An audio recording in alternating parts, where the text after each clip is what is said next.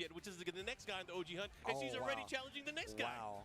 Well, look. She's collecting them. She wants all Dragon Balls. Look, when look, I would love to see what happens with that auto match. I know that, though. I think that's going to be a crazy one. Speaking of crazy, we got iMusician on the stream right now. Yoshimitsu going up against River Nile Hong Kong. Yeah, representing. So we go Nina versus Yoshi. iMusician, legendary Yoshi player out here in this region. We've been waiting to see this guy get on the road and start You know why they call him iMusician, right? Because it's music for your eyes. There you go. There you go. Oh, wow. Yeah, show me something, though. Yeah, great show me jab something. float conversion here. Going to get the wall. Parallel to it here. Going to step with him. No. Right in the smash. Damn, the Cantonese blonde bomb. Okay, okay. Yeah, River Nile actually is really active on YouTube. He creates content for a lot of different games out here. Actually, Tekken, KOF, he plays everything. Yeah, He's a junkie. A lot of Season 2 content so far. Yeah. Here we go. Pick up. Nina, I mean, I think we've kind of seen it. You know, we saw a few events before this first TWT event. Nina is still effective. She's super effective, I mean, she's still got a great power crush, but she's also one of the characters. I feel like this still has like a lot of her, like her legacy skill carries over, whether it be just, you know, finding an opening, as well as just the advancement she's gotten in like Tekken 8 and just Season 2 overall. I mean, she got wall carry. I mean, who does it nowadays? Yeah. Oh my gosh, the damage. I'm out of there. Okay, pushing pressure. Nice block there. Here we go. Follow up with guns. The cheap stuff. Yeah, the heat smash to close it out. Hold on. So wait, do we still consider Yoshi public enemy #1? Because I felt like it was Season 1, Yoshi was a problem. He was never public enemy #1 in my eyes. First off, what did he win? That's true. That's true. Come on, guys. That's true. He got that way towards the end. I think people got kind of like irritated with him. It felt like because the people we started to understand so much more. Of course. When Farzine pulled him out at the finals, I felt like that's when people were like, no, they got real trigger, right? But that was like 17th place. Come on, man. Oh my God, the back T2. This time gonna follow it up. Gets the spin at the wall. Spin on him. He did. No, Bull Perry. He's like 3 for 3 with these bad boys. Do not let him run There's no way. There's no way. Oh, that was really good. Okay. Really I like the jab follow up there. Anyways, we're gonna go back into this iMusician trying to fight and catch up here. River Nile looking really strong. That's got to stand out in River Nile's head too. Every time iMusician has found himself back to the wall, he's been going to the wall jump option consistently. If she gives him the space, look for it. Avoid the puddle. Crouch jab, offset, we're stepping right. Stab on him. Okay, wait a minute. iMusician getting tricky with it. Nice block there, though. Had to stop the momentum. Let's see what he does here. Yeah, trying to spin out here, get back to center stage. No sword stance. He's definitely playing the spacing game. Okay. Activate here. Down 4-1, pressing mids. Gets the slide. Playing 18 seconds left. What a duck on the back 2-2. Hold on. Spin now, activate. The follow-up here. Misses the combo. Drops right out of it now. iMusician having a chance to live here. He might be able to get the mix-up. Oh! He goes for the unbreakable throw, but the float and the kill. River Nile drawing first blood. What's crazy is iMusician lowered his own life to make the escape. It actually put himself in kill range right there. I mean, typical Yoshimitsu, man. You can't not be a nut. That's a dope shirt. Yeah, I was just looking at that. I messed with it. Anyways, we're gonna go into this iMusician having to deal with this deficit here. I mean, it's already proven River Nile very solid play here. Oh, wipe the floor. That's the cool part about this kind of matchup too. River Nile, I don't think like for TWT, he doesn't travel that much, doesn't really like try to make his way out to too many events, but he just shows up at EVO Japan, going toe-to-toe with iMusician here. He plays the game. He's a net play monster. Yeah, and this is one of those events. I mean, you know, people want to come out to Japan anyways. Yeah. They're here, might as well play in a big tournament. First event on the TWT. This Master Plus. Oh, jeez. Ooh.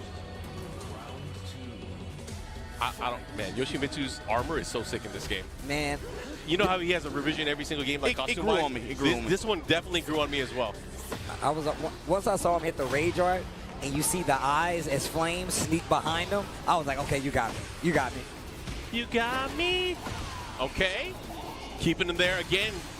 But this is big. This is huge. He's going to keep that pressure by the wall. Yeah, that big mid cut. Oh. And then the spinning wheel, just like that. iMusician trying to take the second game here. And that has to stick again. That has to be something River now takes notice of too. The Oki selection there at the end of that second round. Get spin on. Oh, wow. Mixing up his flea option, this time going mid instead of slide. Manji spin kicks, power crush to break the Abari attempt, but here we go. Just outside of range of the slide. Oh, and now iMusician on the verge of going 3 rounds straight here. Has a good chance to end it. What's the mix-up? Oh, the jab float. Wait a minute. Wait a minute. Momentum. This is huge. Oh, wow, the wall. Ah! Yes, heat to work with, but the man just walks right into the back range of the back two. Okay, iMusician. Is he eating? It's got to be gum, right? Sunflower seeds? It's got to be gum. No, that's probably, that got to be something. I thought he was gum, but I hope he ain't up there swallowing gum. That's dangerous. Anyways, of course, guys, thanks for tuning in. EVO Japan 2025. Man, this is cool. I watched this guy's vids, and he's on stage right now playing.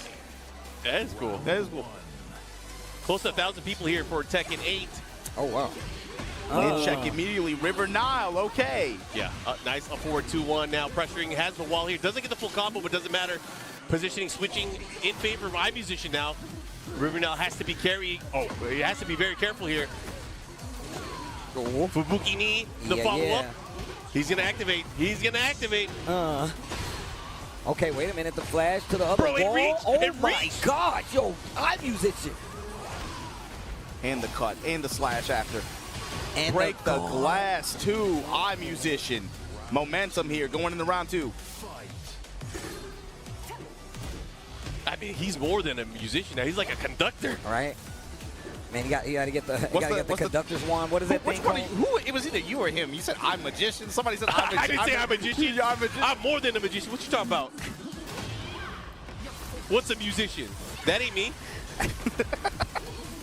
Shout out to everyone that know. That's ghetto. Oh! Damn, Hit the back turn. Oh my God. Step not enough. Mix again, yeah. About time he ran the mid option there. He's been getting jab floated consistently out of a lot of those. But iMusician, once again. My brothers, I gotta ask you guys, does that extra health make a difference? I think it does, though. I think it does, though.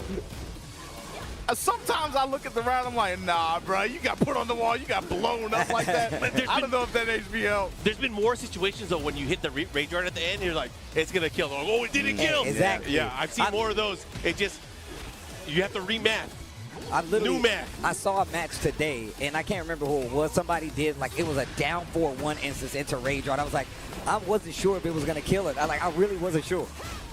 The life was just low enough. Oh, that's counter hit, guaranteed follow-up. This is going to hurt big time. Oh, my gosh. Great reaction. Yo, River Nile, though. Yeah, the nip up. Try to get out of there. Yo, the guns, they don't hit. The third dimension. With the splash, yo, put flash. Down, flash on him. Oh, I'm like, that was so dirty. If he tech rolled, he would have died. That was game. iMusician on the verge here. Big block. Defense. There's no time. Defense. Oh, my God. I thought he was going to stab. I thought he was going to inflict damage. Hit him with the Manji blood dance, bro. Okay, put the brakes on. Those snake shot cancels not really helping get the pressure on. Avoiding the puddle again. Pedals pumping here. Once again, he goes for the flash. Good delay from River Nile. Power crush there, able to work. Yeah, that was a big one here. Tries to spin in her mouth. Not able to do it. Big counter hit. Bad habit. Oh, wait a minute. Yo, Yoshimitsu a freak, man. Don't doubt him. Shut up. Gets him. The follow-up here. What's he going to do? Yo, the offense for River now has definitely been turned up. Down 4-1, a little down 4. Wait a minute. Wait a minute. 11 seconds left on the clock. iMusician. Oh, yes, be careful. That is like one of the worst running threes. There is no tracking on that thing. What a block. Bad punish. 4 seconds left. iMusician trying to run it back. That was a great block. And the unblockable is not going to be enough steal. And we are going to the final round here. Who's going to take it? Winner's final for this pool. I like that round start too. Start out with the cutter, work the slide again. He didn't go to it at all the last round. Reminding you with that up 4-1. Here we go, baby. Activate. Oh, this is in a bad position here. iMusician What are you going to do? How are you going to get out of here? Wait for spin, wait for step. This is how much. Oh! What a call out! And that's going to be it. River Nile, HK taking that iMusician loser's bracket. That's Wow. a Southeast Asia landmine. That's just like one of those kinds of players who would just be out here. He's not really that active traveling around on the tour like that. You pull up to an EVO Japan and a Master Plus like this, that's somebody who has been on the grind for a minute. Since Tekken 8 dropped, even Tekken 7, he's been making bids for KOF, Tekken, all that stuff. I'm not familiar. No, I'm not familiar. Time to look him up. He's a good player. You can tell, but his vid quality is really, really good. I mean, just looking at how he was playing against iMusician right here, like that's actually kind of crazy. And that's a killer. We got Nephew with the Wait a jury minute. going up against Yosuke. Hey, is Mai really top tier? Because, you know, everybody's saying it, but we're not seeing it. I don't know. They were talking. Who was saying this? Sherry was saying that apparently it was Japan and I think I can't remember who else, but two regions legit teamed up to make sure that people see just how good this character is because there was so many on the legend leaderboard. Like it's more my legends than any other character apparently. Yeah, that forward heavy punch and just the way that she approaches it is kind of crazy. Yosuke running the modern iteration too. Oh, I didn't even notice that. Yeah, far confirm here. It's really good consistency with her too. Obviously, like the way her Fireball, EX Fireball are designed, it's really good being able to set up almost like that throw loop win con situation. It's crazy because obviously, you know, a lot of characters, they get the knockdown like throw loop in the corner, right? Like she's mid-screen using regular enhanced and, you know, even the powered up fans, and you have to guess whether she's going to go for this throw or not. And let's just say she does, you know, an OD fan. She can throw you before it comes back down. You know what I'm saying? So you really have to pay attention to it. Right into the level 3.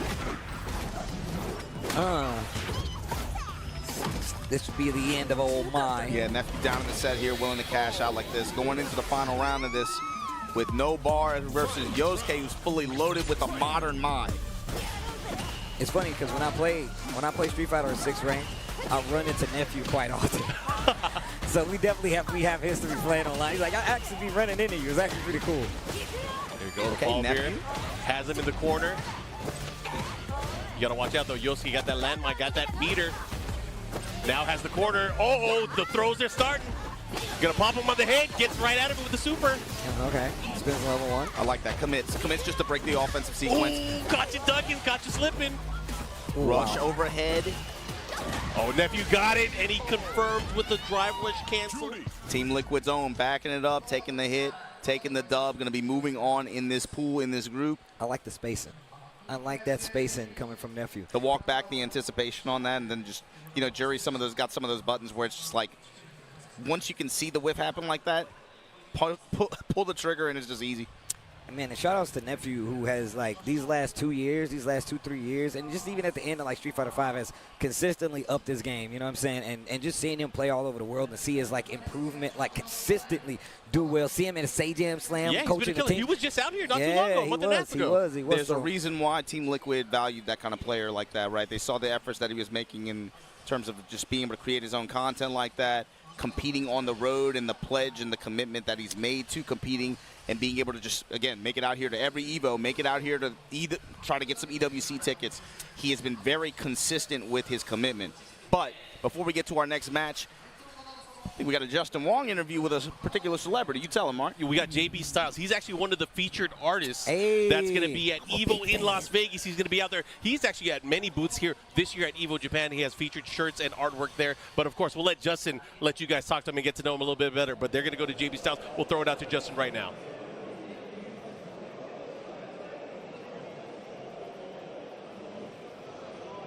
I know you just saw me, and the best part is I do not care because I have an exclusive interview, and I have Curry helping me to translate. And could you ask him, please introduce himself, and what does he do? Sure. まずは簡単に自己紹介お願いしてもよろしいでしょうか。名前は JB スタイルです。鉄拳のオフィシャルアートを描いています。Okay, my name is JB Style. I'm an artist for Tekken official arts. I am a huge fan. I am a huge fan of his work when it comes to just buying stuff at B-Side label. Can you tell me, like, how was it just collaborating with them? まずジャスティンがすごい本当に JB スタイルさんのアートのファンで、特にB スタイルのはいはいなんですけど、それについてちょっと教えていただけますか。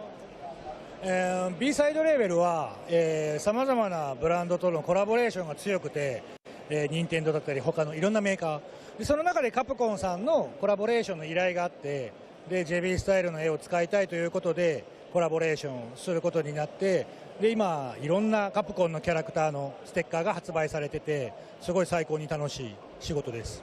はい。 So B-Side label is known for collabing with a lot of gaming companies such as Nintendo, and then one of them was Capcom, and Capcom wanted him to do the art for their collabs. So that's how he started to work with B-Side label, and he has been having so much fun working with them. I will keep buying the more you keep working. One final question. You're coming to EVO Las Vegas. How does it feel to be a featured artist at EVO Las Vegas? はい、今回、今年のラスベガスでの行われるエボで、フィーチャーされるアーティストとしてゲストとしてお越しいただくことになっておりますけれども、それについてはいかがですか。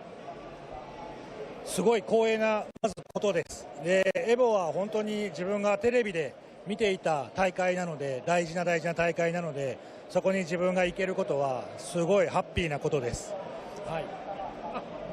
でその今度のエボ用に用意したビジュアルはあるので、それを発表できるのも楽しみにしています。 So it is such an honor to be able to go to EVO as a featured artist, and he has been watching all the EVO tournaments so far online. So he has actually never thought that he will be able to go there as a featured artist, as a guest. So he is very looking forward to go there, and he's also preparing a new art just for it. So he's very excited to show that. Yeah. Oh my God. Exclusive art, EVO Las Vegas. You guys have to be there. This is legendary JB Styles. I'm so excited to see it, and I know you guys are. Make sure you guys check him out on the socials to see what kind of work he has done in the past. And you know what? I'm sorry for taking up too much of your time. Let's go back to the casters. Wow, featured artist for EVO Vegas. This is actually sick. I'm a big fan of his art, so it's actually dope to see that he's going to be involved more closely with EVO, as well as just he's been releasing art so consistently, whether it be just his own original stuff or just the character created Tekken stuff that he's been doing as well. So I'm just happy to see he's getting more involved. Yeah, I was kind of first exposed to his artwork through the Tekken stuff that he's done, but he's done a bunch of Capcom stuff as well. And again, the stuff that he's working on for EVO, I'm kind of working with him on it. Looks really great. Not just him, so he's obviously one of the featured artists. The other one is Shinkiro, the legend, the fighting game legend. He's also working on some special artwork for the event, so I hope people look forward to what we can share with you guys in the coming weeks leading up to EVO in Las Vegas. I'm really looking forward to it because I've been waiting for something like this too, because, man, it's one thing talking about these games as a player. I'm not a particularly artistic guy. Sometimes. The way he said that. But, bro, which time I see him in the corner, I'm not particularly an art guy. But when I think about these games years later too, music and art actually inspire and like make you feel a certain way that when you look back on some of the stuff, you're like, man, that song really, that was a crazy song they made. Yeah. And it naturally kind of starts a curiosity if you really have an appreciation for these games. And I love being able to come to an EVO event like this where you get to share in that with the artist there, bro. Like having Shinkiro, having JB Styles like right there like that, and be a part of the community and enjoying that. That's too good. I mean, he's going to be at the event doing meet and greets, and he never goes to events. This is like the first time people are going to be able to see him. I got to ask you guys, this is an important question. You got one thing to get signed. What is he signing for you? I know what he's signing for me. A picture of me that he drew. That's what it says. He's not doing that. He's not doing that. There's no time. We value his time. It's true. It's true. If it's Shinkiro, I got to get the CBS2 poster for sure. Respect. CBS2 That's poster. actually sick. I would probably just get like an OG copy of my PS2 copy of like CBS2 or something like that. I'm doing real bout Fatal Fury. I need that. I need the chair picture. I forgot I had that. I forgot I had it. Yeah. Oh, that's actually pretty sick. Anyways, guys, we are going to be back with more EVO Japan 2025 action. I know we were talking about geeking out a little bit more, but we're going to be geeking out more very soon, and we'll be back right after this break.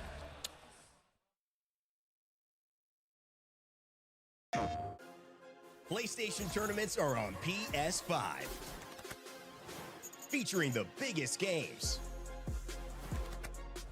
more players, and more ways to win. Get ready to compete on a global stage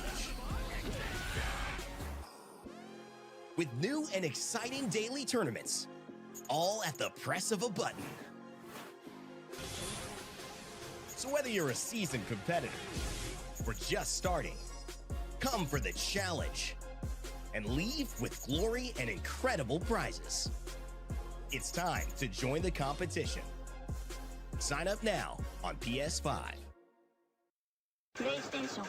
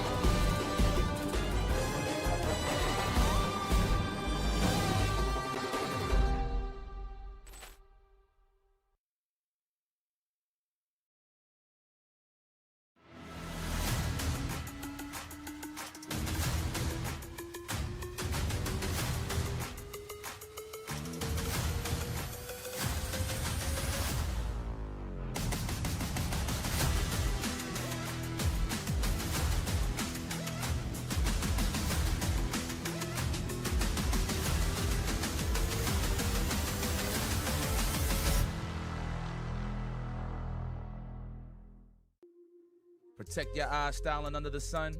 Blue light glasses while you're gaming, having fun. Zenny's got affordable eyewear for all warriors and monsters alike. EVO sunglasses, available now.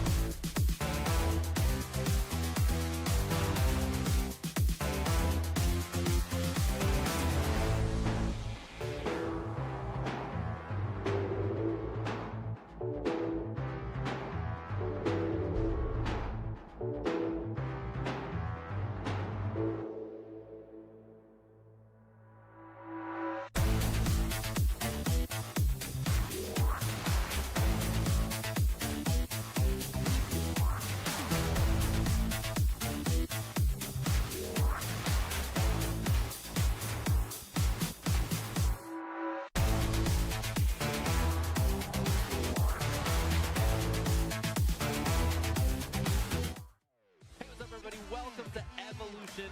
You already know what time it is, baby. It is the celebration of fighting games, and we are so overjoyed to be here. There are so many people here. The venue is huge. Oh! He doubles Nitro! He closes out the first set!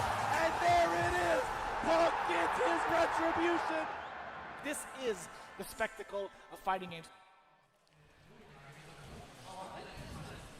What's up, guys? We are back at EVO Japan 2025. As you guys saw, EVO in Las Vegas is happening August 1st through the 3rd. Deadline for registration is June the 9th, so make sure you guys book your trip, book your tickets, and meet us either in the brackets or out there on the show floor. I'm sure we'll see a lot of people out there on the show floor. I mean, there's a lot of cool stuff. I mean, we have the arcade that's always been amazing. Of course, we do have the crazy artist alley. We're going to have cosplay competitions, as well as just the community stage, I think, is making a comeback. So EVO looking bigger and better than ever. Make sure you get your tickets now. June 9th, I believe, is the deadline if you actually want to get those tickets. So make sure you get in there while you can. Bro, we've been seeing so many things. It's crazy. It's like he's a good character or something. Right? Cute right in the Fang versus Jin here. Leo from Japan going up against Roach from Australia. Here we go. Activate. Step it. Down back 3 whips. Running the 2-1-4. He didn't need that. He didn't. He definitely didn't. That knee. Nah, bro. Into a follow-up, into a mix-up. Let's go. Big trade, low chop. We're going to go standing 4 here. Oh, nice break. Instant Good break. Got him with the tsunami follow-up here. One more. Oh, and he was already ducking. He got it. So good stuff to Leo. Able to take round 1 here. You know, Jin, there's a lot of discourse online about Jin, whether or not he's too weak, too strong. Obviously, the Jin players are downplaying the buffs, but he's still strong. Wait a minute. Wait, you're a Jin player. I'm a Jin player. And first, I was just going to say, I saw Nee be like, yo, the Jin, parry, right? needs to get rid of it. And then Raif was like, actually, you got to chill. I was like, bro, what? Here we go. Big lift kick there. Roach able to put in a response here. He had, an empty jump? He did Iron Palm in heat? Empty jump? Big dive kick. Working a dive kick. Down 2s, going back to the Tekken 8 Classics. Touching with that back 4. Headbutt. Headbanger's ball. Okay. Working the down back 4. These lows here from Roach. Trying to just work his way into position here. Had a step right, got intercepted. Low sweep. All right, Activate now pushing towards the other side of the wall. Gets the big counter at the follow. He should be able to get the kill here. Back 1-2, gets the rewall splat. Closes out with that laser scrape with that evil intent.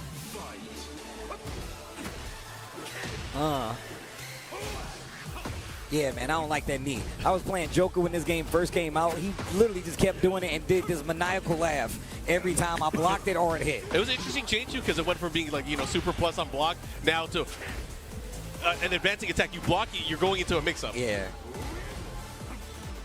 Little wavle. Okay. Even the down 2 here, Leo. Post activation, where does he go? Goes mid. Cobra trying to step. Again, just working the jab low string there. Leo comfortably ahead here, 1 game up. Yeah, that 1 down 3. Classic Jin round closer. Oh, that's a cool shot. Man, it's crazy because we can see from this angle, but there is so much floor space here. I like it, though. I like the space. Yeah, it looks good. It looks fun. Anyways, we're going to go back into this game. We're in Paris. That reminds me, there's also EVO France. EVO Nice, That's true. That's true. Man, I saw the commercial for it. Bro, that commercial is tight. Shout out to the team over at EVO France. We'll see you guys in October. Okay, a 4-2. Ooh. Here we go, big shoulder. The Fortress now. Good block. Heat. Leo right back at you. Counter activation, counter hit. Decides not to heat dash cancel afterwards. Still able to keep that pressure afterwards. Jab strings down for 1, able to intercept. Roach really trying to push that jab on him. Ooh. Here we go. Comes up with the wall standing.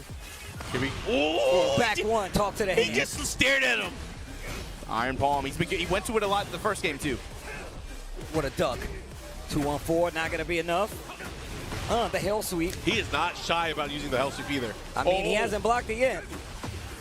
Oh, God. Back 4-2. We were just talking about that. It looks so strange to me. He's only had the single back 4 for years. It's throwing me off. And again, the power of that Iron Palm, man. He has been leveraging it this whole set.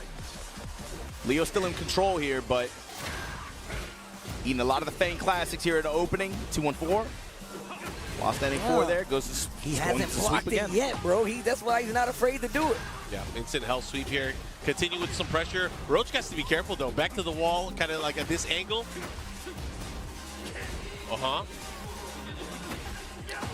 I mean, both of them not shying away from the lows. Definitely sprinkling them in right now. Leo with the heat, standing 4, goes for the hell sweep. Didn't even take the guaranteed 1+2. Yeah, he went for a mix-up option here. Let's see what he does. Tried to do shifting clouds follow-up here with the shoulder. And the big mids coming through, able to break the glass there. Leo now on set point. Oh, here we go. Good block. The follow-up here. Comes with the 4-4. Bro, I've been seeing some crazy side steps so far this entire day. Like some ridiculous side steps. 2-1-4. Homing attack after. Back up, good break. Leo. Try to clip him here, activates. Yeah, he burst on through it. Are we going to see another heat Hop smash? Gets him with the hop kick. Out of nowhere, drops the combo. He though. wasn't ready for it either. 4-4-3-1. Oh, the heat smash across the stage. You go. What Oh, a the fire. And nothing, but he does take the heat engager though. Yeah, that's something. Could have had a launch here, but unfortunately it wasn't enough. Leo able to capitalize, gets those 2 games. And they shake on it. Yo, there you go. Proper.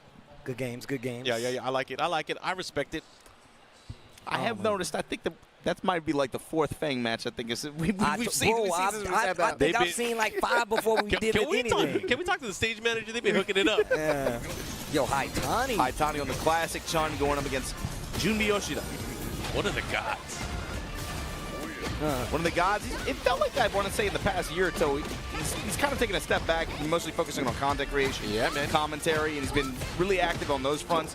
He's had great success. Obviously, Street Fighter 6 here, in Japan. This is Street Fighter country right now. It's crazy. Yeah. Also really active in focusing on the new players as well, kind of teaching them the way. I mean, remember, he was the early modern guy, right?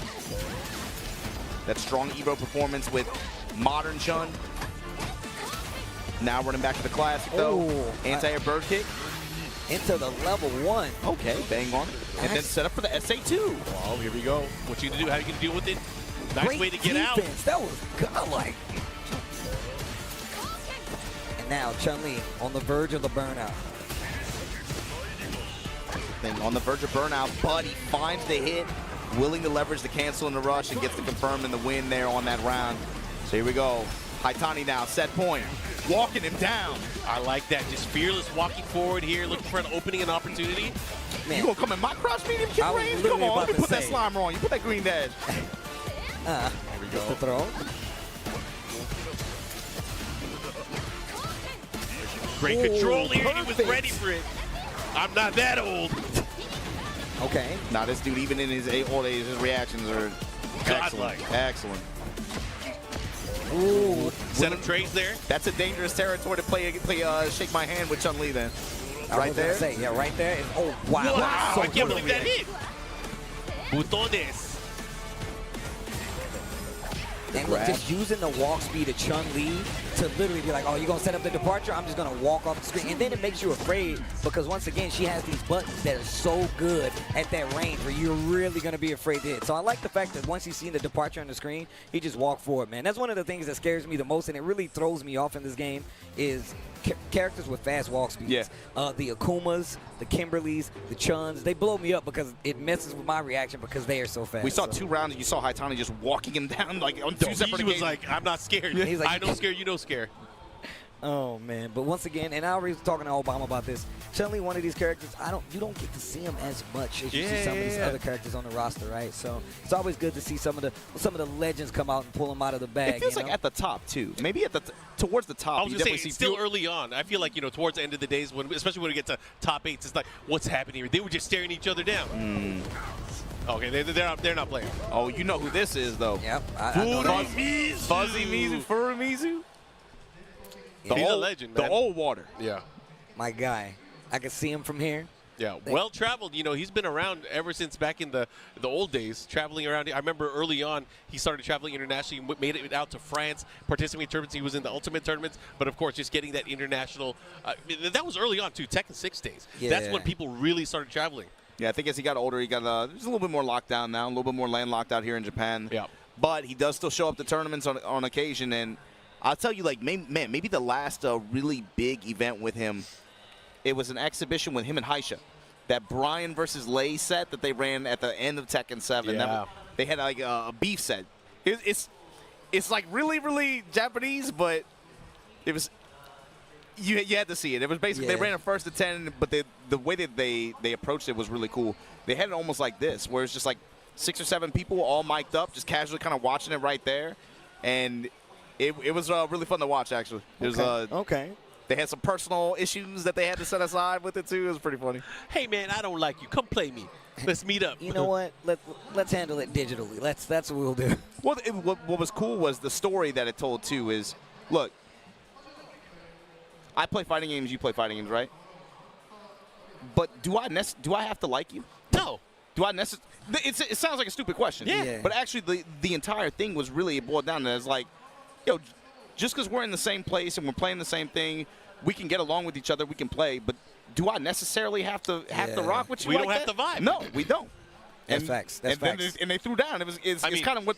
For us, it's easy because we came from the arcade era. Yeah. That was the experience. Like you go there, you go to the arcade, you see somebody. Sometimes they won't even recognize you. They won't even look at you. Yeah. Look, I can tell you stories. Some of my best friends came from the fact that, like, literally, it was like, yo, I had beef with you the first time I saw you. There was a lot of times where I would talk to somebody. I was like, bro, I didn't know you knew English. Yeah. I had that experience before. Bro, I thought you were just quiet the whole time. But yeah, man, it happens. And you're right, man. We come from the arcade culture, so it's definitely a little different. And that's a new one for me, being like, you know what? I don't like you. Run the set right now. You know what I'm saying? Maybe I've never experienced it where somebody says, I don't like you. Yeah. But it's just like, man, I don't like the way you play. Maybe it's that. Well, but there's a lot you learn from somebody by playing them. Yeah, there's like, so much you learn. It sounds really stupid. It sounds like really simple. But when you think about it, too, it's like, in this venue, bro, like the fact that we have thousands of people in here, not everybody's going to disagree on the same things, but the fact that we can all gather in this roof and just play like in spite of that, you know, that's part of the beauty. That's what I'm saying. Respect. You really, and that's I think the arcades have taught me this, man. And shout outs to that video you and the boy G Unit was talking about, man. That third space, you know what I'm saying? Arcades are pivotal. I feel like in social development in some issues, in some instances, right? It's much like school. Much like going out and like operating, because once again you're in a shared space where you have like a common thing that you're there to do. So I think it's very important, man. Once again, that video was OD. I literally was telling somebody else about that video. All right, but here we go. Bichiro going up against KRBC, and you were just talking about Kimberly, right? You just brought her up. This is another one of those characters with that walk speed, and she can get the walk speed buff, too. The way her attacks work, too, where she has 4 moving attacks like that, makes her even more dangerous with the way her Oki works. And the elbow as well, man, just where you really have to, she's one of those characters you really have to be careful on her jump ins, because that elbow changing the trajectory really does get people. It's I would say that in conjunction with the range on her jump roundhouse, too. Both of those things, that combination of those two is what makes it so scary. Ooh, the overhead sneaking it in. Oh my God. Let it go, and then KRBC just walked back and both. I'm a big Guy fan, so her usage and her style, her take on Bushin Ryu is so sick. It's really dope. Kimberly, definitely one of these characters that's probably one of my favorite in the iterations of like passing on the mantle of new character, like old style to new characters, but making it completely kind of like modern style. Like, it's so cool. I've always been, since the days of Final Fight, I've been a fan of Guy. It's like a refocusing or a recontextualization of the same concept. That's the crazy thing. Like in 5, like when they went to Zeki, I was like, whoa, this is so you can switch styles. You can go old man, young pup, and then now Kimberly. It's crazy. Drop that bow on her And throw her into the wall. There you go. Work the corner game now. No, try to put the brakes on it. Pump the throw fake. Teleported coming. Here we go. Okay. Drops that pressure. Second one needs to throw. That's fine. We break that. Oh my God. That was mad far. I did not think that was gonna work. Oh, the C8 too. And the burnout might put him into a bad situation here. What are you gonna do? How are you gonna deal with it? Oh, they react with buttons. Had to press buttons. Oh my God. And he's gonna get away with murder here. Oh, yo, that was sick. That was sick. That was actually sick. No fear. That was so sick. The use of the bow there too to just drop her just in range to make it even easier to pick up. Also, she's got a lot of, and then you talked about this too, a lot of these buttons really move her forward, where she really puts herself in this range where she can get these hits into knockdown, and you're in the corner, fight it out again. That's something really scary in this game too, because just the way the throw loops work and the way it all folds onto itself. Especially if you have confirmable buttons like that. Oh man. Here we go. Turn my bangs up. Turn my headphones up. Drop the elbow. Leave a Banksy at the crime scene. Kimberly wins. Man, that lasts a long time. That power-up lasts a long time. Yeah. I like how Jim was like, it's forever. I was like, that's the point, Jim. I know. I know. Yeah, and every time, and I got a homie that plays this character, and it is annoying. It is so annoying fighting this character, bro. Especially because, once again, I'm playing Marisa, so. Okay, KRBC, another round right back at you. Running. I do like this Aki, though, man. This is another one of those characters that, when played properly, is probably really terrifying to a lot of people. I thought the Broski performance at Capcom Cup, he was kind of like, I think, crestfallen a little bit about how it ended for him, especially like his thoughts on his Tokido set against him. Oh, yeah. But the thing is, this was a character, the way she was built, I felt like in Season 1, I'm like, she's not quite there yet, but in another patch, the players who are playing her right now are going to get huge buffs, and they're probably going to do some damage. And then it worked out just like that, I feel like. Oh, man, going in right now. Yeah, gonna Here's the pressure. No, milk it. All right, gonna go for the damage. We'll see what the mix is afterwards. It's such a sick super. Not dead. Trying to bait, and the slide. I like that. Turning on the offense. That way, KRBC never even gets a chance to take it back. He had a really big health lead, too. When KRBC at that point, you think about risk reward, he would have had to have invested meter probably to make it really, really painful for him. So, this time now, you need a rush loop here. Thrown while poisoned. No anti-air. Looking to grab.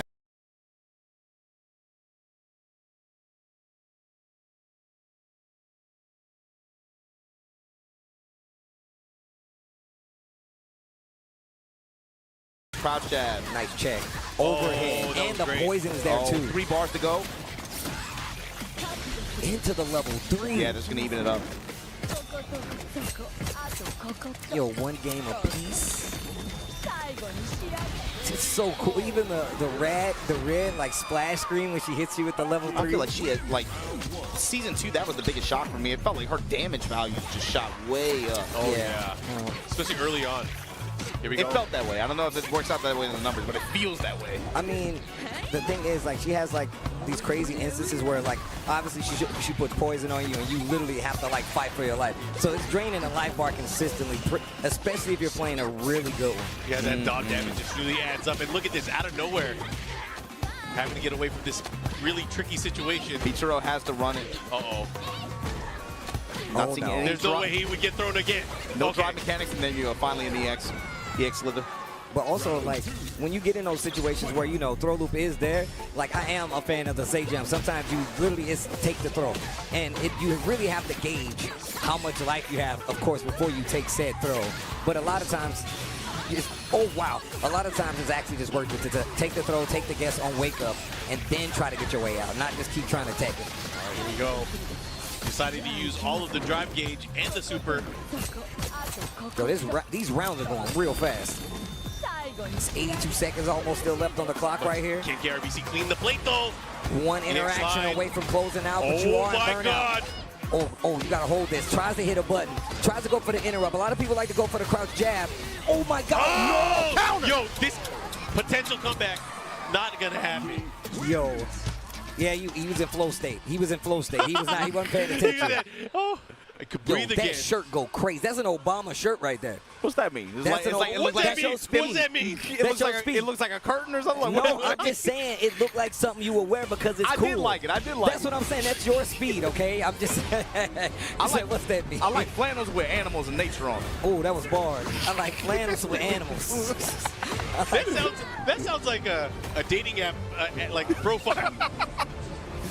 Anyways, facts. That's facts. Fuzzy Mizu going up against Fags. I know too much now. I like flannels with animals. Yo! I don't know, man. I like the animals, bro. That's bars. I'm going to be real. The Supreme Tekken 2 shirt, he's the only one that has rocked it properly. I ain't won mine yet. I got you. Watch what happen, man. Watch what happen, man. Watch. Tetsuzanko attempt here. He is utilizing those evasive shoulder attacks. Now having to deal with it here. What's he going to do? You're going to break with the burst activation here. Just in range of the low kick and then the crouch jab after. This is Fuzzy Mizu. This is for Mizu's go-to character for 2 in the game where there's no lay representation, right? Yeah. You see, you just go to Paul and just try to play Tekken. But also, I feel like he can really get away with a lot with this new Season 2 Paul. My man's got new movement options, and he really is like a brand new knowledge check now because you can't eat Death Fist. You don't want to eat Death Fist. Demo Man is still there, but now he's got all these new options to transition into more pressure and great combo routes once he gets the hit. And the damage obviously, Remains. It's extreme reward. Finds that uppercut. Gonna put her on the magic wall. Dunker. Oh, got the float, got the interception. He's gonna end up closing it out that here. was so good. Gotta do it. There's no doubt in my mind. This is killer. I'm gonna call it out right now. Furumizu. I'll win for you. Yo, one of the best win quotes. Don't worry, I'll win for you. Don't stress, bro. Hey man, they gave Paul a lot of stuff. They gave him a lot of stuff. I'm saying. I felt like he was pretty cheap before, actually. He was cheap, but now he's like, whoa. Yeah. He was cheap, but he wasn't Tekken 8 He didn't have the aerial now tailspin. he's Tekken 8 cheap. Yes. Man, I like that. Yeah. Oh, bro. Of course, you got to do it in Japan. If you're going to do it anywhere, Leroy, Japan. Let's go. This is another character that got, especially his sidestep attacks and the way he employs offense. He got some noticeable buffs this season. I mean, I was talking to Sherry and Range about this, like, just the amount of chip. I feel like this character takes advantage of that, and and I feel like it's a system thing that they want you to pay attention to, and that's the reason he plays like that. It's his uniqueness. It's very unique, and it's definitely part of the character trait of Leroy. Bro, why did he pick him earlier? He just put hands on Furumizu, and Furumizu was like working the movement early on, trying to get around it. You're going to have a hard time doing that against Leroy, I feel like, man. He's got a lot of great pokes. Down 4-1s. That Hermit stance you really got to look out for, too. I like how readily he's using it. And mixing in the lows. I love the approach right here by Fax, though. The shotgun, and now it's his lift here. Gets the wall, gets the activation. I don't know if it's his comfort level with using Leroy, or maybe it's Furumizu not knowing the character matchup in particular. But this is not looking good. Especially this season, too, yeah. Because he was a big change. Offensively and how you approach him, it's a big change. Bro, I can't believe they're fighting in the background. Bro, every time I'm on this stage, I'm like, this is amazing. Icons, let's go. This is amazing. Oh, the orbital. He got clipped hard. I can't believe he hit him with that. That hit from far as hell away. Peep the damage, though. Now what? Oh, he has him in the corner. The blockable tackle. Goes into Hermit stance. Oh, no. Maybe a little bit off axis. He actually intercepted the pole. Yeah. Okay. Look at this. Look at this. Active. Oh, out of range. It doesn't matter. Still got the 2 grab. Able to clean that up. Furumizu staying alive here in game number 2. One thing I've always respected about Furumizu's style, he's able to mentally put the mental stack on you in the Tekken game where stuff like normal throw is going to get you. Like, it's so stupid. I get stressed watching him like walk up to people. It's scary. Deep dive. Oh my God, eats the low in the string counter hit. Stepping, activate. Oh my gosh. Okay. Steel's got heat. Steel's got heat. A little bit out of range. Small delay. Oh my God. Wild Rising 2. Is he going to use it all though? Okay. Puts him down. Here we go. Oh my God. Now do it, yeah. Bro, is he? Oh, he's dead. Is he? He's dead. Is he? I don't know. I don't know. I don't have a bad feeling about this. Oh, okay, never mind. He's good. He's good. Checks out. Check cleared. I always love that touch, by the way. His arm being exposed after the rage art. He pops the sleeve, bro. Hitting the Henry Cavill. Went for the grab there. Good break there from Fax. Oh, the parry. I like it. And look at these side steps, man. Playing up close versus Paul like this is very scary, but also Leroy's got shotguns, so you still got to be careful. Nice block. Oh, nice. Nice range control. Good punish here. Here we go. The follow-up. What's he going to do? 2-2 gets the heat activation right now. He's dead. Oh, my God. Yo, Fax. Why didn't he start with this? Y'all must have forgot in Japan they still got fax machines. Y'all must have. Yo, he's smiling. They still use them. They use them for business. It's crazy, man. Look at Fax. All right, let's go, baby. Fax looks like he just came to realization. She's like, why didn't I do this at first? This is crazy. Fax alive, baby. Hit him with that tootie. Yo, I see you. Yo, Mark. Damn, we haven't been on the mic in a while. Okay, all right. I can't believe he got that, too. Bringing it back to the Nick and Knight. I see you. Oh, yeah, baby. Oof. Nice. Bro, the side steps have been crazy. Oh, that's going to hurt. No, he dropped the combo. But not the throw. Once again, one of the few people that will sprinkle it. He will stack it so much, you're like, what's that normal throw? It's going to work.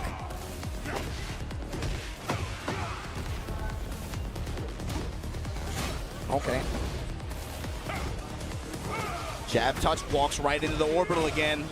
Furumizu. Gonna get activated on, get put on the wall. Right now, Fax putting it on him right now. Stepping low out of Hermit's dance. Furumizu in trouble. He does have the advantage on the wall, though. The recoverable life gone, and that's the rest of the life bar. 1 round apiece in his final game. I mean, these guys have been slugging it back and forth. You know, Furumizu having that first game lead. Fax coming back with the character switch after using the Lydia and failing with Lydia. And now, again, this battle between these two. Leroy Japan. Okay, nice jab check. I like that. Oh, tries like the that. sidestep, goes right back into the string, though. That jab check with the 1+2 sidestep, that is a great deterrent from letting Furumizu get any way in. Look at that. He is a wall now. A wall of offense and defense. He is Ipman. The floor is lava. Yo, you think he's going to pull out the stick? Oh. Oh, that hurt. The angle that he's at right there, just to get that. I love that goes and transitions into Hermit's stance. Furumizu's been swinging consistently, and it definitely seems like inexperience versus the character now. He went away from it for a while and then just started bringing it back. Sidestep attacks. They've been huge for him this set. Fax. Whoa! But finds the low touch after. Fax 2-1 over Furumizu. He's smiling, man. He's happy. You got to know, you got to remember, Furumizu, a legend out here in Japan. But unfortunately now, he's going to have to deal with the loser's bracket. It felt like there was one round where he went away from using as many sidestep attacks, and he went a lot more linear pressure with just jabs, mids, and then just like Hermit stance. Yeah. He kept it kind of straight up, but then the next round he went right back to it. Jab, space you out a little bit, sidestep, running sidestep 3+4, sidestep 1+2. The mixed combination between that's something that was pretty notable change with Leroy and how his offense works out. It's really interesting to see how he kind of mixed it up like you called out before. I love how he was using Hermit stance throughout that match. Lots of love to our friends over at Zenny as well. Some of the coolest eyewear. I'm not wearing my glasses today, but I'll probably wear them tomorrow because my contacts are killing me. But of course, right now you guys should check out Zenny.com. 10% off site-wide here during EVO Japan weekend. Again, lots of love to Zenny and the team over there.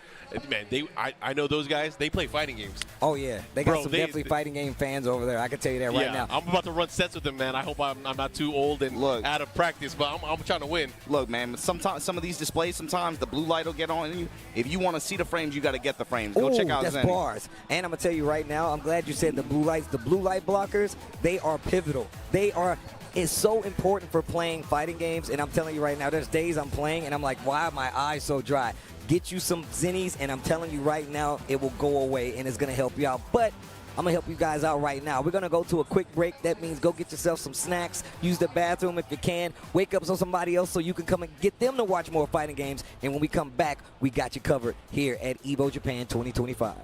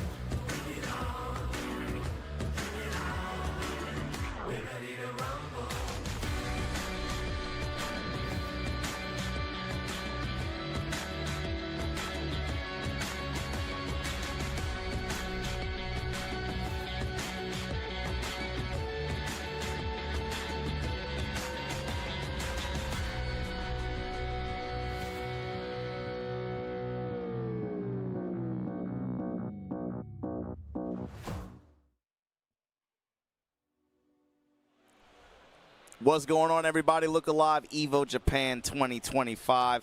Majabama here, joined by Virum and the illustrious Hell Pockets. I'm one with the couch right now, brother. Look, you one with the couch? Look, you look like you're having a good time. I'm glad we got Virum back out here. It's been, what, 5 years? Last time I saw you, the world was a little bit COVID. Let's COVID influence. A little bit different. I just gotta say, man, we just did a shift with Mark and Steve. I'm just happy y'all are out here again, man. Just being able to just watch the games on the couch like this, and be able to talk to all the people watching from wherever y'all are watching from, whatever time of day it is. It's just crazy that y'all are out here again, and we're able to do this the way we want to, like this. Yep. You're not eating ramen noodles at 3 a.m. passing out or something like that. You know, being able to just be in the venue like this and talk about these games is. I'm just really glad you guys are out here. I'm just happy to be here, man, to be honest with you. It's been a fun experience so far. I mean, I know it's my first block, but, like, it's just we're so used to being at the booth and just having two-man and yelling at each other and at the game that having this opportunity to just vibe while the games is going on in the house is very unique. Speaking of in the house, man, you got to talk about Koji Coco. This dude, the past year and change, he's had great success with this game. I think even the finish for him at the World Tour Finals that you guys just had a couple months ago. Virum, tell us about it. Yeah, so he wasn't quite able to make it through pools in the ARC World Tour Finals, but that kind of undermines how good his year had been over the past year. How successful he's been overall. Incredible. The EVO finalist, only player to win 2 Platinum events last year, and answering back here against actually one of Europe's finest, the Wayne players here in Pixie. Lil Wayne, yeah, I remember this.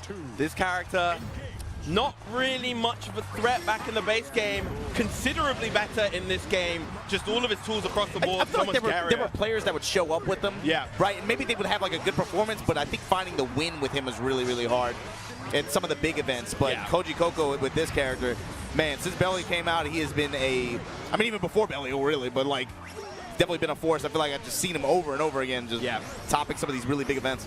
Yeah, previously on the Nia, transferring to the Bilal, doing incredibly well. Yeah.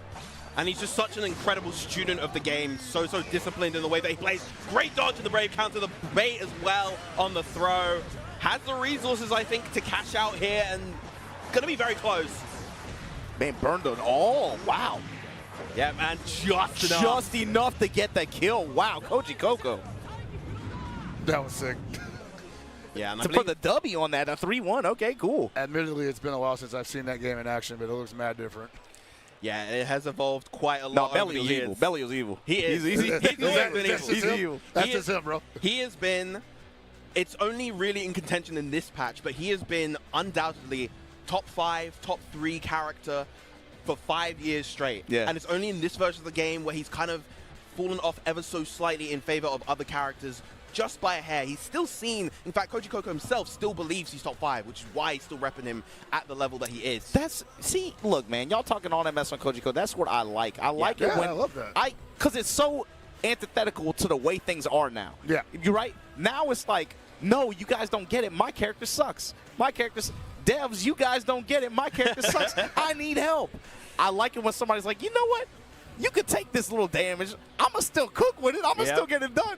This character's still nasty. What are you talking? I love that. I love it. It's such a refreshing take in these trying times, bruh, of tier lists and influencers and all this other stuff, campaigning for get the hell out of here, man. What if I think my character's wrong? We used to have like the character specialist back in the day who just ran the same game plan no matter what, but I've always felt like a well-designed character would just have that fan base that you can throw all the bells and whistles and offensive and defensive options on the rest of the cast, but I'm still playing the Yori Yagami. Or even if you affect the return necessarily on, like, you know, in some of these cases. If the kit still operates the way it does, and those players have been grinding that and playing with that mindset, playing the game with that kit in mind, even if you take away some return here and there, obviously it'll, you know, it might, oh man, that's too bad, or, you know, you might feel some kind of way. If the kit's the same, you're still playing the same game. Yeah, you are. You know, like obviously people will definitely hope that going from game to game, their characters remain somewhat similar. Obviously, that doesn't always happen at every iteration. Sometimes devs like to throw you a curveball. Yeah, I mean, once in a while. Like, we're talking in general right now, right? But it's funny because, like, with you, this conversation is going to naturally be focused on, like, Granblue.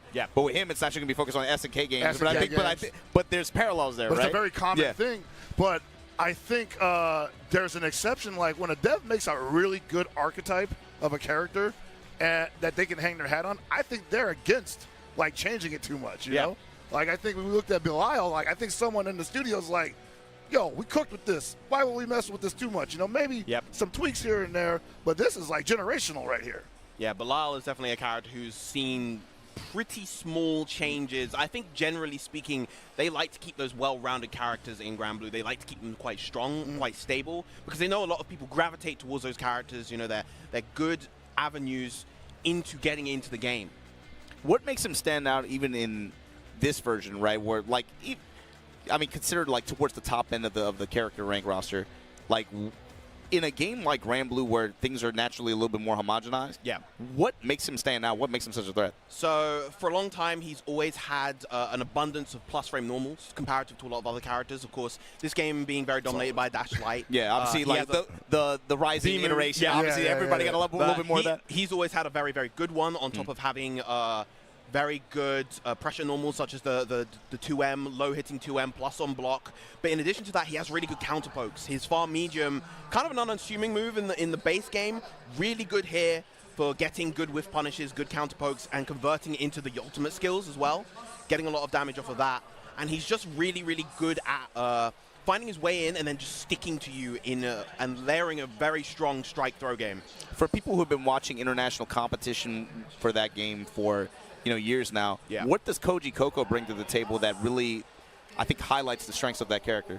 I think, as I mentioned before, he's such a dedicated student of the game where it's very, very clear in the way that he plays any character that he plays with, really, that he has taken the time to understand how his opponent's characters operate and how he could use Belial's tools to effectively answer them. He makes sure that he sits at the proper spacing to do so. I would even say you go a layer beyond that. He's very good at being able to identify the winning game plan, win conditions, and then understand it. Because when I'm still used to thinking about Nier when I see him, right? And I remember that very, very often, obviously because of how strong that character was, how insane the options were, right? But it felt like every time he was always like a chess move ahead, right? In terms of like, okay, if they do this, it felt like he's just very good at simplifying the game in some ways. Absolutely. And I think that's really, I won't say that can only be accomplished with what we're talking about, but it's a lot easier to get to that solution when you've been playing the same character for years and they haven't messed with it too much. So it's just good design, baby. Yeah. But what about you, look, Pockets? You were saying you haven't been out. Yeah, I've been out here for an EVO Japan stream like that in a while. I'm saying I've been missing y'all. I've been missing y'all for years. What happened? The world is so different now. But have you had a chance to walk around the venue? I have been walking around the venue like since 1 p.m. Is there anything else that stood out? I mean, like for you guys watching at home, you guys, you see the stage, you see the audience maybe out on the floor, but it's kind of probably difficult for you guys to get a scope or an image, I guess, of what it looks like to actually be here. Why don't you tell people a little bit about what you've seen? So this is actually my first time being at EVO Japan in this venue. Last time I was at EVO Japan, like you said, pre-pandemic, 2020. We were at the previous venue, and I gotta say, it's like night and day, man. I would say like the spatial management here really allows you to get a unique experience pretty much at every corner of the venue, at least from the inside. There's a 6,000-man tournament going on right here. You know what I mean? Yeah, and I'm like, you know what? I actually got to commend them for like corralling them dudes all into one spot, because you know, like usually when you got like a 1,000+ man tournament in a big venue, them dudes is all over the place. Yeah. You know what it is too, Hell Pockets, is like, obviously we're talking about the Street Fighter 6 tournament, which has over 6,000 entrants, of course, but no, also the other events, right? There's like a near 1,000-man Tekken 8 tournament, and then when you add all these other games on top of it. But with regards to Street Fighter 6 and the impact that game has had here, you have a mix of players who are new to this kind of event. Yeah. Obviously, because events in Japan, there are, I'd say there's a lot of online ones, obviously, but there's a lot of offline ones too. Even players who are new getting into this game, they've been able to pick up experience along the way. They've had a lot of opportunities. Obviously, there's going to be a lot of people here who are here for the first time and it's something like this. Yeah. But there are a lot of people who are new, but they're by now at events, seasoned veterans. So a lot of these players have been kind of trained in terms of tournament etiquette and just attendee etiquette. In a lot of ways, you'll notice. Oh, most certainly, yeah. Like, I'm really impressed by it. And also, the side tournaments have been great. Definitely enjoying the side tournament over the SNK booth for CLTW. Yep. But speaking of which, we got KOF 15 on the screen right now. And we've got We got the Clarkus, man. Big Clarkus. Big Clarkus. Mada Buddha. Trying to run the sweep on kill from in the Korea. corner. All the way from Korea, Yeah, he's the DP. Akira from Japan, trying to represent here. And so this is actually for a qualifier spot. Like, we are in the middle of the SWC season for KOF 15, which just got that nice cash infusion of, what, 500K for the winner? I know some people dusted up their Sam show. Yes, my old friend. Giuna was telling him, like, hey, I know you guys is nasty at these games still. Don't act like you're too good to get back in there. The chase down and the drop and, man, putting the bows on him. There you go. Clark, one of those characters that I think SNK, they can't nerf him if they want to, man. The game plan is just too strong. And I'm glad, because he's fun as hell in this game, man. He really is. Like, they tried it, and it was just like, nope, cannot mess with the B&B. I wish you would jump, bro. I really do. I wish you would jump. Oh, man. I wish you would stay on the ground. I wish you would eat this knee. Akira wants to press a button right now, and he's going to get an opportunity to, but look how much life is going. Oh, no, you're dead. Hold on. One more. He's out of the corner. Tackle, but he's in a DDT. There you go. Drop the bows on him. Safe jump. He's got to spend some meter here. He cannot be too frugal here. Those buttons are too strong. The big C's checking him out of his hop attempts. Yeah, he's got a nice vertical hitbox on that close C. Oh, you saw him try to get the far C there to interrupt. But there you go. Akira able to get him out of here. But at what cost? Yeah, he ate a lot of damage in the process. That's the cool thing with Clark. I feel like, man, it's so easy. If you get your one chance, you could put some damage on him. So, like, last year, we saw ET running the Clark against Xiaohai, and how uncomfortable that made Xiaohai in the grand finals match. That character just destabilizes He the game. has a power. He has a power. And in this game, specifically in 15, too, he's just bad fun to play. No, he's super fun to play, and he gets to duel a lot, too. Yeah. You know, like, a lot of characters can be fun to play, but sometimes they got to wait their turn a little too frequently. Benny Morrow definitely one of those characters that never really has to wait their turn. But once it is their turn, the opponent doesn't get to do anything. Clark gives you a chance to get out, but he wants you to think you're getting out. You're really putting yourself in a corner where he wants you. Mono with the Ralph, though. A lot of damage on the board here. Yeah, want to leverage a lot of gauge for that. Dive bomb. Totally worth it.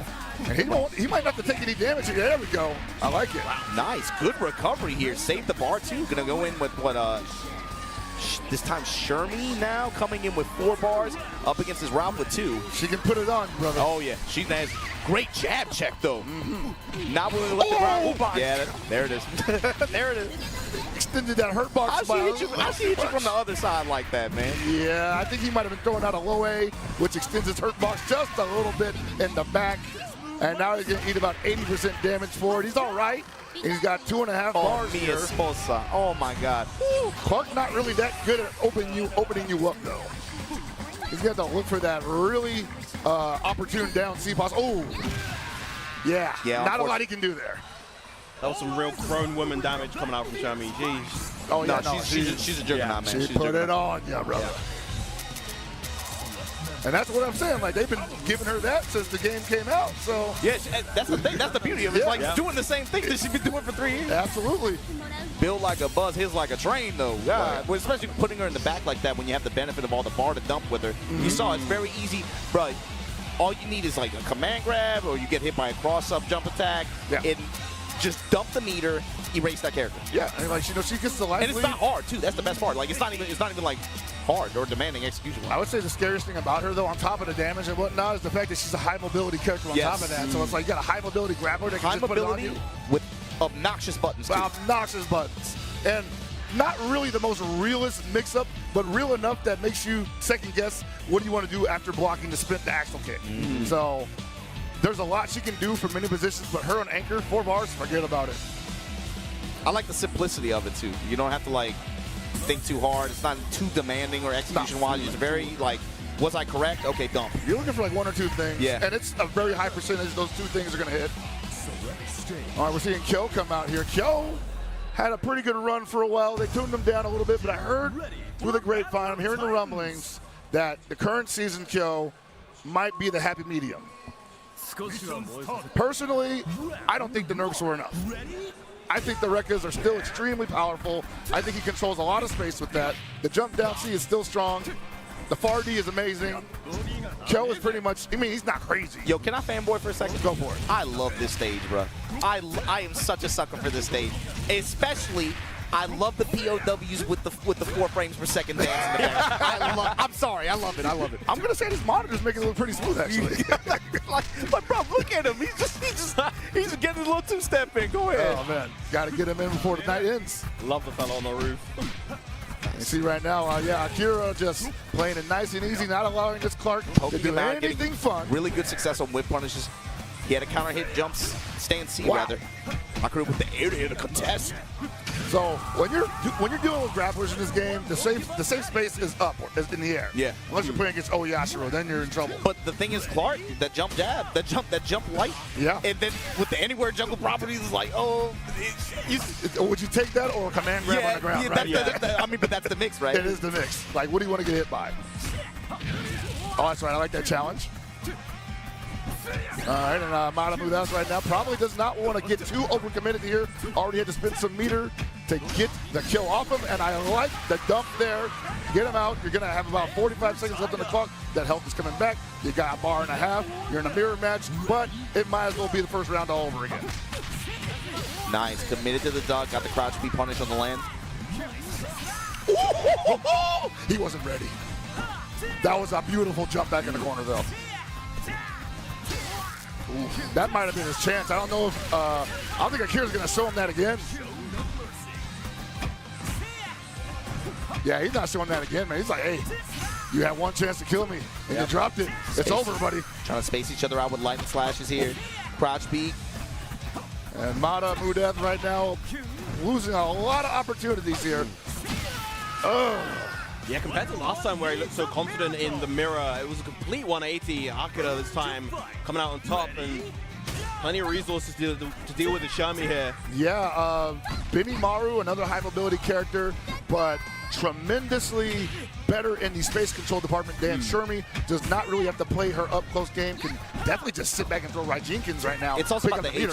HP being a factor here, too. Yeah. At this point, he can afford to tank like a 4-bar dump from Shermy, you know? Yeah, absolutely. Especially with Rob coming in the back. And if he gets 3 bars, he's controlling all that screen. Yeah. Like, she cannot jump.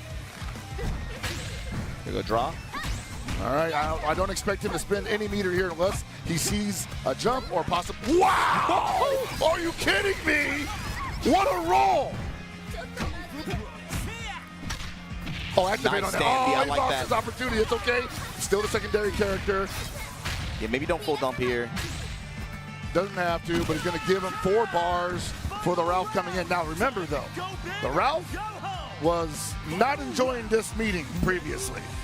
Even with the life lead here, I'm not liking him getting too close to her. If he gets the confirm, though, if he gets the touch. She's dead. You're You're right. Look for the blow up. Oh, that was it. It might be it. Demolition's expert. Here we 3 go. bars. Let's go. Oh, he hit him with the climax, too. Yes, there it is. Man on fire. Man on fire. Get my close-up, DeVille. All eyes are on the winner of that fierce You know how old this guy is, man? This guy was he was in Normandy. He drove a Tekken Normandy. Jeez. Their squad, they've been together for a while, that squad. Yeah, man. Man, I love that. The stage, the character, I love that. I love that. That's a. I heard that tactical RPG is doing numbers too, man. Well, you talking about Metal Slug? Metal Slug, yeah. Have you ever played it? I played the demo. You played the demo? I played the demo. I thought you were an employee. I thought you were the #1 fanboy. What happened? I'm not a Metal Slug guy. That's 100%. I'll admit that. Who is not a Metal Slug guy? But you got show the SNK tattoo on your lower back, bro. How you don't have? First of all, that's a different guy. Okay, catch on the roll here. Speaking of putting him, oh, yes. Nice jump, get out of there. Like you were saying, that's the mix, right? Gotta get in the air sometimes. The Clarks love to do a super Argentinian backbreaker to you at least twice in a row, just to see how you're gonna react to it. Akira been there before. Roll out, drop him again, drop bows on Here him. comes the jump A. Safe there jump, it is. yep, jump A. Shake hands with me. Ooh, no! No, he chased it down with the close C2. Yeah. Drop bows on him again. Not in a lot of trouble here because Clark can't hold the corner that well. He wants to get that interaction in his favor immediately, and he got it. Roll out, baby, roll out. An exciting battle. They're like a whole auto bar. That show, man, like that was the spearhead before. Man, when you start clicking with Clark, bro, this is such a good feeling, man. It's a mind game. He dude. is as far as grapplers go, this is one of my favorites. The way he's built, especially in this game, is so fun. And it's funny because people talk to me about like KOF 11, and I remember Clark being in KOF 11 just being like, okay, he's not very represented there, but that toolkit was crazy. Like the amount of the ways that he could grab you, get pretty simple damage. I like the way Akira, he checked the Frankensteiner too, just now. Yeah, you gotta get out of that sometimes, because if you eat one, you're gonna eat like a sand probably afterwards. Why did you jump? Tackle. Oh no! Drop. Oh wow! I was expecting the jump A, but he went and probably tried to command grab maybe. This is looking a lot like the first game actually, with that Clark just playing with house money and coming away with half of the Benny Marl's life bar.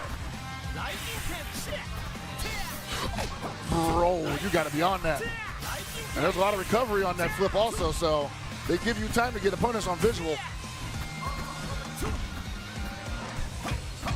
All right, Kira, trying to chop down this tree. Got to spend it.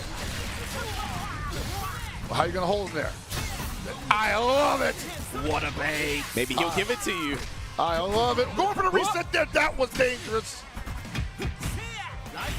Still got 2 bars. It could be an activation on either side. Right, King. I love it. This is match point for player 2. Gets under him, and that's a big play for Akira too. Shermie comes in with 3 bars like this. You got to look at this. The meter advantage. The meter advantage is huge here, but again, it's the HP bar. That's the name of the game. Yeah. And she's losing it right now. Akira gets to play this nice and slow, but remember, he also has a command grab. So if he does approach her at high speed, she has to be aware of that as well. Nice, good run up, low confirm. And I gotta say right now that the pace that Akira's playing at, he's gonna walk away. Ooh! Hold on a second. What's up next? Oh, big counter hit! Yeah, that's what I'm talking about. And that, I don't want to say that was completely unnecessary, because sometimes you're just feeling it, right? But Akira's pace had me thinking like he was just gonna let that clock play out and not give Shermie that much life back, not give her that many resources. But now it's dangerous. Oh, it's over. Yeah. Can you believe it, guys? Almost saw the bar in the wild, and there it is. She's wild like that. Yeah, that's it, brother. Putting that hot breath in your ear. So that means Manamuda going to be moving on there in the KOF 15 bracket. Now we go to Kasaugi versus Aki. Jeez, this game is beautiful. Now, Kasaugi, incredibly strong ferry player. As you can see, 1-0 up already. One of the best, if not the best ferry in Japan. Has been putting in a ton of work, and here to answer the Versusia. Versusia, one of the newer characters in the game, incredibly strong in this version. Just has a plethora of strong offensive tools, high damage, incredible corner carry, everything you want. That's gonna be, I don't think that's gonna catch, it doesn't, and that's gonna be more than enough for Kasaugi to take this game. I wonder what he saw there, because that was like a big gamble on that super. Yeah, probably just tried to twitch and catch one of Ferry's errant normals, but Because she does have the long-range normals that aren't the fastest, yeah. That she does. All right, but speaking of long range, the Vesusia having access to that pillar, able to deter Ferry from pressing at that long range at times. Yeah, she has to second guess when she commits with some of those buttons, just because obviously she wants to be able to try to zone and tone you down from full screen, but the threat of pillar. Ooh. Okay, great grab. Yep, caught with the M whip right there, reeling in, getting all that damage. Lovely reaction with the DP on the Samsara. There's some incredible control there. Yeah, just not allowing Aki to escape this corner, keeping them pinned. Stand C and whip, gonna throw Beppo out there. Reel him in, okay. All right. Big BC, a lot of plus frames on Vesusia. This character has really, a lot of really big options, a lot of plus frames as well. Ooh. Nice bait on the BC. BC now minus in this version of the game. Wow, choosing to challenge right there. So that is kind of a mix right there. You can go for the follow-up on the install. The laser follow-up keeps Vesusia safe in a lot of situations, but Kasasagi just more than willing to challenge right there, knowing the health lead that he had. Big jump in right there. There's going to be a lot of damage in the corner. Yeah, man, get that install at the ready as well. Hey, yo. Late tech, select some of the damage, but here we go, spin. Now, I enjoyed that grab reset attempt, though. I like Kasasagi here, too. Able to throw back into the corner and still trying to maintain the spacing. Eats the DP in the process. Whip and then summon. Yep, there's the laser keep safe, but actually Ferry, one of the few characters that can actually punish that, even with a huge pushback. Yeah, I like a distance thing rather than a frame thing. All right. Once again, just applying pressure with these whips. Using the wrong version of Beppo to get the anti-airs there. Those grappler jumps not quite getting caught. Oh, Kasasagi's so lame with it. Ugh. I was going to say, you have to thread the needle. That's how Ferry works. You got to be lame. Oh, and yeah, the U orb, so good at catching those spot dodges. You have to roll that option if you want to get past it. So that's actually Samurai Showdown stuff right there, where you just call out that spot dodge with a slow projectile. And the thing is, with that orb as well, if it hits, it leads to a full combo from anywhere on the screen for Vesusia. Once again, trying to jump in. Jump generally an effective option versus Ferry. Not the best ways to anti-air her 2H, air blockable unlike most in the game. Once again, just kind of chipping away gradually, not committing too hard. It's like if you're gonna commit the guard on Beppo, fine. I'm gonna press a little bit, run some pressure just to be able to push myself out to where that ideal range again. Yeah. And imagine Aki right now is just looking for the cycle to repeat itself so that they can take advantage of the one window they might have saw where they can find the actual. Yeah, it's really easy for this kind of matchup to turn into a war of attrition. Oh, huge hit on the U-pillar right there. Gets the side switch as well. It's going to be a lot of damage on a lot of the opportunity to get the install, but wow, great immediate contest. stand, eh? Yeah. And that's going to be it. 3-0 to Kasasagi right there. Swift with the Ferry. Going to advance even further to round 3, I believe. Homegirl Ferry can box, huh? He just went stand up jab, just like immediately. It's boxing, man. Yeah, so in this version of the game, both Ferry and Matera, this was kind of like notorious for this patch. This was like the Zona patch, where they both got quite considerable buffs. That being probably Ferry's biggest, the reduced startup and recovery of that standing light. Wow, that's massive, why. massive change. Yeah, I was like, what is that? They made it, used to be an 8-frame, now 7-frame button, so it allows her to contest in a lot of situations really well, control that space even better than she used to be able to. And it's kind of funny because that was like the annoying aspect of Ferry before, where it's like, I can't get past these normals, but the character was seen as not that strong. So they buffed her normals, the most annoying aspect, to make it both harder to deal with and more annoying. So it's like one of those situations where it's like if you got in previously, she was at a disadvantage. Yeah. But now they wanted to let her be able to, like, you know, stand up a little bit in the corner.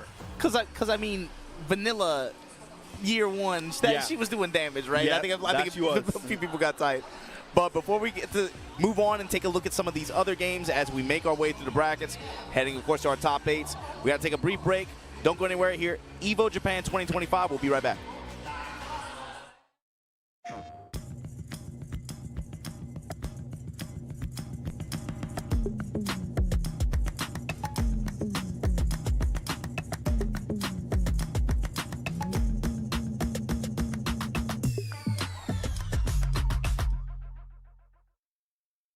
テーション。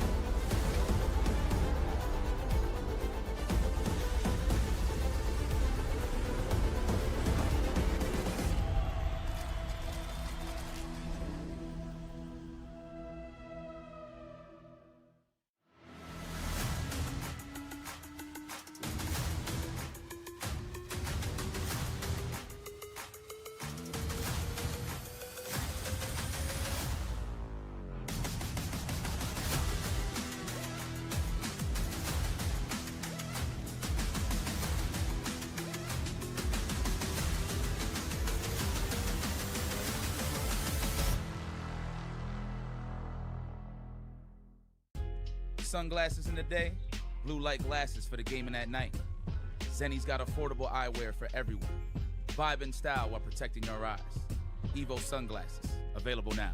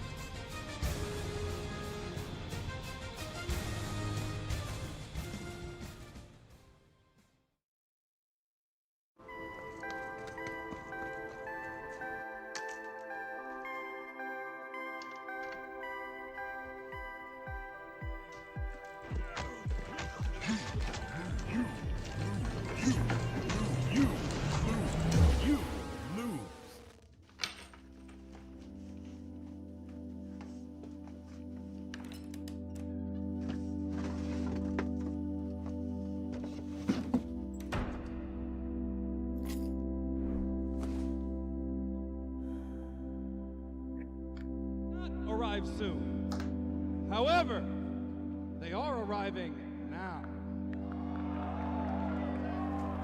Production, where are we going?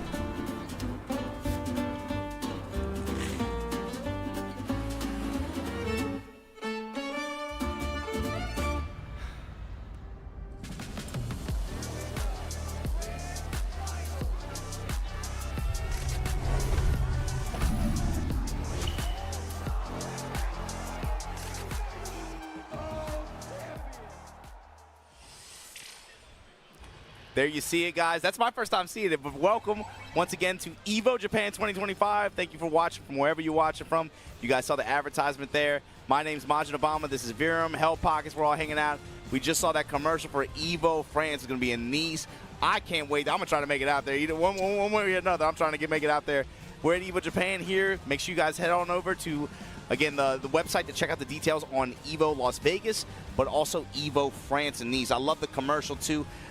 Bruh, first of all, I understand him getting frustrated when he was a kid. Did you see the grip he had on that lever, bro? Oh, absolutely, that was nasty. It makes a lot of sense why he would put that thing in the box. Forget about it, but I love that he saw the EVO broadcast and he reclaimed his warrior spirit, went into the attic, dug that thing out, and look at him now. He's in France. He's getting his baguettes.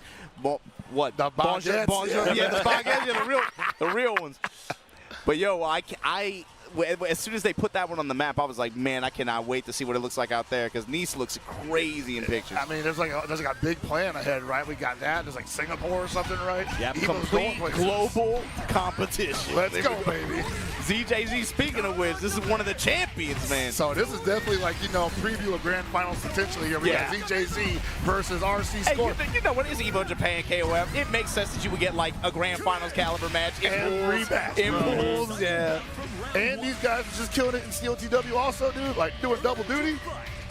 And ZJZ pulling out the Nakaruru. Going against the old man, one of the last samurais, Score out here. Hey, man, always happy to see Score out here doing work. He definitely, gave us a scare as well as himself. Had a couple of health issues, sidelined him for about a year and a half. Came back, was a little rusty, but has immediately reclaimed his throne as one of the toughest KOF players. Not just KOF, Virum's right here. He knows his name from Grand Blue. He's going to get in it early in that game. I was going to say, one of the best pedigree as well. One of the best, especially in base Grand Blue and the early Rising. But of course, KOF is truly his home. Well, it's just multiplayer. He's a multi-game player. He was a beast in Sam Show. He's cooking in CLTW. I think he's kind of nice in 6 also, honestly. Let's see, because right now you got Chizuru on the screen, 2 bars built, shadow clones everywhere. Trying to space out this Nakaruru. We talked about characters that you try to nerf, but they just seem to keep on coming back. And Chizuru's definitely high on that list because her change list every patch is pretty long. It's like a page every time, It's like a page every time. And then, but she's still doing the same stuff, man. Like, Coach, I don't know what you told me they got rid of this. Yo. So that was a reversal throw attempt that got activated. That's how he activated the advanced strike when you get the slowdown there. It's because someone tried to mass throw on you, which is a crazy situation because you usually only do that on wake up.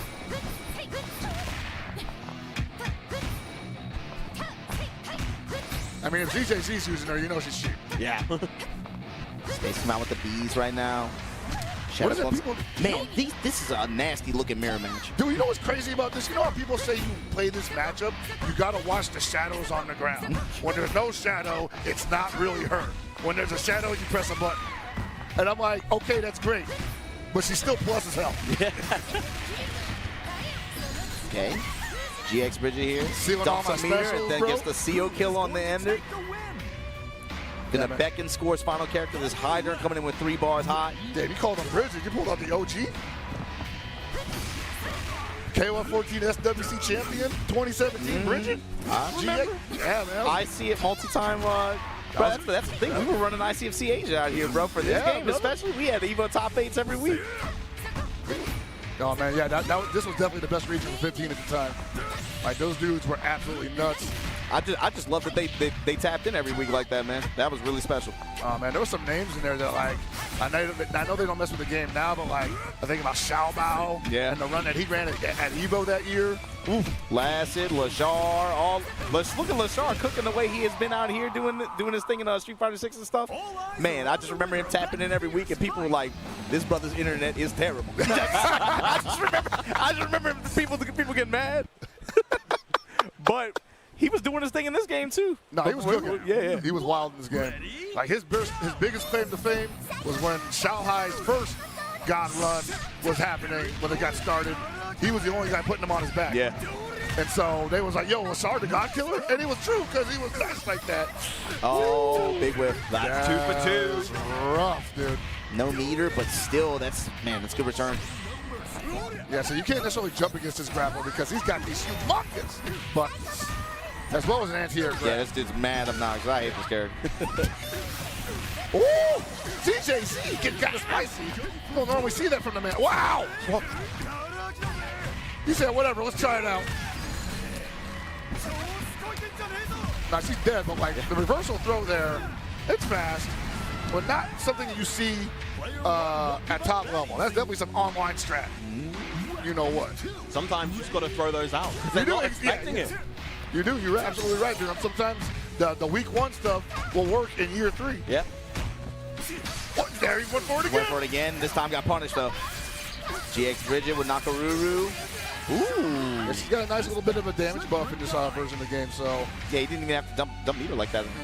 And she's got, I think, I'm going to say it, the best DP in the game. It's fast as hell. It punishes a lot of buttons that a lot of other DPs can't punish. And because of its range, it's like you can't just run game that works on most of the cast because they don't have the range to punish it. The horizontal coverage is something fairly unique about it. Yeah. Ooh, too far away for the punish there. Oh, interesting idea. I wasn't watching the shadows there. I would have got mixed.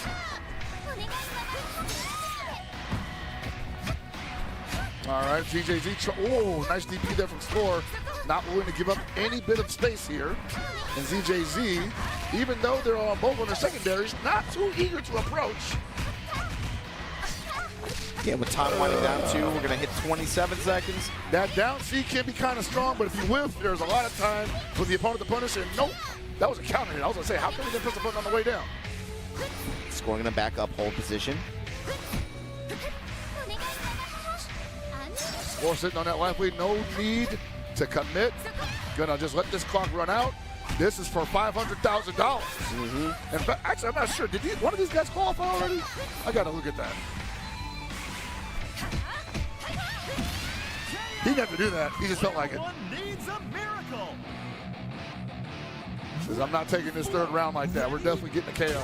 But you got to think too, especially, I mean, if it's about SWC qualification spots, this is still a big deal for somebody else, even in that event. Oh, even certainly. if both of them hold tickets. Like we were talking about at the beginning of the block, where we were just like, there's a lot of people who they saw the 1.5 million for COTW. They're trying to tap back in. But they're also just like, hey, could be 2 million. Yeah.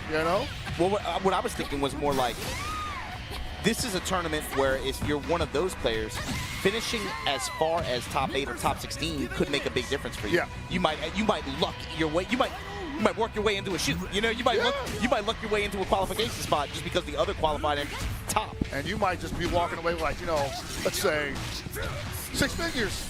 Just for get the top 16 in 2 We go games. Iron with the big climax cancel here. I don't think that's gonna kill, but don't quote me on that.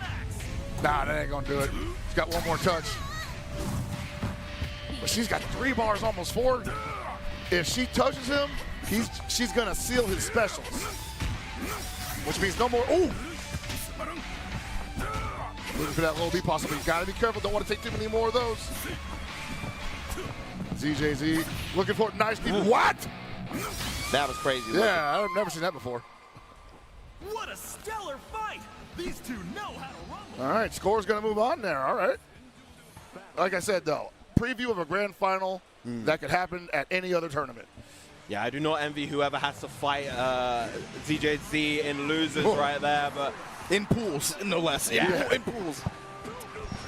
Coming on to Grand Blue, we got 2 real powerhouses here. Sanchi on the 2B did incredibly well, I believe, at last year's EVO Japan with the 2B, and Shark Movie, I would say probably the best Ladiva in Japan, but even when you're the best, you have a mountain to climb against 2B. Again, another character where you're having to really work the uphill battle to get in versus her.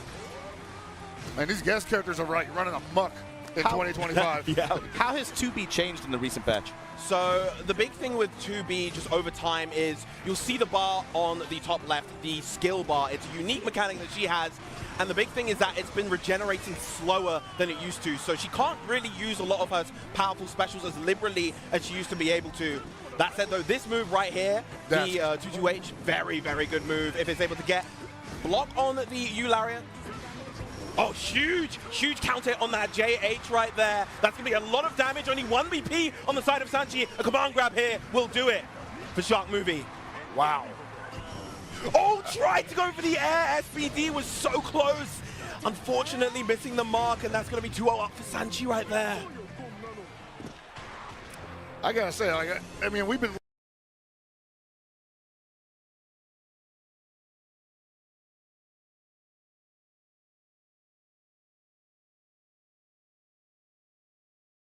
looking at pretty strong grapplers the entire block, and I definitely thought that was going Shark Movie's way after that series. Yeah, Ladiva is, she's still seen as one of the weaker characters, but she has such good snowball potential, especially in this version of the game. You know, she gets that one hit, she takes you all the way to the corner, and then you're guessing on the strike or the command grab.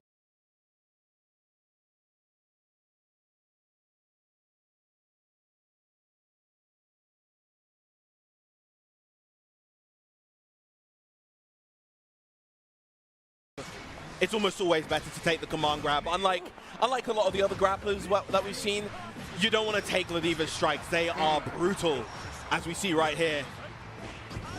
And that's without not even a ton of resources here, so jeez. Yep, catching the jump, trying to avoid the command grab. This is all the damage that you With the take chop. as a result. SBD, what's the guess here? Again, catching the jump to avoid the command grab. Shark Movie so on point with the strike game right now. That's some nasty RPS. It's the same read from earlier. This time he just had the normal to check the jump early preemptively. There was a version or two where this character was considered like really, really strong though. Yeah. I remember. Very, very early on when she had the 50-50 mix off of the auto combo before. That's what it was, yeah. Yeah. Oh, crouching under the lariat. That is, of course, the go-to counterplay. And now you're stuck in the corner against 2B. This is a very scary position to be in versus this character in particular. That 5H of hers, so difficult to contest. It's incredible space control, pretty much. And you see Shark Movie trying to be kind of preemptive with these normals, the 2Ms, as well as the far lights, to try to whiff punish or counter poke and convert. But big 5H from Sanchi, gonna take Shark Movie all the way to the corner. So yeah, quite a bit of time there to actually press the button too. A lot of recovery on that button that the Ladiva threw out. Yeah. All right, again, contesting with the 2M here, and once again, this is gonna be corner to corner for Shark Movie. Damn. Now this might be where we start seeing the command grabs. The jumps have come out. Good block on the BC. Yeah, this is one hit away from death for both players. Has my girl got a guard break move? Like Ladiva, she got like a guard break in a corner or something? Well, every character has the brave counter to guard cancel. As the cheek. Whiffing, that is such a classic for Ladiva. You're on 0 BB. This is comfortably gonna kill. Shark Movie getting a game on the boards. Call that the okie doke. Yep. It's either that or the roll into the SSBA. That is the strongest SSBA in the game as well. And one of the few that gets a damage boost, an additional damage boost with the technical input. Usually in this game, they made it so that technical inputs don't have as much of an impact as it did in base game. That was a major change in Rising. Yeah. But the getting the 720 motion is a particularly rewarding one for Ladiva. And yeah, just Shark Movie trying to play at this range where he can effectively whiff punish and attempt to go for that 5H. Another big 2M again. Delays on the headbutts to get as much corner carry, as much damage as possible.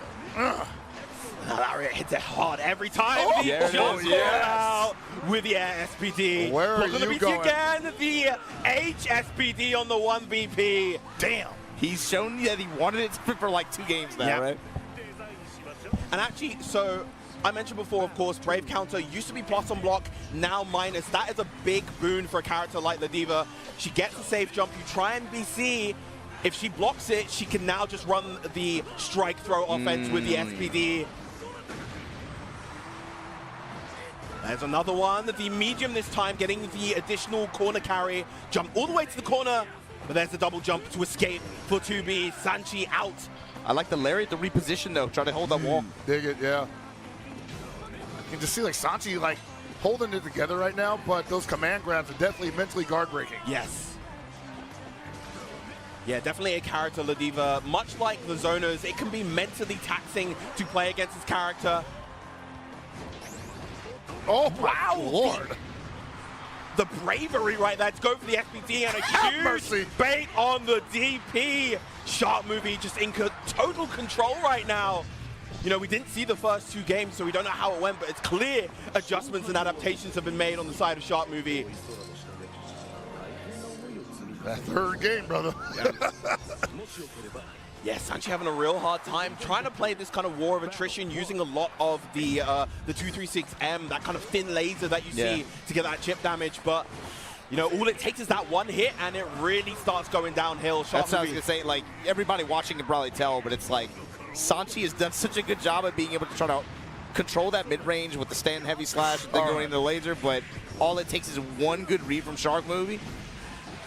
And this actually may be a decent chance for Sanchi to actually play this a bit more aggressively, because as strong and tempting as it is to zone this character out, she also suffers from having pretty bad defensive options. You know, she doesn't have a meterless DP, she doesn't have the fastest options on defense, no 5-frame buttons, so you can actually pressure this character quite heavily if you choose to engage in that way. Savar, yep, using that 2-2L to get those plus frames. Big counter on the 5H. Can't get the KO here just yet, unfortunately. Not going to build the meter and doesn't have the skill to commit to a special. So what you were discussing just now, I think that's like really highlighting a credit to Shark Movie's play, because Sanchi was trying to pressure that those last 2 games and was just getting slept for it. Yeah. And again, we're in another last hit situation between both of these players. All Shark Movie needs is a solid hit, 1-2M, whiff on the throw, but no hit, and there's the JH. The huge pizza cutter from 2B, one of the best jump normals in the game, finally hitting his mark there.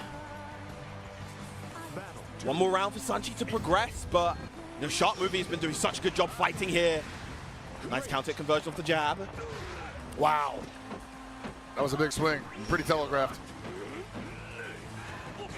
Nice. Yeah, again, just using that 2-2L, integrating that a lot more into his offense in Sanchi, and it's working out really, really well. Nice jump away from the SPD. I would say Shark Movie's momentum is pretty much out the window at this point. They got to fight to get it back. Yeah, good throw. Probably going to get the go for the chip damage right there. What was that, a plus like 30 or something? Yeah, very, very plus. Gives 2B the opportunity to just kind of get the free jump in. Huge counter hit right there, and it's going to convert into the W. Sanchi taking it 3-2, keeping that composure with the 2B. Yeah, it really highlights how difficult that matchup might be for Ladiva right there, because she couldn't, I won't say she couldn't do anything, but Sanchi just took away that scenario where the Ladiva was finding all their success. Yeah, very, very suffocating situations towards the end right there.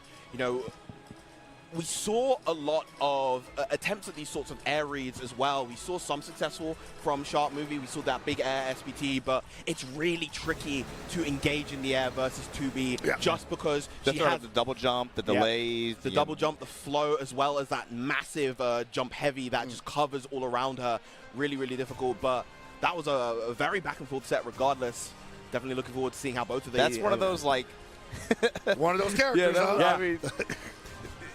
the kind of set where it's like, man, first to 3, you know, that makes it like a little bit more tough, a little bit more difficult for the Ladiva players to, I think, find consistency probably in that kind of matchup, especially in tournament like this where you're going to run into a lot of, I would imagine 2B is still pretty popular, right?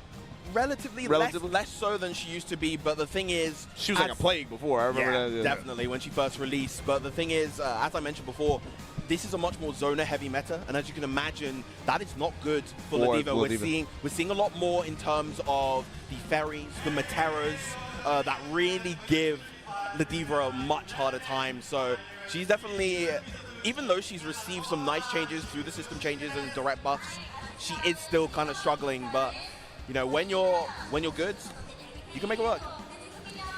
Well, we got to get some more we got to get some more matches on here, right? We're watching a 6,000-man Street Fighter 6 tournament, Tekken 8. We just saw some Grand Blue as well. But before we get to our next matches, we're gonna gotta go to a quick break. We'll be right back with more EVO Japan 2025. Don't go anywhere.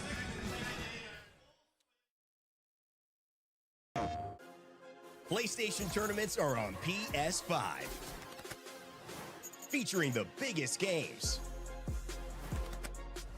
more players, and more ways to win. Get ready to compete on a global stage with new and exciting daily tournaments, all at the press of a button. So whether you're a seasoned competitor or just starting, come for the challenge and leave with glory and incredible prizes. It's time to join the competition. Sign up now on PS5. PlayStation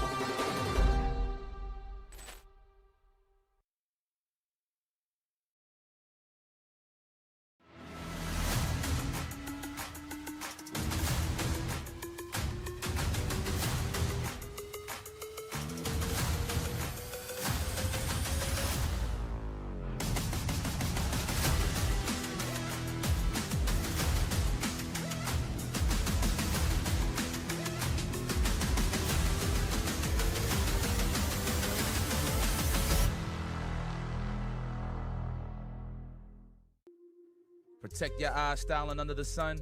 Blue light glasses while you're gaming, having fun. Zenny's got affordable eyewear for all warriors and monsters alike. EVO sunglasses, available now.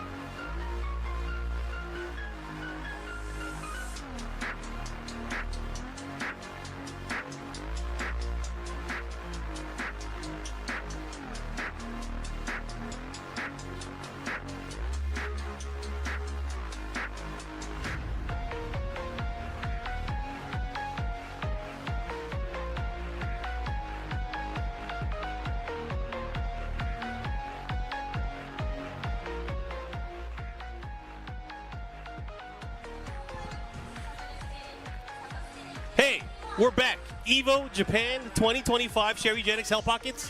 Mark, man, what's up, guys? How's it going? It's going, man. It's been a fun-filled day. It feels like a lot longer than it really has been, but we're getting towards the end of day number one. Lots of exhibition stuff that's going to be happening on stage, but we'll also have the grueling pools that are happening for all the fighting game tournaments. And right now, obviously, seeing so many people here. Big celebration of fighting games. You know, we have some new fighting games. They have City of the Wolves exhibition tournament that's happening right now, and they're trying to figure out what's going to happen in top 8. We have an exhibition for Hunter x Hunter later on as well. And I've been seeing a lot of cosplay. I don't know if you guys saw that. It's crazy. Yeah, it's I've seen all the pictures. Like I was already walking around the floor and it was getting hot, but just the pictures that have been posted on Twitter alone. Yeah. Like there's so many sick cosplays out here. Yeah, there's a big cosplay competition that's going to be happening tomorrow as well. So I'm actually really excited. One of the other things that I'm super excited about is the arcade sticks and the arcade controllers that are out here. You had a nice tweet thread yesterday where you were kind of showcasing all the different arcade sticks and the leverless controllers that you saw here at the event. But there's just so much variety from what people are holding and what people are using. I actually brought some stuff here to showcase to you guys. I don't know if you guys saw a lot of the new stuff that's out here. I know the three in the front you guys haven't seen yet. This is actually the first time anyone's going to be seeing this, but we'll touch on those later. I think new to events and just kind of announced recently, not announced recently, but going to be available is the Quanba Sapphire finally showing up. So Quanba, of course, shout outs to them. one of the partners for the event. They have the new leverless controller, which is really customizable. You have the ability to do a lot of different things with it, but it's just awesome. I really like not only the color pop, but also the amount of customization you could do in terms of creative artwork, and of course making quick swaps for the different switches that they have on there as well. That's really cool. I like this little pad The right wrist here rest, for the yeah. wrist rest. Like, we don't see that too often, right? And just how thin it is. Something that everybody always complains about arcade sticks. Like, I still carry my Victrix stick. It's just big, heavy handle, right? Yeah. But look how thin this is. Like, this would just fit into any backpack, right? So Would you think about switching over to leverless, or are you stuck on arcade stick? I'm an 09er from the arcade. Like, that's Okay, all you need okay. to know. That's my answer. I understand. How about a much older gentleman? What do you think? I might not have a choice in another couple of years. You know, like our hands aren't quite what they used to be, Mark. Well, I have something for you. So our friends over at Graft actually just announced yesterday their new arcade stick, and this is a hefty boy. This one, metal enclosure, has a ton of customization, obviously taking a lot of inspiration from what's out there, but also having a new modern twist of different control customization. You see the extra buttons, you know, a lot of people like to have access to, you know, the R3, the L3, and of course different functions of the arcade stick. So kind of evening the playing field. Like, let's say you want to have a leverless, but you don't want to have all the functions of a leverless because you still want to have the lever. You can use something like this. But Graft, and a lot of the partners here, they're really showcasing a lot of new products. One of the teams and one of the partners I really want to talk about is Nakon. They are providing the trophy sticks for this year's EVO Japan. Oh, that's so beautiful. we have gold, we have silver, we have bronze, and this is one of the champion sticks that's going to be at the event. This is just a blank one that has the EVO Japan logo, but each one of the games, of course, is going to have sticks for the first, second, and third place, and then for the team tournaments, everybody on the team is going to get the gold. Oh, amazing. It's going to be sticks. So people that are playing in Virtua Fighter 5 Revo and in Cooperation Cup for Third Strike, they're going to have a lot of gold to pass around. But again, shout out to Nakon, of course, for showcasing and really giving us these awesome trophy sticks for this year. So again, I hope people are looking forward to seeing that once we get to our top 8s tomorrow and on Sunday as well. Really enjoying the weight of this thing right Yeah, here. man. You know? Like, I see you cradling that baby. Yeah, that's a big boy. I mean, it's tiny. It's small in your hands, but It's not tiny. It's not tiny. like, they do have the leverless version of that too. I did Correct. stop by their booth. Like, I snuck around. Again, as you mentioned, I was taking pictures, right? So they do have a leverless version of that too. But what's really cool is I like the ratio of the stick to leverless here, right here. Oh, we have a 4-to-1 ratio. I like that. Arcade sticks, I'm a fan of arcade sticks, so I'm with you. Actually, I think we're all arcade stick people. Yeah, we're all arcade stick. But again, there's variety and there's choice for everyone. That's the beauty of the industry now, is there is something for everyone, even for pad players. There's so many different types of arcade controllers, and I really love that. Is people are able to express not only the way that they play their game, but also how they showcase their game. So I love that. And what's really cool is like the advancement of sticks. Like, we used to only play on the 30 millimeters, right? Yeah. Look, all the new sticks, they all run on 24. Yeah. And I'm like, my fat fingers will not operate on these 24 millimeter buttons. Like, these used to only be the start select buttons. Correct. And of course, the buttons themselves have been changing because people used to only use auto buttons. Yeah. Now there's mechanical switch buttons. There's different types of switches that micro support. switches. Yes, it's all about how fast you can input or how it feels. Sometimes people just want to be annoying and they want a really loud switch. You seem like that kind of guy. I'm definitely The way like he's just going ham on it. He's just clicking around over there. Same, I was like, bro, same, to that's be too loud. honest. You need to calm down. No, but that's cool. So again, if you go to an EVO event, you have to take notice of all the cool stuff out there. Save some money, save some luggage space. I already know you bought the Arcade Shock Sakura Traveler for EVO Japan. So again, there's a lot of cool stuff that's out here. And if you're a fan of this kind of stuff, like we are, you guys got to make it out to an EVO event. Yeah, this stuff is exclusive. I believe there's only 45 of the Sakura sticks. And I Yeah. didn't even know that from Arcade Shock. Well, so I am so happy I was able to get one of those. And they have a leverless version of it too. So yeah, tomorrow obviously- when I'm back on stream, I'll show a little bit more of the other stuff. But again, if you guys want me, you should follow Sherry because Sherry's been tweeting out all the different stuff that's out there. And of course, the official accounts have it. We did a little preview of the Arcade Stick Museum earlier with Justin. So again, there's a lot of cool stuff to see if you like this kind of stuff. Fighting games, man. Yeah, fighting games. There's a cat stick. Come on. Yeah, There's a cat stick. I saw that earlier because they didn't have that out yesterday, and I saw it today, and I was just like, they are going wild with the creativity on these sticks here. I love it, dude. I was actually telling somebody earlier on, like, I see so many leverless sticks that have, like, great visual design. They got bells and whistles, lights on them, and I just need, like, the old days back when, like, the arcade sticks would show up and the guy had, like, the LEDs on every button, and they were blinking in sequence, and I'm like, this guy either better win or get on stream because everyone needs to see this. So. Absolutely. what are we doing? Are we going to be talking about games? We're going to watch some matches We're going to watch some games. Yeah. We're going to watch some fighting What games. do we got for this block? I was here with Obama and Tasty Steve earlier. You saw a little bit of Street Fighter 6, saw a little bit of Tekken 8. But what are people getting sweaty in right now? I know we have some action that's going to be happening. Well, that's not it. Through the pools. It's definitely not main stage. Back there right they're doing a tour of the venue right there. Well, it should be Street Fighter 6, Yep. KOF, Tekken 8, and Guilty Gear Strive. Speak of the devil, and he shall appear. Here she comes. All right, help Sylvie. Yeah, You gotta walk us through this. I have a whole bunch of questions for you when I'm watching this. So basically what you're dealing with here is the most grueling fighting game on the market where you got to pick 3 characters and each one of them have to do their job successfully or they're going down and you go down to your next character. There is no 2 and out. There is a 3 and out. But you're always going to go at least to 4 rounds because you have to play 3 characters and it's fast as hell. This is probably one of the fastest fighting games I see on the market currently. As you can see right now, things are moving. In terms of pace. In terms of pace. In terms of just raw data on frames. Like, we're talking like 3-4 frame normals and whatnot. You know, usually like the average now is like closer to like 6 or 7. I think KOF like goes more in the old school of like closer to 2 and 3. Not actually those numbers, but we are in the 4 frame area. Yeah, so something that I noticed about KOF that a lot of players are good at doing, or they just do a lot of, is jump.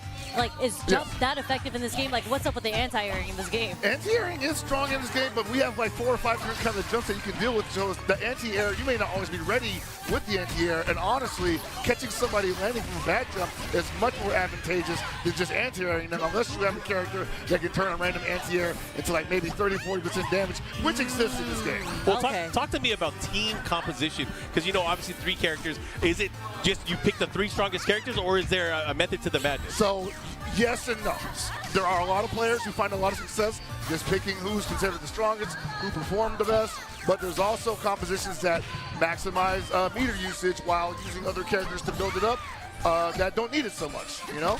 Some characters that may not be considered top tier may perform very well when given the resources and the positioning to do so versus characters who just perform well anywhere and have no real personality. So like an anchor. Anchor, exactly. So I guess that's a mechanic in this game that I didn't really know about yet. So the bar, the meter, does that transfer over from character to character? It does. So it does, okay. Not only does it transfer over from character to character, you actually get an extra stock for losing a character, and then because we're in a modern era, SNK fills that stock for you going into the next round. So it's almost like you lose a character, but you gain a bar. Okay. That's the benefits. That's the X factor. You definitely get like more benefits that way. Like in the old KOF, you would just get more room for meter, but you still had to build it yourself. Now they just give you the meter. How has this? You know, this game has been out for a few years now. Yes. And obviously, a lot of people still playing it. SNK just announced their World Championships, and of course, the humongous prize pool for this game. 500K. But how has the meta changed? Because, you know, we used to see a lot of one character showing up in every single team, but we don't see that as often anymore. Well, so it's like you said, it's been about 3 or 4 years at this point. I think usually around that time, players start getting a little creative. There are the strongest in the game. There is meta, but there's also ways around that, and there's also just like, there's more than 52 characters in this game. You can't know the matchup for everybody at a given moment. I was going to say, is there always going to be that element of like, oh, do they know this? Absolutely, absolutely. And we're definitely dealing with 2 characters on the screen right now. That Sylvie, just, if you don't know what she does to you, if you don't know where she's plus, you don't know where she's playing with you, you're going to end up eating a lot of damage. And she's not an original roster character. She was a DLC character. She was a DLC character. I was going to say, I don't think I've ever seen this character before. Well, I've not seen this character on a tournament stage before. I haven't. She originated in KOF 14, where she had a pretty good run, but she's been... Did she look much different? She looked very different in KOF 14. In fact, you can actually use her costume for 14 in this game. But they redesigned her for this current game. They gave her a new, somewhat newish toolkit. They buffed her old toolkit, and she's also been getting a lot of nice quality of life changes as the game's progressed. So I would say these days she's probably closer to the top than she's ever been. Speaking of redesign, Athena, probably the queen of redesigns. Absolutely. We've seen so many variations. This is the pop version of her, right? This is the pop version. Although she'll argue that she was on vacation during this era of KOF. She actually didn't mean to be dressed up like a pop star. It just ended up happening out that way. Currently, I think one of the most annoying characters in the game, longest running ever. I have not met an Athena player that I did not like. Okay, I'll say it for you. I'll say it for you. That's a nice way to say it. Yeah, but this character and Yuri are the ones I always see people being annoyed by. Yes, Yuri and Athena definitely what you would call the stick throwing characters. You know, like you lose to an Athena online, you're not talking to somebody for 15 minutes. Like, what is it? Like, what is it about Athena? Is it Athena or Athena? Honestly, two ways of saying it. We alternate on that, actually. Gotcha. Okay. Because like the way the Japanese players say is Athena. they say Yeah. Athena. Okay. Yeah. I mean, I see that she's like a fireball character. This girl, what is it? Nakamura? Nakaruru. Nakaruru. Oh has to man, reflect? you weren't around when she was terrorizing the FGC. 14, baby. Oh, not just 14. I'm going way back, like CBS 1. Oh, She has a bird. yeah, that's true. She has a hawk. Yeah, she's from Samurai Showdown. She's a Samurai Showdown okay, character. She's currently in the KOF universe canon due to a time warp or dimensional shift. Oh, we're because doing. of They got boss those? characters. We're doing They got those. Chrono Triggers? They got Chrono Triggers, man. Multi-universes. Multiverses? Yeah. Yeah, currently 15's a story of like the universe basically colliding with some entity that revived all the dead characters. And so you see a lot of characters who died in KOF history. Like Oh, the this is Orochi like the team. Great Ninja War. I was gonna say Basically, they yes. pulled the Fast and Furious. Everybody's revived now. It's all family. It never happened. Actually, for lore nuts, the KOF games are insane. Yeah, the KOF stories are actually I won't say brilliant, but if you want like some thick reading, there's a lot. There's definitely a lot. I mean, if we're talking about multiverses and then people being reincarnated or brought back to life, like, yeah, there has to be a lot of lore behind There's that. a lot going on. And remember, this game, and much like a lot of the other games that we've been covering today, existed around a time where we had a lot of secondary merch built around their products. You know, like remember television dramas, CD dramas. Yeah. There's a lot of like just side lore to KOF I mean, that goes into this. as an otaku nerd, like I love that stuff because, you know, in the early 90s and the mid 90s, they had so much merch out there in Japan specifically for like SNK fans in general. They had the SNK fan club in Porson. Oh Absolutely. man, all the cool stuff. Remember, dude, there was a time that this country had just these gigantic centers devoted to SNK games. SNK Neo Worlds. Geo Land. I mean, I'm kind of sorry I missed it, but I'm glad that it existed. I mean, Nakaruru won off. It looked like a back throw. But so, are you telling me that this character just she just gets to have a hawk out the whole time? Yeah, the birds the entire time. Yep. She can cling to it. She can fly. She can unfly. She can fly? Yeah. And she got a knife. I saw the knife come out. Got a knife. She got a dive. It's like, well, it kind of reminds me of Strider, right? When he sends out the bird with the trap. But the bird is staying with her the whole time, and she does have a knife, kind of like a kunai, I guess, right? That's not even her best tool. She's got the best DP in the game. Okay. It's fast, and it almost goes damn near full screen. A full screen DP? Yeah. Yeah. Oh, yeah. I play her. Oh, yeah, okay. That sounds fun. I respect it. I like playing some cheap stuff in games. So. Oh, no, it's cheap. So if you were to build a cheap team in KOF right now, what's a cheap team? Currently, like not necessarily even top tier. It's just is like Hydern still up there? Hydern is still up there, I Yeah. believe. He never really dropped too much. Yeah. Isla is still up there. I think we're going to see a lot of Islas, especially closer to the top 8 scenario. We start seeing a lot of Benimaru definitely up there. Okay, that's a classic though. Yeah. Benimaru's like Benimaru's just a character that's always going to be good. He's like Iori. You try to nerf him, you have to like change the entire way that he works to really nerf him. And even then, in 13, he was still a great character without all of his flame powers. So. But Benimaru is kind of like one of the classic characters of KOF. Yes. He's going to be in every single KOF. He's very popular, yes. Yeah. He's the LeBron James of KOF because like that Is dude he really? He's won the most rings in KOF history. Oh, okay. So that's what you mean. Got it. Not just that, because he's been on different teams while doing it. He basically goes where the money is. Yeah. Okay. I got you. Yeah, that's another thing. The team lore aspect of KOF. Yeah. They alter them around every now and then. Yeah. So like Team Korea. Team Korea's got a lot of different characters on it. Yeah, we got Kim. Usually it's like Chang and Choi. Yep. He's doing his outreach program. But sometimes it's not them. Sometimes it's not them. Sometimes it's Kim and it's Hwajai and Raiden. Sometimes it's Kim and he But goes Raiden's hanging not out even Korean. He goes where the money is. I got you. The outreach program is international. Gotcha. They got scouts. He said, let's get some American prisoners on this team. And sometimes he's over there hanging out with Terry Bogard. Say, hey, let me join the Southtown team. You know, like we're buddies, right? And that's really the cool thing about KOF is that you can build these stories around these characters and their teams and then just make one year where they're just like, hey, squad's not getting together this year. Sorry. Wait, so when you're talking about teams in KOF, you're talking about the actual lore of teams. Yeah. Because you can pick whatever character you want. Yeah. But there are like set teams There are. in the universe. Wait, yes. so you're gonna have to explain this lore to me. So is it like they're you know how Mortal Kombat, they all come from all different places in the world to go fight in that one tournament, right? Yeah. I learned that from the movies. Okay. So from KOF, is it like that, like where they're all teaming up and they're all coming up to this one tournament? Like why are they teaming up? Like I mean, different reasons. Like, so for the Fatal Fury team, it's because they're Fatal Fury. They're Terry, Joe, and Rock. I mean, not Rock, Andy, excuse me. And so they basically do everything together. So for the first, I would say, maybe 10 KOFs, it was Terry, Andy, and Joe. And then it would also be like Kyo, Benimaru, and Daimon, right? And they all got their different reasons. Some of them are just showing up because, you know, they want the gold. Some of them are showing up because somebody they want to meet is also in the tournament. Sometimes so it's for money. So it is a tournament that's being hosted, and everyone's showing up to compete at this tournament. Sometimes it's always different people. Well, it's been different people that have arranged a tournament. Yes. Gotcha. It's so the original arranger was Rugal, that character with the big chest that we saw earlier on. And then after him, it was, I think Geese had a hand. Geese had a hand in it. Had a hand in it. And then Guinness arranged one. Was this is the big wrestler dude. Was it 14? So that was Antonov. Antonov arranged one, and he claimed that I used to be the original King of Fighters. In fact, I started the franchise, and they stole it from me. And now I'm back to take it back. He loses it again, and now he's just a regular wrestling promoter. I'm so glad we have him here nerding out on. I need you. Yeah, like I need. We need context. We need context. We can't do commentary unless we know what we're watching. Exactly. So it's just like, because earlier we had Steve for Tekken 8, so I was picking like Steve's brain. I was like, wasn't Heihachi dead? How is he playing? How's he alive in this game right now? And he had all the lore for me. Yeah. So we need that because I love fighting games. I love the technicality of fighting games, but I absolutely don't know anything about the lore. So you're primarily a Street Fighter player. Do you know the lore?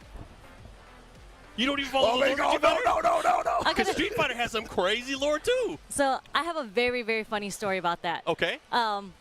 So when I was commentating East Coast Throwdown, there was a match on stream between Chun-Li and Bison. I was commentating with Logan, and he was just like, the classic rivalry of Street Fighter. And I looked at him, I was like, what do you mean? And then he looked at me, he's like, what do you mean?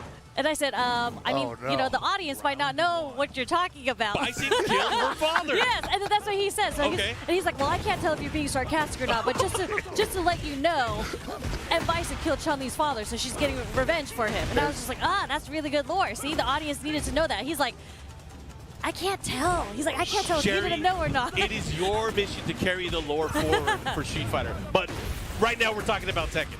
Yes, your game. You are the Tekken master here on this couch, I feel. No, I think it's Hell Pockets, but I'll take over. I'm just a Raven master. I just play Raven, that's it. XCC, star player from China, going up against Genta. Genta, a really strong King player out of Korea. King is my character, so I love wrestling characters. He's a grappler, any right? fighting game. Yes, he is a grappler. Arguably the best grappler in the game. He has access to throws, homing throws, unbreakable throws, but he has so many great tools in terms of throws, but it's his pokes that really help him shine in conjunction with those throws. I was going to say, whenever I'm playing the King, I'm not really worried about the throws, except for, like, you know, the pretzel throw, the chain throws. Yeah. But, like, the buttons are what bother me the most. I'm just like, man, when is it my turn? And Tekken 8 version of King has really, really strong buttons. He has this kind of semi-tracking attack that's very fast, but it can lead to a big counter hit combo, and he can really take over the matchup really, really quickly in terms of damage. But he has to work for it. He has to take some risks, because if you're throwing somebody, if you're going for that poke, you are obviously susceptible. Traditionally, King's weakness has been he's been weak to sidestep. But he's kind of solved that in this game. But again, this game is so fast-paced now, especially up close, and that's what really people have to kind of watch out for. I've actually seen, this is, I think, the third Shaheen I've seen play today. So he's the most played character of Tekken so far. For you, then for me. Yeah, Shaheen very, very strong. He has a good mix-up game. I think offensively, he has the ability to really put people in a blender, and you're going to see a lot of tools here. Because not only does he have attacks that just pressure you, he does some guard damage, but also he has guard breaks too. Oh man, that was 3 rounds. But again, XCC is just such a strong player. He was very, very strong Season 1, using a lot of Dragunov, but here making the switch, he must know something using that Shaheen, because, you know, this is still very early, Season 2, not too old. A lot of people making the adjustments. The first event on the TWT for this year.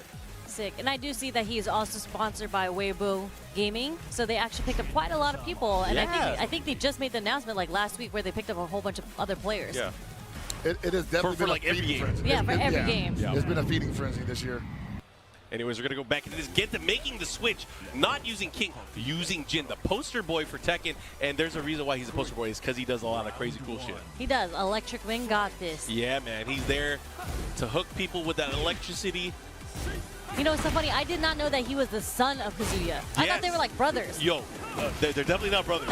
They're definitely not brothers. But traditionally, Tekken is a family affair. There is a lot of people related to this game. Kazuya is definitely one of those guys, like, you know, sometimes girls mistake me and my son for brothers. Oh, yeah. I mean, he just looks young. I mean, he looks like the same age as Jin. I guess he got thrown into the volcano and he helped his skin, I guess. The charcoal? Yeah. We love the charcoal treatment. A little bit of buttercream in the volcano. Moisturizer. Yeah, let me get the lava treatment for my facial. Ooh.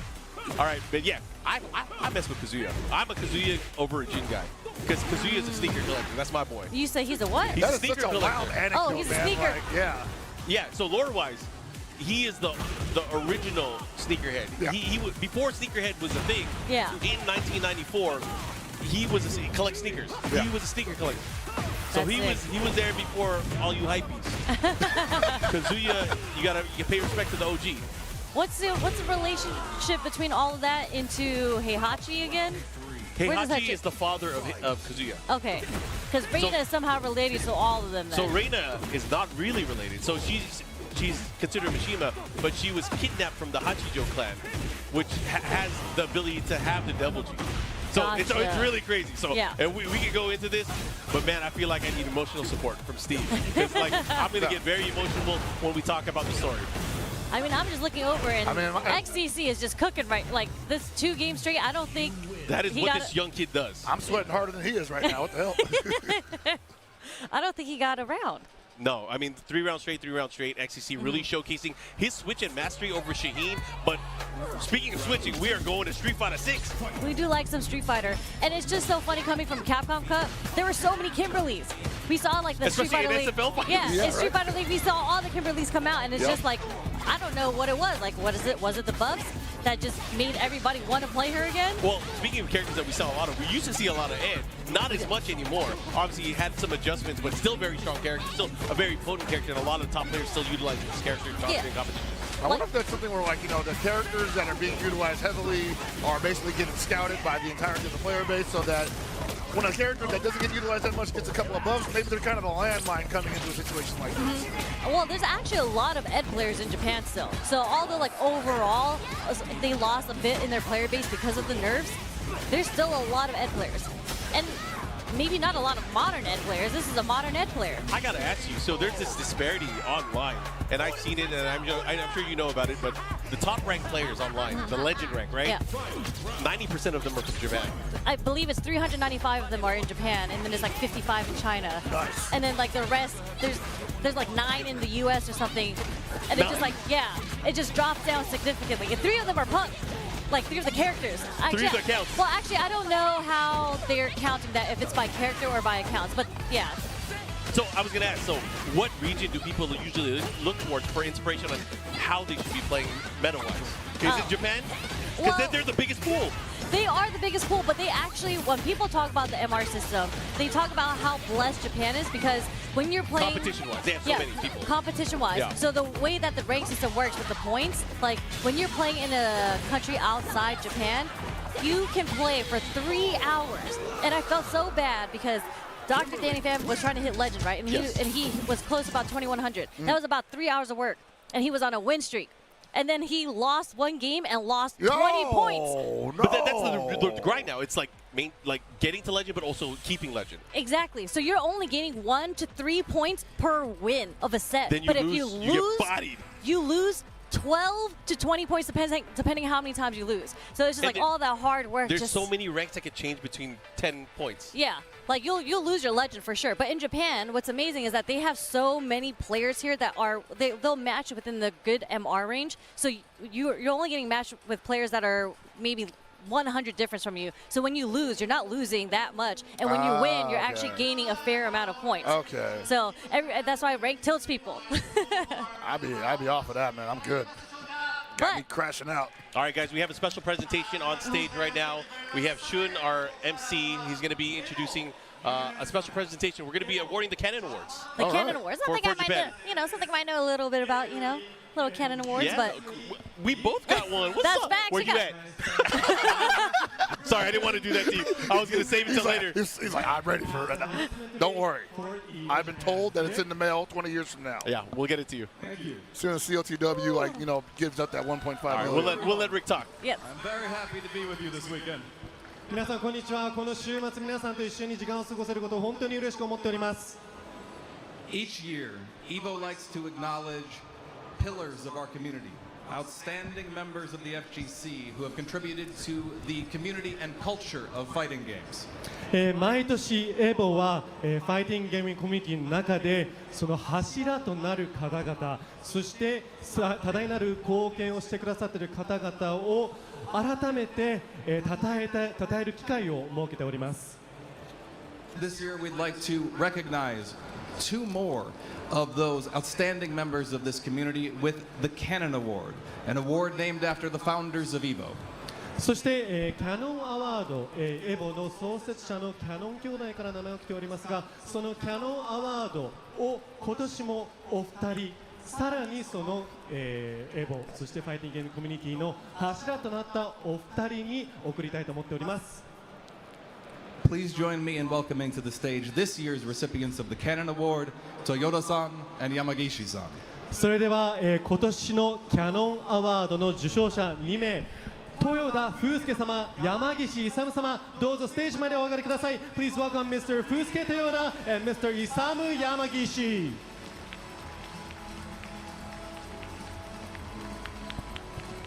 This is awesome. So, Fusuke Toyota-san, Yanshi, is the representative of Topanga and, of course, Topanga League. He helped put together so many of the great events in Japan, especially most recently the Topanga Charity Cup. We have the OG Yamagishi-san, part of the original generation of communities. I'm going to leave it to Shun to tell you about both of them in Japanese, so this doesn't take a long time full of translation. 時間省略のため、お二人のご紹介を私が日本語のみでさせていただきます。 豊田さんは、株式会社トパンガを設立されまして、トパンガチャリティーカップとトパンガリーグを主催されています。25年間に及びましてトパンガはトパンガ TV を通して、多くのイベントの配信を行っておりまして、ファイティングゲーム格闘ゲームの中で最も、長く放映されている配信されている番組ということです。そして、魚群と、ゲームチームを組みまして、最近は時戸さんと桃地さんと、一緒にタッグを組んで、プレイヤーズアソシエーションを組みました。豊田さんは、本当に Yeah, so basically what Shun is talking about is all the different accolades, of course, all the stuff that he's been working on here, working with a lot of the players on Topanga. He mentioned specifically Tokido, Momochi, and kind of Bonchan and really developing them into Topanga TV and the other aspects of all the people that they work with. But yeah, I'm sure you know him as a player before. I was going to say, I know him. I believe he used to play Sagat in Street Fighter 4, right? Yep. And now it's so cool to see, like, because I see him at every event now, but I don't see him competing anymore. So I've been wondering, like, what it is that he's been doing. He shifted over to an organizer role, really putting players first. That was the mentality, always putting players first. And then, of course, creating events like Topanga League, Topanga Charity Cup. Sick. And then working on creating teams like Varel, Cell, or Byogun, and really helping them also get sponsors. I think that's the biggest thing that a lot of people don't know about. And this is Yamagishi-san. He is one of the originators of the Virtua Fighter scene. He helped put together Beat Tribe Cup, which was honestly the original community event. That's where Co-op was at, right? Beat Tribe? Beat Tribe. So yeah, so Beat Tribe is the old Virtua Fighter event that's been running for over 30 years. But Yamagishi-san, part of the original generation of community organized tournaments in Japan. Because at first it was run by the publishers. So there was the big tournaments that run by the publishers. It was him and Matsuda-san that really started doing a lot of the stuff in the back end to help uplift the communities. And he was, of course, a pivotal part in Super Battle Opera Togeki as well. SBO. Yeah. Shout out to SBO. That was such a sick concept. I wonder if they're ever going to bring it back. But congratulations. Yeah. That's awesome. So again, lots of love to these two. The Japanese community definitely would not have grown as much without these two pillars, especially in the early days and when Fusuke, of course, doing a lot of the stuff during the Street Fighter 4 days. And he's one of our tournament leads for this event too. Dude, that's crazy. Like I'm pretty sure I consumed all their content like without understanding at the time because I was just young and like watching stuff. Yeah. But yeah, it's wild to just see them in person on stage and be like, yeah, man, like I watched B Tribe, I watched Topanga, although I was a little bit older for that, so I was able to appreciate it more. You know, that's something that's so sick about EVO is just like the recognition of community effort. Because this is a community, and none of this really could have happened without. How did that feel when you were recognized for your hard work in the community? Because I know you were just doing things to help people, but of course people paid attention. And I think I could see a lot of guys. I mean, I remember last year too in the Abasat when he got on stage, he was kind of tearing up. I don't know if you were tearing up during yours. I felt like you were. I know Rick was tearing up when he got his as well. Yeah. I'm not gonna lie, someone spoiled the surprise for me. Oh no! Because what was happening was they had, you know, they tried to tell me that it was just like, oh, you're here to do some commentary on the stage, and then I was like, I don't see any commentary on the stage, and then there was a guy, I don't know if he was from production or what, and he looks at me with the phone. He's like, no, it's the Canon Awards that are happening right now, and I was like, oh, okay. I was like, okay, act surprised, Sherry, act surprised. I would have lied to you, but like, yo, you're in trouble. You better stand right here. But Topanga's, for Fusuke, he just mentioned again. He thanked a few people here. He thanked early on Matsuda-san and Inaba-san, who's the people that he works with. And thanks to all the attendees, participants, and everybody helping. We are hopefully able to finish day one, and we hope to finish all three. I like how he said, hopefully we'll finish it. We'll definitely finish the tournament. Help. And also, Topanga has changed its name, but we will be continuing with the Topanga tournaments. So Topanga's so sick. We Topanga ask League, for your continuous support. Thank you very much for the award. All right.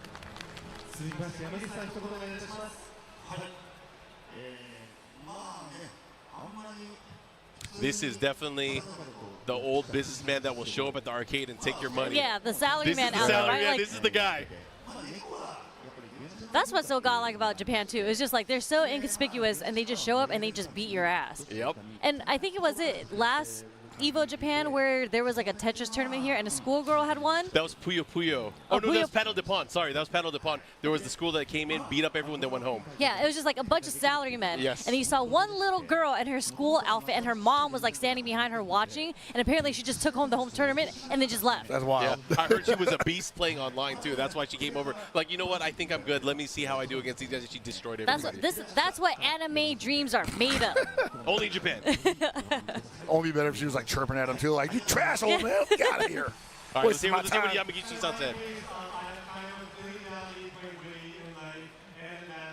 It's been about 30 years since I started, and everything, the foundation of this started from the game center culture. And at that time, we were gaming at this local place, local small game center. We never imagined that that kind of a tournament will lead to big sites. So I am very happy that this has actually happened. And what comes first is that all the players have fun playing the games. So our tournament starts tomorrow. We hope you have fun, and thank you very much for the award. ありがとうございました。 You know, that's real, man. Like, I think a lot of us have that thought pretty often. We're like, we were just playing games and trying to have fun with each other. Exactly. It would have been nice to think of it as something that grew, into something that, or dream about it being this big. But we couldn't fathom that. You know, I couldn't fathom being here now 20 years ago, right? So, yeah, I definitely I feel that. Yeah, it's like we all started coming from playing games, and then we had just an idea. We were just like, yo, this event isn't happening anymore. Yep. Maybe I should host an event, and then like things just grow like this. So it's really cool to see. Is crazy. Yeah, like the generation kind of take over, and then like we're catering to the new player base. It's just like a natural progression. I gotta tell the old guys that sometimes too. I'm like, look, man, it's not a bad thing when these young guys come in and they want to start hanging out and they start taking some of your money. You know, you want that to happen, man. Yeah. Like, you ain't been hungry for a long time, so maybe that's good. You know, keep you young. Yeah, I mean that's a cool thing now, just considering that there's so many different generations of fighting game players, and again, just being an old man, just looking back at it is like, man, this is awesome. Oh, absolutely, dude. I'm just like, again, like it's amazing that it went from, like, for me, I think Rio in 2009 was my first one. You know, it went from that to this. I'm just like, EVO 2009 was my very first one too. Have you had that moment yet where you had talked to a younger kid and said, back in my day? Yeah. Have you done that yet? Yeah. I mean, I feel like I've been doing that even like at least 10 years ago. Okay. There's been You're such a veteran. There's such like so so many influxes of new generations, especially since like I went from Street Fighter 4 to Street Fighter 5 to Street Fighter 6. Every single time there's a new iteration, it's like a whole bunch of new bloods coming through. Yep. So I always have to be like, back in my day, we would money match if you were talking that much shit to me. We had etiquette. Yeah. Like, you can't just be saying all that. And then, back in my day when people played, it was for pride. It wasn't for, like exhibitions. Yeah. We used to do Wednesday Night Fights versus Next Level, right? And that was, like, real. pride on the line just because it was East Coast versus West Coast. But now the players are just like, you gotta give me money if you want to see me play in an exhibition. Hey, that's okay, though, man. That's okay. I'm not saying there's nothing wrong with that. I'm just saying the culture has shifted. Absolutely, and I think that's because we have the resources to allow it to shift. So Yeah. that was a Get lot your of work. bag. There was a lot of work that went into that, so we should definitely enjoy it. Yeah. Again, with so many fighting games coming out, I mean, we have a few on the horizon that we know about. And who knows? They're probably going to announce a ton more fighting games in the future. But again, I think There's we're so many. in a blessed time period where we could just, like, have something new to play at least every single year. It feels like that. It's not enough time. What do you mean? I'm still trying to learn everything about the new season of Street Fighter 6, and the third season is already coming out. Yeah. And then we have 2XKO coming sometime. Like, City of the Wolves just dropped. I'm just like, when are you guys going to give me the time to learn? I need to learn. They keep saying fighting game renaissance, and I feel like that's like every year now. Yeah. Like, just like 3 games that are just popping right now. And, like, when you look around this venue, they have, like, Hunter x Hunter. Like, there's Virtua Fighter is about to come out. Virtua Fighter 5 just got their new patch. There's so many new games, and there's so much. Like, I love it. And it's so cool to see how this is so special to the FGC because everybody usually just plays their one game, and they have their tournaments for their one game. But then you have EVO, you have Combo Breaker, you have CO, where it's just, like, the multitude of all fighting games across the board, and we're all here. And it just makes me worry because there's so many players now. I really hope it doesn't end up splitting. I'm sure that's been like a talk before. Like, EVO's gotten really, really big. Should we split the tournament? I hope that doesn't happen. Because I like walking over, like, I'll finish my pool, make it out, and then I'll walk over and I'll just start talking to, like, the Mortal Kombat people. I'll be like, oh, how y'all doing? Did you guys make it out of pools? Like, I love that. And I really hope that doesn't go away. I think that's great, too. I'm like... What's your opinion on that? On it splitting? I'm like... It's not so much that I have an opinion on it splitting, but I'm thinking, like, if anything ever did start dividing up, I do want the territories to come back. No, you're talking about EVO West and EVO East? Yeah, I'm kind of like... That was really cool. I kind of miss, like, having those 2 big regions, basically earn their stripes. Well, I missed regional battles. Like that too, yeah, man. What's really cool about EVO Japan is that there's team tournaments here, right? Yeah. I haven't seen like legit intense team tournament in a really long time, right. or whether it be about like the regional stuff. Like there's NorCal versus SoCal, that used to be a thing, and then there was like in Tekken there was Atlanta versus everyone else, right? And then there was East Coast versus West Coast. I feel like we just don't see that often anymore. You gotta teach people to talk that shit again. Get people we gotta plant a Noah in everybody's ear. See, he's doing a great job. He is the ambassador. I don't know what you want to call it, but he has that fighting spirit. He has that fighting spirit. We have to take him and put him everywhere. He's not young. He's old school. He's old school. He's been around forever. I hate saying that. He's not young. You see that stuff he put out today? He's young in age, but not by tenure. Yeah, he's technically young. I know you didn't learn that from Tokido, is all I'm saying. Tell him to spell tenure. Of course, lots of love to our team over at PlayStation Tournaments. If you guys are interested in playing a lot of the games, you guys can join the competition online through the PlayStation itself and through the games itself. You can win cash, of course, exclusive items when you play in these tournaments. Sign up now through your PS5. You read that so fast. But yeah, shout out to PlayStation. I didn't read it. I memorized it. What are you talking about? that's how you said it so fast. Yeah, you're the one who wrote that out. That's why. That's how you do. No, but yeah, no, seriously, shout out to PlayStation 5. Like we mentioned it earlier, that they made so many things possible with all these online qualifiers, like these daily tournaments that they're throwing that you can just sign up for. Especially the Road to EVO events. Like exactly. Like we even saw it in effect 2 years ago, where the winner of one of those events won EVO. Yeah. It's crazy that you can do that by playing online. It can be like that, It used to be, and now we're talking about the old days and all that stuff, right? Like, this online qualifiers did not exist. Like, you had to pay, you had to work at the convenience store, you had to save your checks just so you can go to that one tournament that year and pray to God. Y'all was going, though, man. I mean, watch y'all on stream like you at every event. I'm like, these people rich or something, man? I can't barely. We got something special. I'm gonna let you guys watch this. This is a surprise. Oh, this is a surprise? Yeah. Okay. お知らせです。アクティベーション What's he ブリザード saying? よりアレック・レヴィンさんをお迎えしたいと思います。Please welcome Alec Levine from Activision Blizzard. Oh, what? Ooh. Wait, he was playing earlier, wasn't he? I think he was playing Blanca. Yeah, he was. Did he win? He won his revenge. COD. My name is Alec. I'm from the Overwatch team, and today we want to share a new collaboration with you. Say what? 皆さんこんにちは。EVO Japan の皆さんこんにちは。アレック・レヴィンと言いましてオーバーワッチチームから来ました。今日はですね新しいコラボレーションをご紹介したいと思います。On the Overwatch team, we love fighting games. We play them during our lunch breaks. We stay after hours to get that last match in. And we especially love Street Fighter. That's facts. でオーバーワッチチームでは、休憩中、昼休み中にも、ゲームやってますし、もう残業してる時もゲームやってますし、とりあえずとにかくゲームが大好きなんですけれども、特に好きなのがストリートファイターです。Seeing that EVO Japan is a weekend celebration of fighting games and everything that makes them special, we want to show you how we're celebrating Street Fighter inside of Overwatch. そして、このEVO Japanがこの週末が3日間にかけて、格ゲーの格闘ゲームの祭典ということで格闘ゲームをこうセレブレートお祝いするということなんですけれども、私たちはオーバーワッチがどうやってストリートファイターをこうお祝いするセレブレートするかをお見せしたいと思います。So thank you to Capcom, the Street Fighter team, and everybody back in California that worked so hard to make this collaboration come true. Enjoy the trailer. なのでカプコンの皆さん、そしてストリートファイターチームの皆さん、そして、カルフロニア私のチームがこれを実現させるためにどれだけ頑張ってくださったか、皆さんに感謝を込めてこのトレーラーをお見せしたいと思います。それではご覧ください。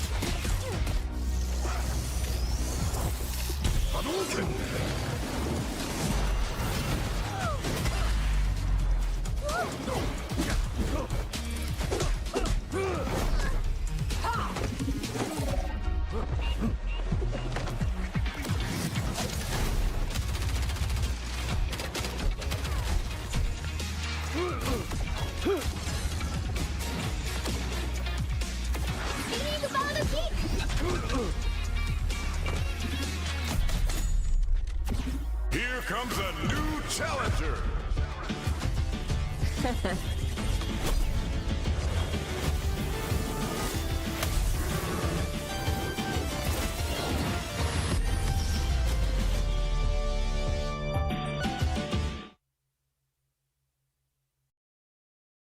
I haven't played Overwatch in a minute, but I'm feeling it. I'm feeling it, bro. That was so sick. I'm sorry. I was looking at my phone because I actually heard about it. I've never seen this video before, but there was like a tweet that there was a collaboration between Overwatch and Street Fighter coming. Well, now you get to see it. So Alec, who's one of the associate developers on the game, he showcased this, and I think again, he was playing in tournament earlier. I think you mentioned it. Yeah. He is so passionate. Him and his team are so passionate about fighting him. One of them entered the side tournament for Soul Calibur in the side tournament area. Amazing. I was like, damn, they got some old school players here. But again, lots of love over to the Activision Blizzard team, the Overwatch team in general, for just supporting the event and showcasing that cool trailer for us. Yeah. No, that trailer was sick. Yo, Soldier 76 Guile. That was slick, dude. That was sick. I mean, Cammy for a second. Widowmaker Cammy, yeah. Well, she looked like Viper for a second. So that's what you were talking about. You got excited. So, because in the shadow, because you know it's Viper, she has all the tech, but the hair, it looked like a single braid, and they showed it was Cammy. I was like, all right, whatever. That's why she got her hat knocked that's off why by Sherry Ryu. was quiet. She's like, you know what? I'm not playing it. Broke my heart. It's cool. Forget about it. No, that's so sick. I love seeing the support coming from other genres too, and like that makes sense why he's here playing Blanca in the pool zone. Like, wait, what does Blanca have to do with it? I mean, Blanca's like a character that a lot of other people outside of Street Fighter like playing. Okay. Like he's a fan favorite. Okay, I get So it. is that I rock with it. gamer profiling? Oh no, no, gamer profiling is real. All right, yeah, I believe it. Do you believe it, right? No, Gamer profiling is real. I mean, Oh, that's so- not a bad thing, though. Like, if you got a character that people from outside of the game are like, hey, I kind of want to mess with this. So what do League of Legends players play? Wait, Which character in Street Fighter? In Street Fighter? Think about it. Guys, we'll talk about it when we come back from our break. But again, we'll be back with more EVO Japan 2025 live from Tokyo.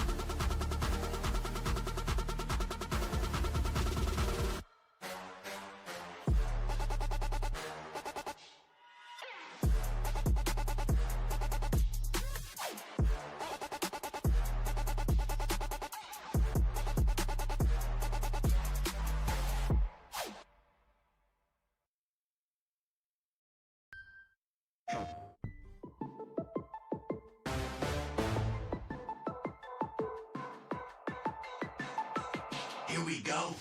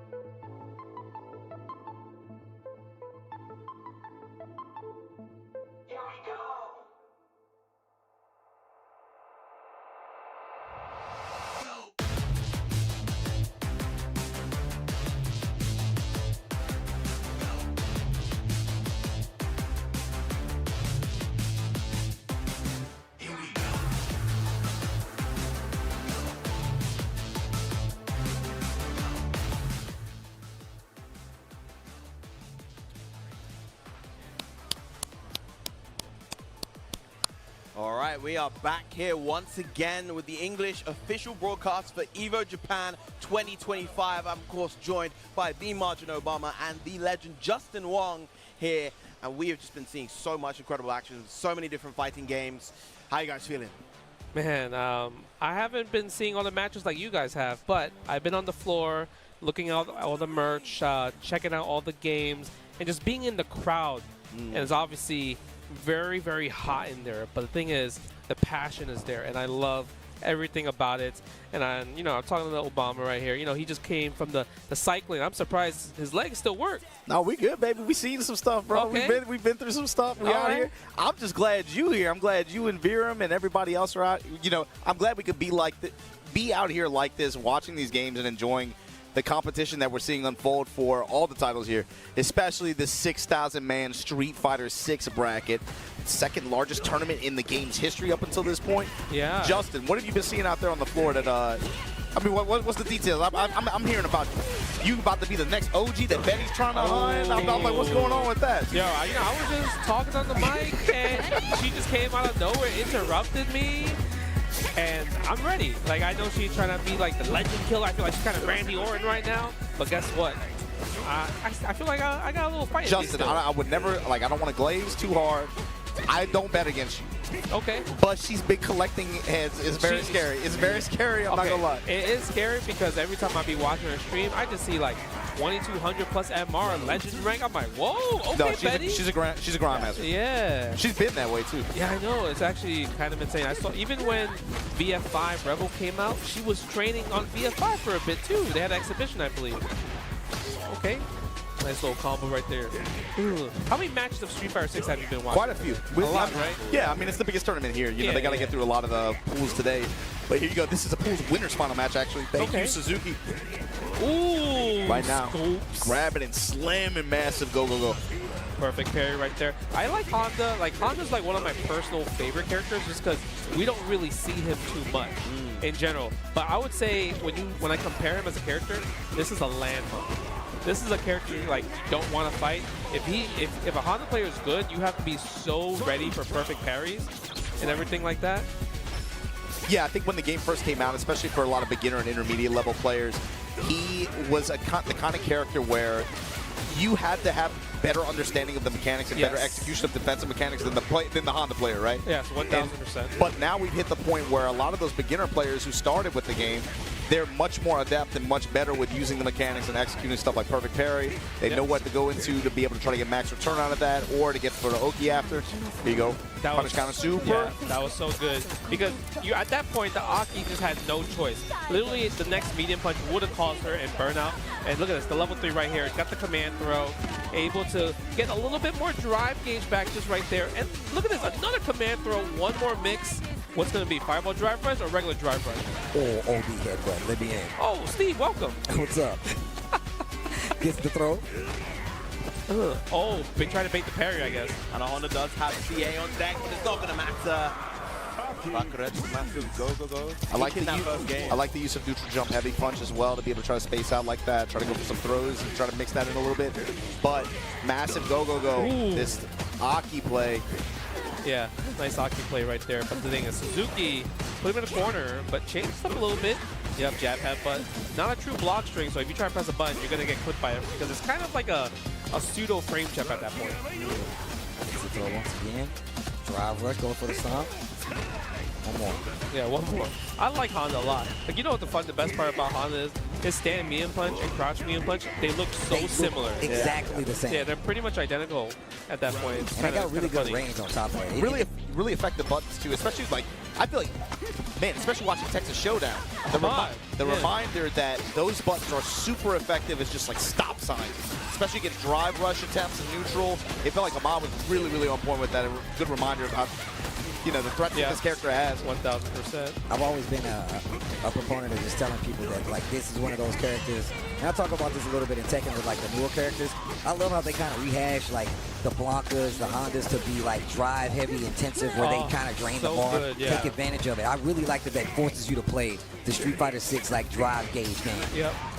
Yeah, they did such a great job with a Honda redesign and a Blanca redesign. Because normally when these characters come back, you could kind of already have the assumption of how they're supposed to be played, but they're not really played like that anymore. They're not. So that's really cool. But this Aki player, go, even though this player's at match point,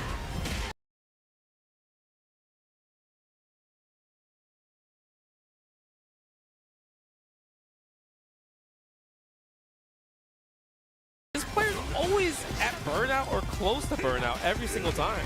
This is like, I'm telling you right now, you don't expect it. Like, I feel like you get to a certain point when you're playing Street Fighter 6, you're like, this guy is going to take it back. That was sick as hell. What a pickup. Yeah, not dead yet, but I mean, at this point, still burnout. 6 bars on Suzuki's side. You can kind of just chip it out at this point. Look at this, yep. Wait for it. Wait for it. Oh my god. Hold. And no. Throw. It's done. No. Oh, not yet. Picks up. Wow.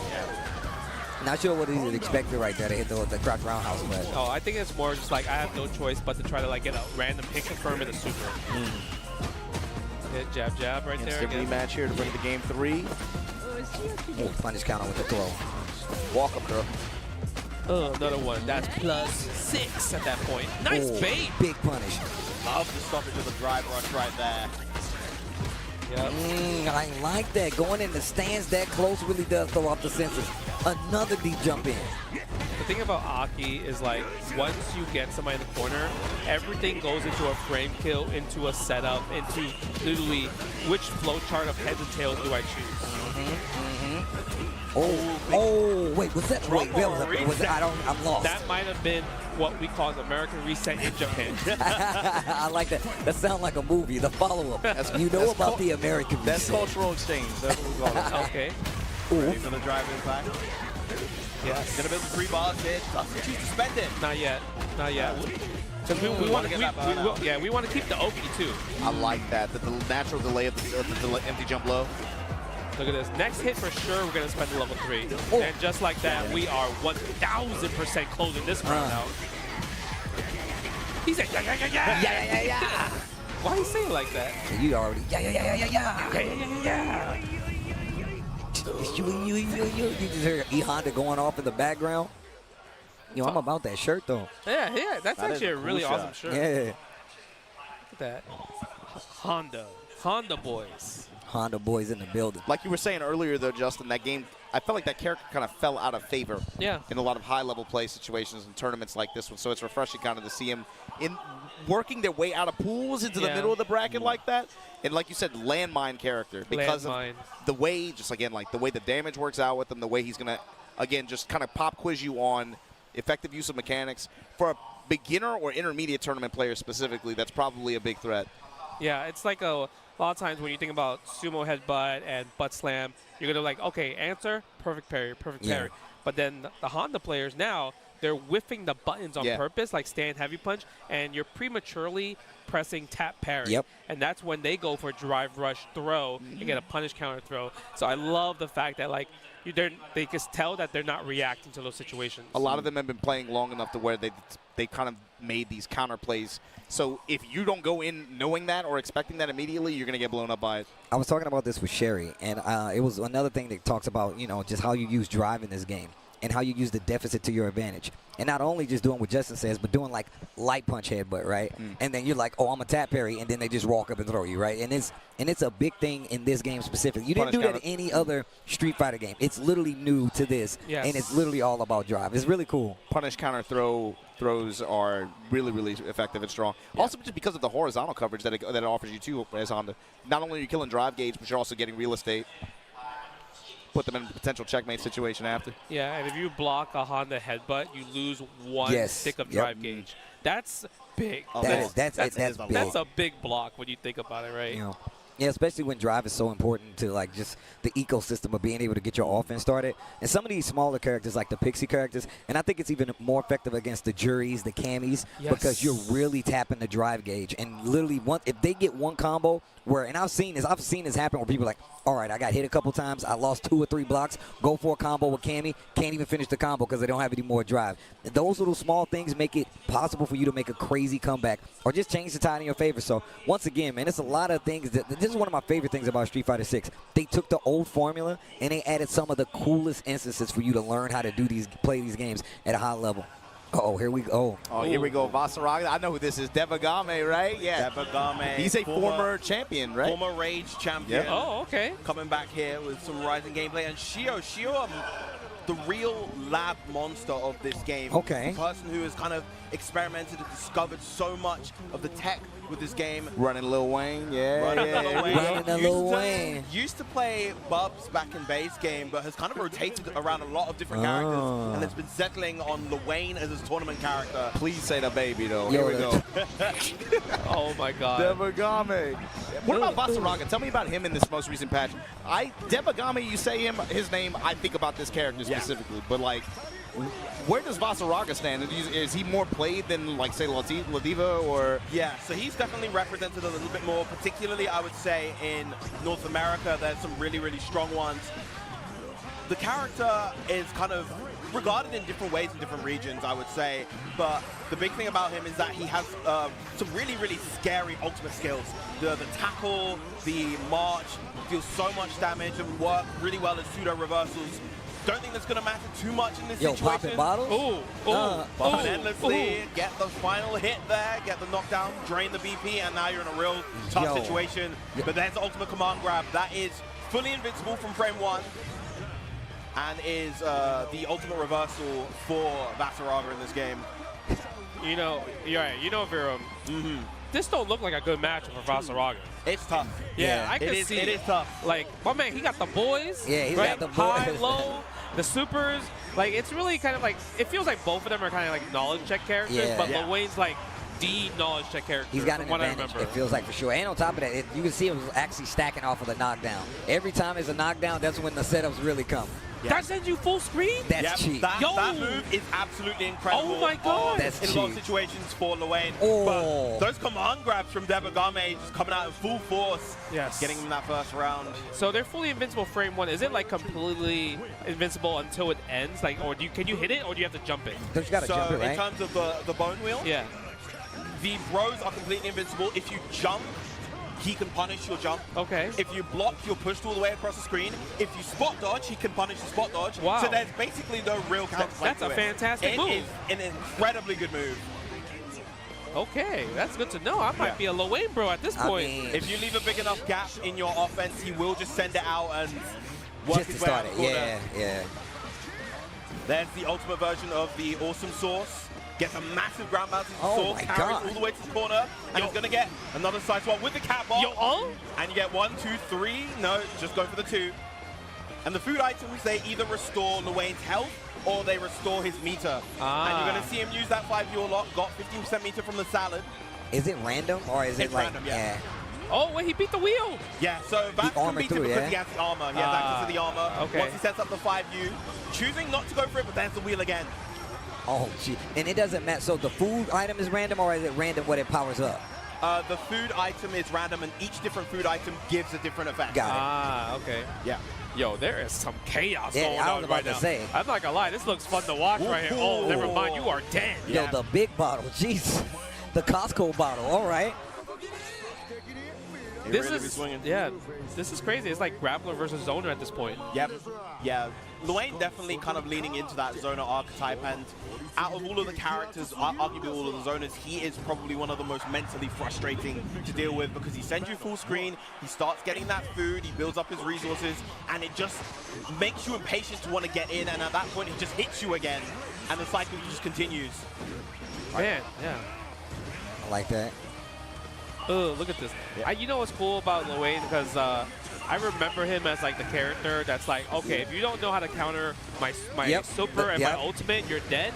But they gave him so much where he's a complete character now. Yeah, so I love that. He definitely, like, what I remember from Lil Wayne was he was completely dependent on the goddess super, right? Like, you want to make sure you get the big setup for that. And this right now, we haven't seen it one time, and it's literally more about getting your game set up and, like, managing these items and making sure the player never gets to play. But Vasaraga just looks ridiculous. I'm glad you told me about the throw because I completely forgot about it. Ooh, look at this. Yeah, Lil Wayne having access to real metered options in this game has been a massive, massive boon for him. Both these characters, fantastic metered options. The U Fireball, I would say, arguably Vasaraga's best. Incredibly fast. Yeah. You can't roll through it. It's super plus on massive, block. too. There's the armor once again. Oh, almost getting rid of the bros with the far light, but nice with punish, but not quite enough. This will be difficult, yeah. And Shio had to kind of gamble with the food right there, try to get one that restored health so that you get out of chip point, but unfortunately got the salad, which gave him meter. Okay. Okay, yeah, that's really dicey, though. I can see where that could be a pretty scary thing to do. But a lot of times you definitely will challenge it, especially if I'm fighting against Luane. Yo, he tanked those two bros. You saw He's that? like, yo, get out of here. Yeah, so when he gets his 5U up like so, he gets 2 hits of armor on certain moves in the kit. His heavy buttons as well as various specials, like that march, that gives him the armor. All right. I feel like Shio has been getting scooped a lot. Yep. To me, the command throw doesn't look that fast. Is there a different option instead of command throw? That's why he's like kind of like scared to jump out of the situation. So when he does that march right there, Vasaraga has access to 4 different options. He can do a very high, very fast high. He can go for a low. He can go for the command grab. God. He can go for a big overhead swing, and he can go for a like stomp that is fully armored. Okay. So that makes a lot more sense. And get that Soul Forge back. Yo, the missiles. The cat missiles, yeah. He got a lot of life back, actually. Yo, the runaway. Yeah, gets schooled. I'm going to get that chip damage. Nice patience around the BC. Okay, okay. Yeah, that was sick. Yeah. That was actually sick. Forced the whip on the pretty much the alpha counter, right? Yeah. The I like the counter. march on the body, though. Yo, Vasaraga, though. And this is a pools match?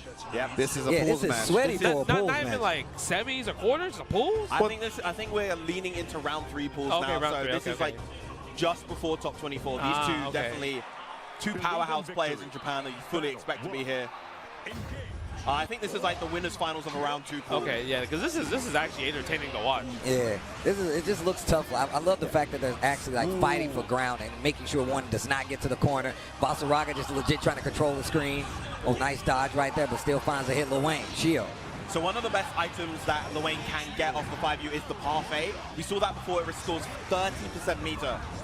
Oh, okay. Yeah, there's a lot of meter gain from that. Nice jump away. Okay, actually goes for the jump out this time. And the spaghetti is another one of the best ones. It restores quite a lot of the HP from Luane. All right, gets a knockdown from the 2M. Frame trap right there. Oh, tried to go for the overhead, the 6 exam, and there's another chunk of meter. Yo, he is getting some life back, bro. And again, just these trades pretty much always in Shio's favor.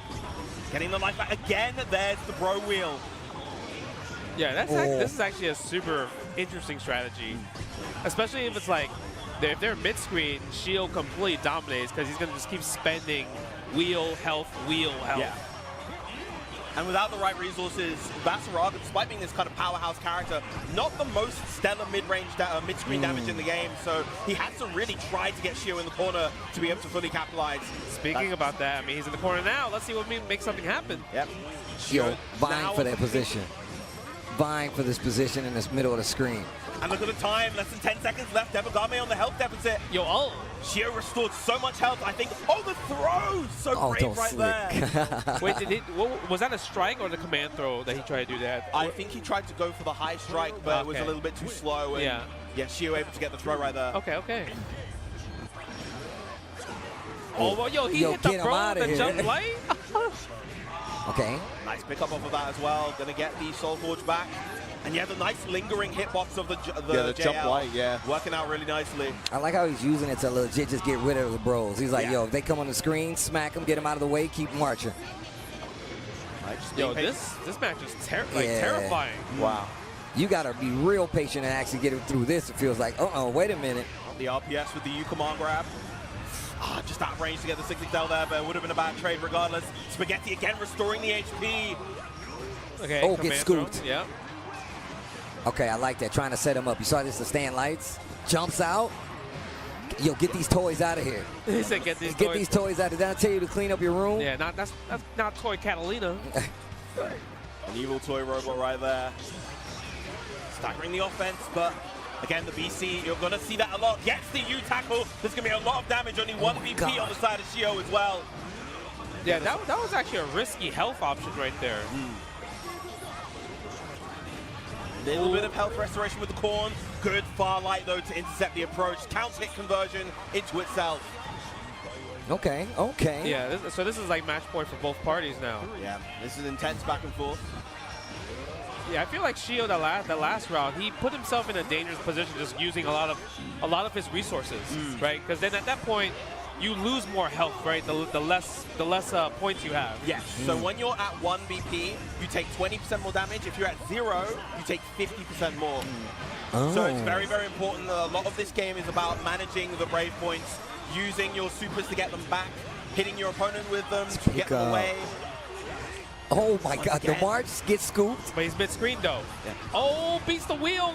Oh, did he? I wonder if he used that ultimate on purpose to just like get close the gap. A little bit early on that spot dodge. And again, but you're saying, as we said before, because these command grabs are sending away so far, Shio's happy to take them because he knows he gets the food from getting hit by them. Ah, that makes sense. But now, I mean, he's in the life deficit at this point. At the life deficit, nice. Yo, my man marched through it like, yo, I don't care. Nice block what a block on the overhead. This might be enough to do it. Because he could put 100 maybe? Nice, just shy, but good block on the low. I'm about to say. Summon the goddess. Not going to do it. Gets a lot of health back from that. Yes, he is. Yes, he is. This is for game. Here's Iggy. This is for game. Defense. Not going to do it, bro. Oh, man. And the thing is, each of those does so much chip damage, you can't really afford to keep blocking them over and over again. Yeah. Because then you'll be put at chip point. That is Shio going to be progressing on. And we didn't actually mention this before, but this is an Arc World Tour event for Grand Blue Fantasy Versus. It's a platinum event, so the winner of this does auto-qualify. We're going to be having a bit of a shift in terms of what we're going to be watching next. A little bit of a shift. We're going to go to Hunter x Hunter. Nin Impact is what we're going to go to next. I don't think there's a tournament in here, if I'm not mistaken, but you can see it right here behind us. Yeah. I'm kind of curious on like what changed a lot, because I feel like every time we see a new build, something changes. There's always something different. The big jump from the original build to that I think you also got a chance to play as well. Yeah. The big build from that one into the active tag system of the sequential build, make it more reminiscent of some other more active tag mechanic type games. Killua's movement when he's powered up is kind of crazy. It's actually kind of crazy. I saw that and I'm like, oh, nah. Okay. Oh, we're showing off combo videos now. I love it. And it definitely looks a little more polished too. It looks a little more smoothed out. It looks a lot, it looks a lot faster. Yeah. Right. Ooh. I wonder what kind of like combos. I know Gon had like these Jonkin combo loops or whatever. I wonder if he still has them. Seeing if they committed to the designs and some of the loops and sequences that you can do, to see if they believe in it. I love that. Hisoka and I want to see Hisoka and Killua. And of course, Leorio to go, Leorio. Yeah. True 18 spirit in this game. Yeah, 18 is like, I want to make sure that I keep my style and everything, how I make previous games. I want them to be saucy and full of the cheapest mix-ups possible. I feel like this game is definitely going to scratch that itch. Like, ever since we've seen it, it was EVO last year we was watching this together, actually. Yeah, I played it at EVO Japan last year for the first time. Right, and then obviously they had the exhibition where Diaphone won in EVO Las Vegas. So now I'm really curious to see like what kind of new things I'm gonna notice. Be like, oh, that wasn't there last time. This is new. So because this is part of EVO France's lineup now, right? It was the latest game that they announced. Also, even like I don't remember the life bars even being like this. How they have them like one under each other like this? No, I think it used to be 1, 2, 3. Yeah. So this is definitely different from what I remember. Y'all watched the anime before? Yes. Yeah. Okay. Yes. Okay. Favorite characters? What's the old man? What's the Nitaro? What's his name? Netero. Yeah, that's my guy. Also, I'm still trying to find a legit version of the shirt that he wears. Actually, I want that shirt, the heart shirt that he has. Okay. Yeah. The old man is OD. I like Hisoka. I like Hisoka. Yeah. All right, what about you, Vroom? I gotta say either Kurapika or Meruem. Oh, you know what? Biscuit. I like Biscuit. Yeah, I like Biscuit. Great. You like Biscuit? Yeah. I would say Hisoka is like my favorite character. At the tower, when they fought, and then he got the hit. He's like, all right, here's the card. That's a big moment. That's a big moment. Yeah, that one was OD. I don't normally like the Piero kind of like Joker character like that either, but there's something about him. He's cool. Overgear. So, this is different. Overgear? This is definitely different. Because before it didn't have it like that. It was just red. it was just red. So this is like, hey, you're in Overgear. I want to make sure that you are in this form. Yeah, they've definitely been experimenting with some HUD options. Immediately. Look at that. The Overgear stands out. Yeah. Yeah, overgear is pretty darn cheap, right? Because it buffs the damage.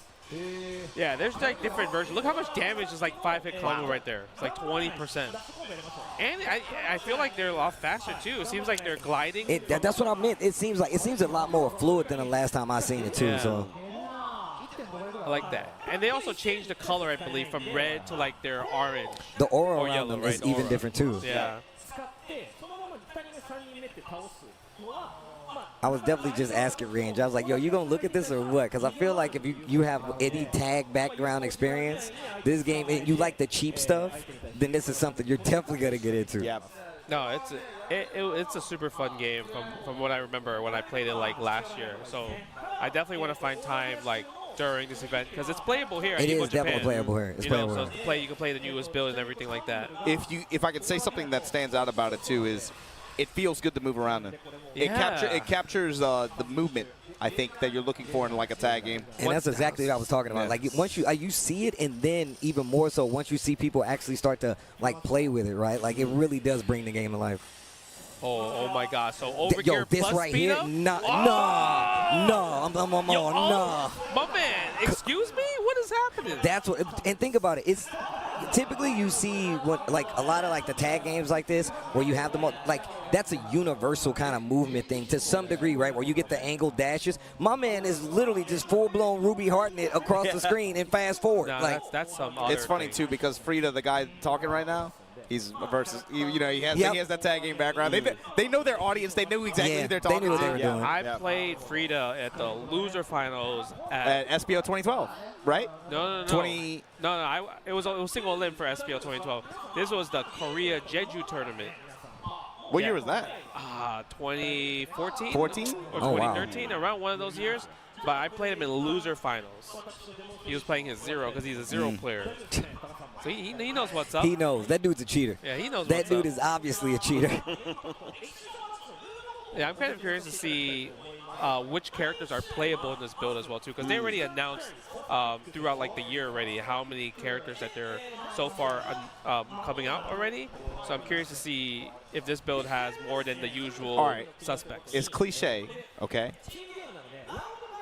Can we talk about guest characters in this game and why it's going to be the Yu Yu Hakusho squad? Yo, that would be you're saying like theoretically. This is what I want. I'm not saying this is what I want. This is just what I want. Nah. If they show me that, Are you if they in? show me that, no, I'm already in. But I'm saying if they show me that, that's like man tears. Like, oh, like you got to run it. You got it. That is quite the prospect for a crossover. But you see what I'm saying? Like that you would can see be the OD. If they let me hit a spirit gun in this bad boy, oh, it's over. Because look, they're gonna get every boomer with that one. If they do that. It's going to be really interesting to see how this game unfolds, man. Yeah. I really want to see who's going to latch on to this game because, once again, obviously we do got, like, tag games coming out, man. We got the 2XKOs and whatnot, et cetera, et cetera.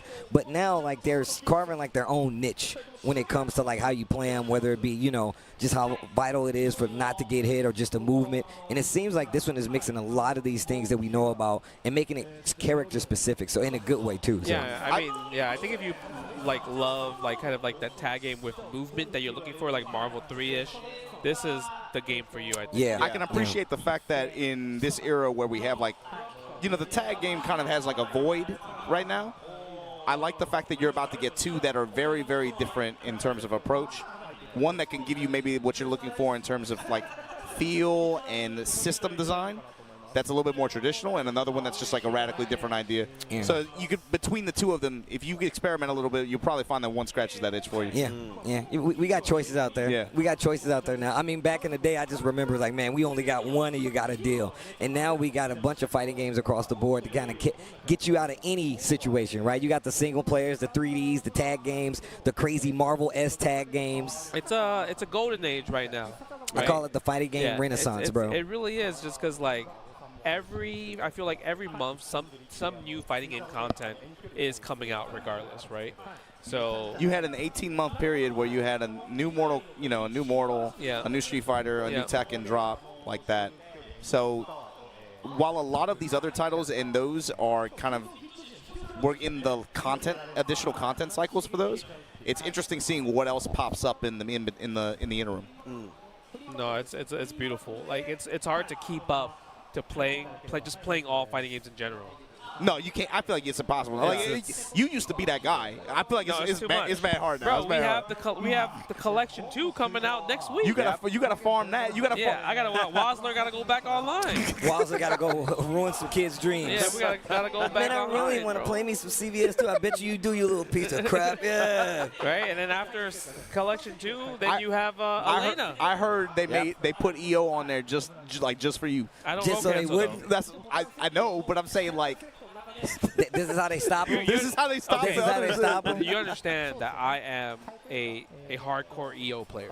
When this game, CVS2 EO, came out originally on Xbox, the big green original, box, yeah. it was the first fighting game that went online. Net play. Right? I played so much of it. I was like ranked 4 like in the world just like playing it. And I couldn't catch up to these 3 people that I could never recognize their name of. And I never ran into them, ever. So, I'm going to just say I was number 1. That was without rollback, too. I'm going to just say I was number 1. Because I never ran into them. I'd be willing to give you that. I'll give you the number 1, I think. 16 characters. Wow. So this build, you can play all 16? That's awesome. Yo, show me something. They look like they're about to get sweaty. Let's go. Oh, dodgeball. Come on. I love the dodgeball arc. The dodgeball arc was so good. Oh, they got biscuit for you. Yeah, Hisoka with the biscuit. Biscuit. Yo, left side is like team like main characters, right? Yep. Right side is like everyone else. Let's go. Hold on. This Rio, let's go. He's broken. When Yo, I remember did they change anything about him? I'm curious. He's broken. I remember that, like, the first day of EVO Japan, you were like, no, you got to run Leorio. And then I played for the rest of the weekend.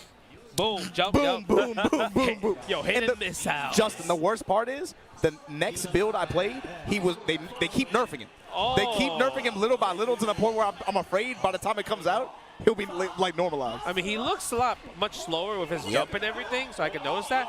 Okay, yo, Sasa. Okay. No, he's been playing. Excuse me? That's Sasa Tick. This is a streamer battle. These are 2 big streamers in Japan. Yeah. Okay. Nice. Sasa Tick has been pretty active on a lot of the new streamer battle Street Fighter 6 events, especially in the past couple years. Kind of to the point where he's not even a beginner anymore. That's the issue that they're running into. Do we know if each character has like a separate life bar? Like, do they have different attributes on the life bar? Like passives? Yeah. Well, I mean, I know some of them have passives. There it is. Like different health values? Yeah, different health values. That's the moneymaker. Yeah, that's the moneymaker right here. That's the move right here. Right. Hisoka is so cool, because he has the move, the bungee gum. Get over here, bungee gum. That's so cheap. It's so cheap. I know exactly what it is. Okay. I like the little jump loop that he can do where he sets it on you, then reels you back in. Yes. Oh, we speed up. Nah. Oh my God. Bro, there's no way you reacted to that. There's no way. There it is. Yo, House of Cards. 52 pickup. Yo, that took off a chunk. It That did. was a lot of damage. No, yeah, the damage in this game is crazy because it's 3 characters, right? So you have to do a lot of damage in this type of game. And you get so much life back when you're in overgear. It's kind of crazy. Yo, lore battle, classic? Classic? All over again.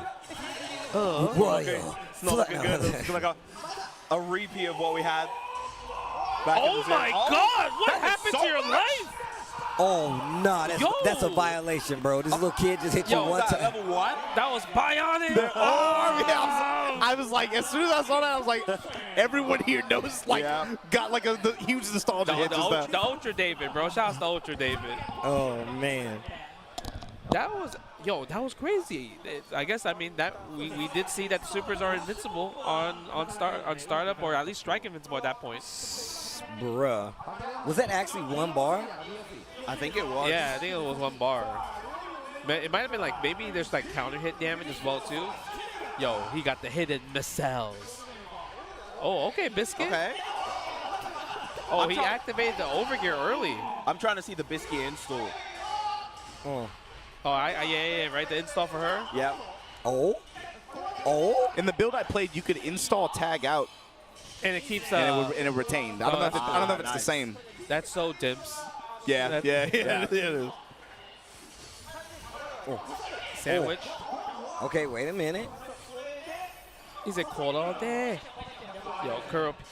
She's like kind of like a zoner. Kind of reminds me of like an Axel. Axel or Ghost Rider with an air dash or something like that. Yeah, Ghost Rider, yeah. Ghost Rider with an air dash. All the way with the chains. Look at this. Ugh. They changed, I think, like the minimum height requirements for some of them, but the first build, she was mad. She would have just like chain anywhere, air dash, chain again, and you get a pick up no matter where you hit from. Bro, this animation kind of hard though. Damn. He's done. Yo, that animation was kind of hard though. That might have been the level 3.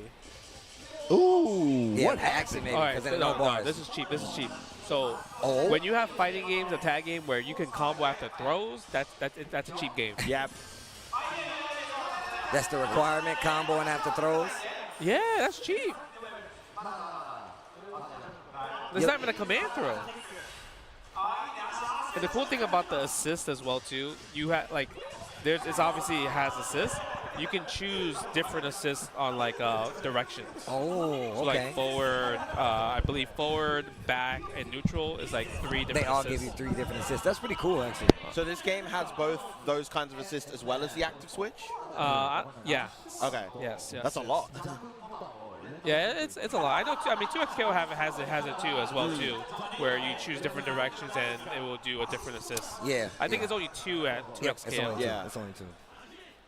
But here it might be 3. Yo, Biscuit going off. Yo, Biscuit combo is kind of sick though. I ain't gonna get the stunt. Yeah. It follows. Ground bounce of the OTG. Yeah. Into the level 1. Nice. Yes. And you could DAC if you wanted to. To keep the combo going, keep the damage going. It has like kind of like that. Okay, one rule of like wall bounce and one bounce, one ground bounce, one wall bounce. Yeah, it has that rule. See? Yeah. Going in, cash out for the super. Yeah, I think you're right. Yeah. Wall bounce, ground bounce, and OTG. Yo, I like how it's 1-1 though. That assist is crazy. That assist is cheap because it can hit off screen, right? It can like come back.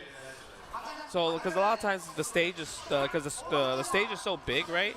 If you call your assist and like shift over to the other side, you can't see that the other character is still doing the assist. Push it off screen. Very Marvel-esque. That Hisoka assist reminds me so much of Aim of Hawkeye. Oh, Aim yes. of Hawkeye. Yes. The triple arrow. Triple arrow. Yeah, Lero is pretty much hit it, like do missiles. Yeah.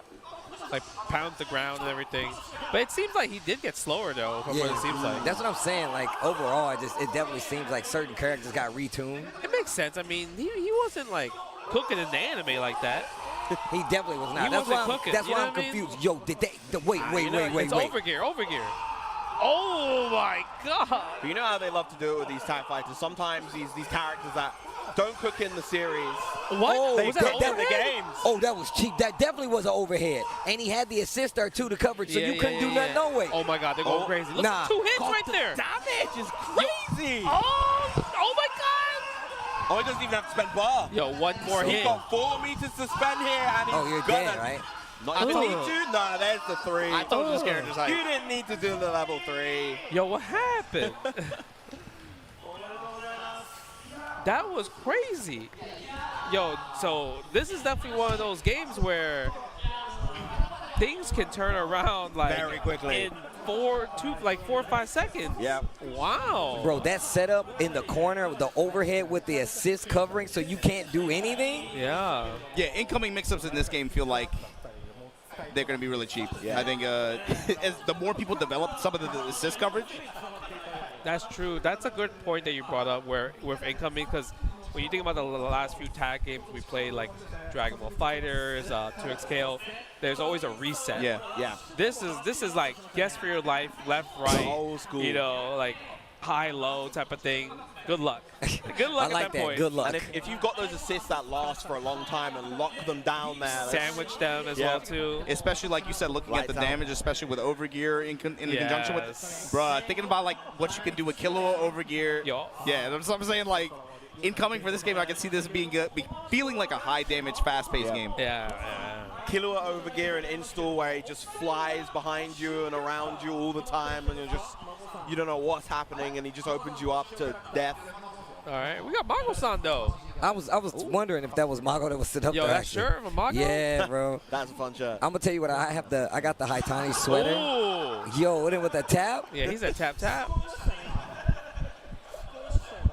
I'm curious to see Mago. I mean, knowing Mago for a long time, he's definitely a man of culture. You know what Yes. I mean? I'm curious to see what kind of team will he play. The Because whatever he plays is gonna be cheap. Dog, I'm over here dying from heat. I want y'all to know that. So if y'all hear noise, that's me fanning myself and the guys on the couch. Cause gosh, It's not that bad. bro, I don't know how you're surviving. You wearing a jacket. They popped the AC on. It's definitely a lot better than it was. Yeah, it was. It's not that bad. Yeah. Maybe it's just you. Maybe. You're a hype person. I run hot. I guess. Yeah, you're a hype person. So, okay, when you see the characters, the 3v3, what's your team, your first team you're going to play when this game comes out? Kurapika, Leorio, Bisque. Okay, damn, well, he already got it. Yeah, I was about to say, he ain't even give me a chance to answer. Yeah.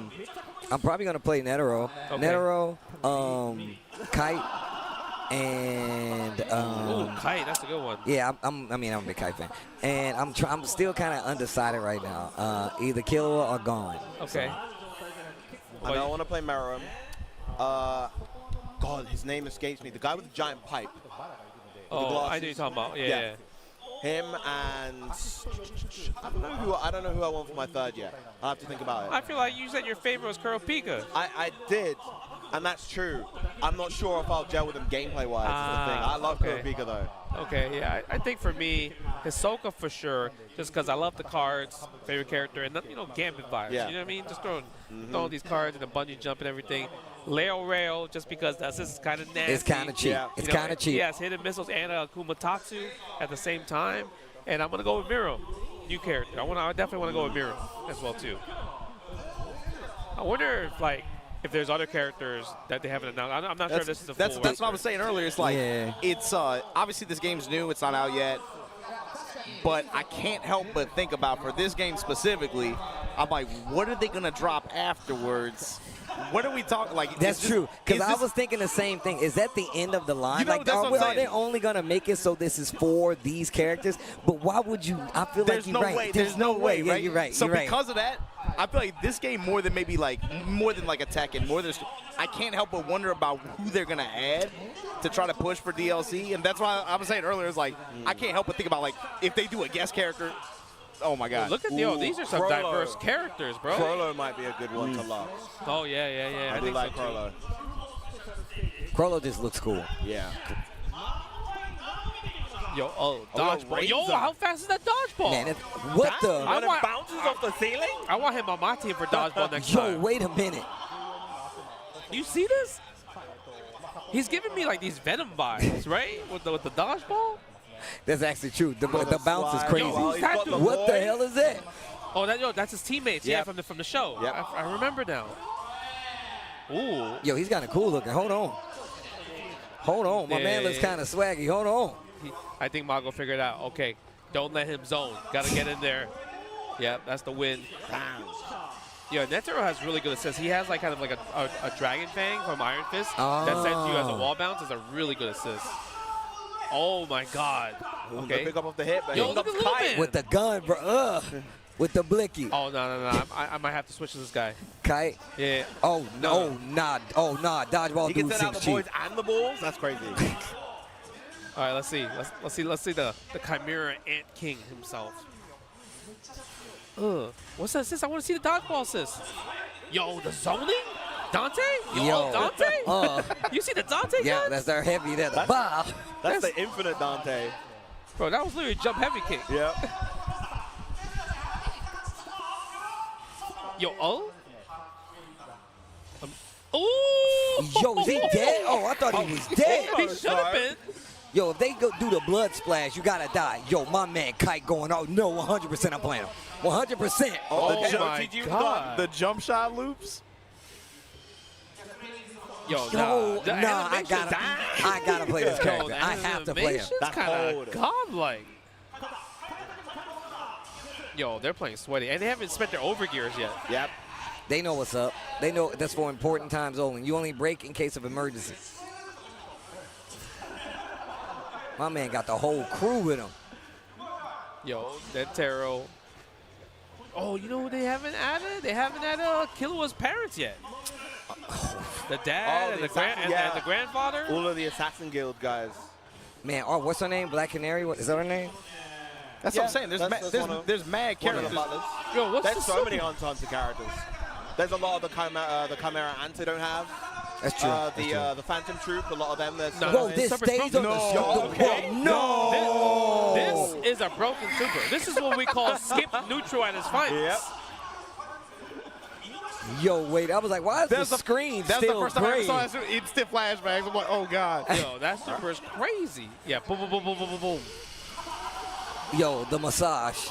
Surprising that reminds me of TVC Rakoha. Oh, yeah. The crazy part is, so if you overgear that super, the super will keep going, and you can mix them up high and low after that. Oh my god, he might be dead. He might be dead. That's a big counter. You built the 3. Oh, nice combo. In overgear oh, too. Oh. He might be dead because he's in overgear. Yeah. Yo, yeah, what? that's a level 3. Yo, these animations, they are cooking though. I ain't even stunned. Dang. That was a TOD. The TOD. Well, okay, Naro. Oh, smoked Mago. It ain't September, but you know what I mean? We got. Right. I want to see some more games, though. Yo. What? What? Yo, he what? really TOD'd him? Do you think we're gonna get the same characters again, or do you think? No, I think we're gonna get the same characters. I think we get the same characters. I actually just want to see them play the characters again. So I'm yeah, hoping we were definitely like we locked in. We definitely locked in. All of the characters are really cool. Yo, Kite, my guy. But the dodgeball. You're on the squad. He said you're on the squad. You're on the squad. Nah, that's kind of crazy. That's the thing. Jump shot. Yeah, that's air kinda dash crazy. back, jump shot, falling jump shot. Yo, I like this. This is annoying. I'm this about is annoying stuff. Yeah, this is definitely in We your know how warehouse. much you like annoying. Yo, you see the annoying. Yo, oh, look at this. He can't get in. Imagine you add Rayo assist on this. Oh my god. Add Kurapika, add Leorio to this. And Yes. just mix between just like the screen flood. This might be the wave. This might be it. That's day one. Write that down. He said write that down. Write that team down real fast. No, he's just staying still. He's like, you know what? You got it. He's like, you got it. Yeah, right? I ain't doing this. I'm not here for this. Oh, controller malfunction. He disconnected on accident. In the middle. At least it was during the super. Yeah. That don't count as DQ, right? We mashing. Oh, We're okay. actually mashing. We're mashing. All right. He blaming Mago? He's like, it's Mongo's doing it, not me. He said the zoning was too much that the system crashed. My man had Kite with the bow. Stay back. I said stay back. Jump shot plus assist sounds crazy. That layer rail add-on, you might have me with that one. When someone like you looks at this game, Justin, and you think about team building, what stands out to you? Oh, okay. I feel like I think it's a classic Marvel 2 thing where it's like point character, right? That's able to like kind of do stuff without spending too many resources. Because then you use the resources for your second character. And the third character is kind of like you could choose between either anchor or a support character as an assist. So you still think about it in those terms. Yeah. And so like when you look at some team comps right now for this game, what stands out and how do they fit to that? Let's see. Okay, if I had to choose kind of like a really interesting like day one team to win a big tournament, I feel like Kite with Leo Rail. And the thing is, you see Kite not spending any resources there, right? So you find a second character that is more of a resource heavy, maybe a Killua to keep going and install, using Leo Rail going back and forth, Especially if you have access to his assist. Yes. Killua comes in, turn up, and then if you're able to get a kill and you force an incoming, then you have a really nasty situation that leads onto itself. Bro, did y'all see that? Did you see that assist? We want to see. Yeah, because Leo Rail has two good assists where it's the Doom Missile, kind of like a Doom Missile where it tracks, and he has like the little knife stab. So it's kind of like if you want to mix, you can still use that assist as well too. That pickup with the boy? Yo, they're actually going on. Are y'all seeing it? They going off right now. Ray was going crazy. Yo, look. Yo, he can't get in. He's like, yeah, try to zone me out now. Try to zone me out now. 1 second on the clock. See, now that's why I would add Killua on the team. Yeah. Because you see how Kite couldn't make a comeback, but at least with Killua, he's more aggressive. He has the install. He could start the mix. Leo Rail has options to do zoning assists or aggressive assists. So that's kind of more like the team building in those situations that I'm thinking about. Meanwhile, Kite functions just as general zoning control, but you're passively building meter to enable Killua. Yep. Yeah, there you go. All right, I'm already thinking. I'm thankful I'm watching this exhibition. Now I wrote it know. down. I wrote it down. Now, I was like, all right, yeah. You're like, all right. All right. I got you guys. Day one on the stream. Yo, Kite, bro. Now I'm curious to see some of the other characters that we haven't seen that much of. Who else have we not seen that much because they were introduced relatively recently? I want to see more of Morel. That was his name, the guy with the giant pipe. I want to see what's her face with the pink hair, part of the Phantom Troop. Oh yeah. Okay, I know what you're talking about. Yep. I think it starts with a K. What's the name of she's like in the most recent arc. The one like her spit infects people or something like that? She's got the scar on her face. What's her name? Gosh, I'm trying to remember. I'm not good with the There's so many weird characters with weird powers.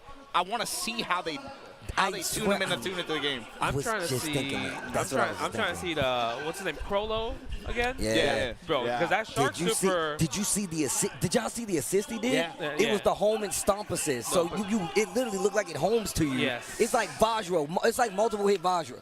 He literally like do, and you had to hold the mix after that. That's crazy. Hey, aiding, man. This is the kind of game that is really fun to watch develop over the first 2 weeks. Oh yeah, it's gonna be crazy. Look at this. We're back to zoning. See, we're back to zoning. Yo, what's this guy? What's this little guy do? Is he like a little false type of thing? Reminds me of like a Frank West zombie.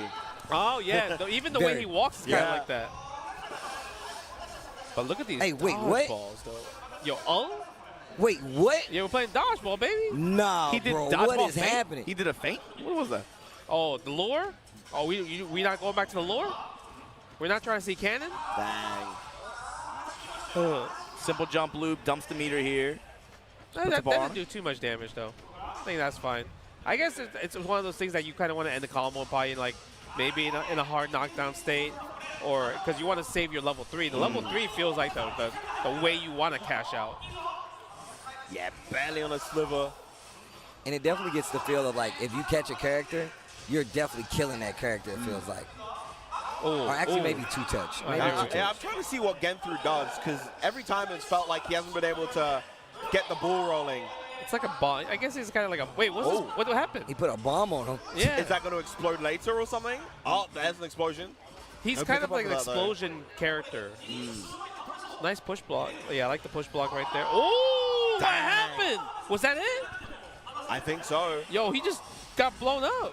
What happened? Like, bro, look at that literally. corner assist, bro. Yo, you see the dash loops? Yeah, he's like that's sick. That's Yo, sick. how does he look cool, like these bro? follow-ups. Yeah. It looked like he could combo afterwards too. After that super. Caught you. Yo, wait, what? My man just come out. I'm a natural shooter. I don't need classified.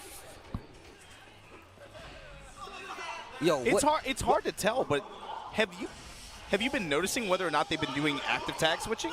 It feels like they haven't. They have. It seems in the first matches we saw, I saw somebody do it once, if I'm not mistaken.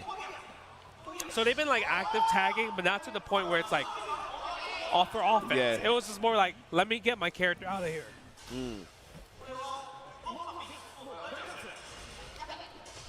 Bro, that move is his actual assist, so that's kind of crazy. Bomb planted. Bomb planted. My man's just trying to read a book, yo. Oh, overgear. Oh, so I guess if you hit him, it goes away? We'll see. That life regen's really fast in overgear. Yeah, I'm really curious about his level 3 now. And every time a character dies, your stock goes up. So like now he gets 5. Yo, this super right here is crazy. Like this is broken super. This is a broken super. Look at this. And he did a grab afterwards. Yeah, good luck defending against that. Smack. Yo! It interrupted the super from behind. You can double stack Yo, him? run it back? No, Yo, run it back? way. You can stack him? Oh my God. That's still here. Yo, look, it's still there. Nah, that's cheap. That's cheap. That's cheap as hell. Look, Marco's mad. He's like, come on, man. What the hell? What are you supposed to do against that? What are you supposed to do against that? Yo, that was kind of crazy. It's how long they were on the screen. I was like, damn, let my man play the game. Yo, it gave me like those Goten Ghost vibes. You know what I mean? But maybe even more severe, because they just lasted for ages, and they didn't disappear on hit. They just kept going. And it was off screen. They were at the end of the screen circling like a shark, bro. Nah, bro. That was pretty cool, though. It's just, it was watching the super get interrupted by the shark from behind, off screen. That's crazy. So, I realized how awesome this game is. I was about to say, why? this is going to be bonkers. Because you know how a lot of times when there's something broken and they're like, oh, blah, blah, blah, blah. This is a game where you appreciate the brokenness. And that's when you know this is going to be a super fun game. When you can appreciate broken stuff, you just laugh and have fun because you're going to just do it back to them. Yep. This company, this publisher, too, I like that. Yeah, we're like, yeah, that's really cheap, and they're like, we know. Like, Yes. you know what I'm Stay saying? true Like, to it. They they're stay like, true yes, to it. it's good. They know who they are. They know what they want to do. This is cheap. More. That makes me so. Now I'm excited. It's fun cheap. Like I'm way more excited now after seeing some of these supers and seeing these combos. It's so difficult to like explain this to people who maybe they haven't tapped in on tag games before. The first 2 months or 3 months of these games are so much fun as they're developing, because for so many reasons. Like, it's first, like, you come in with your idea of, like, this thing might be really successful, or this might be a good winning, and then you might be right. You might be right for the wrong reasons. You might be wrong. You might be wrong for the wrong reasons. It just seeing it develop that way and seeing which direction these games get pushed in is being a part of it is so much fun. That first initial discovery phase with these games is too good. Yeah, I can't wait to see what they do for, like, once people start uploading stuff, they get their hands on the game. I can't wait to see what people come up with. And typically, I like to go into games and find out stuff for myself. But for, like, tag games and stuff like, and I haven't felt that in a while. But looking at this, that's what it just instilled. I'm like, damn, you're right, man. I want to see what people do. Don't worry. Our one of the games, we were going to see everything on the socials. You already That's know how. facts. You know, That's bro, facts. you know what I mean? Hashtag HXH_character. Come on. You already know where to go, how to find this stuff. Oh, man. That was really cool. That was actually really sick.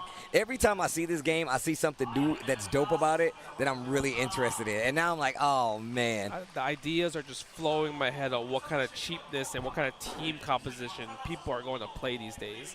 And, man, I hope they keep coming out and keep improving some of, like, the stuff that we just noticed while like, just spectating the game. Because already I feel like they have done so much improvements in only 1 year. You mentioned it earlier, but it's like you got a chance to play it at EVO Japan. I got a chance to play it at that EVO Japan, the TGS after, and then another event after that.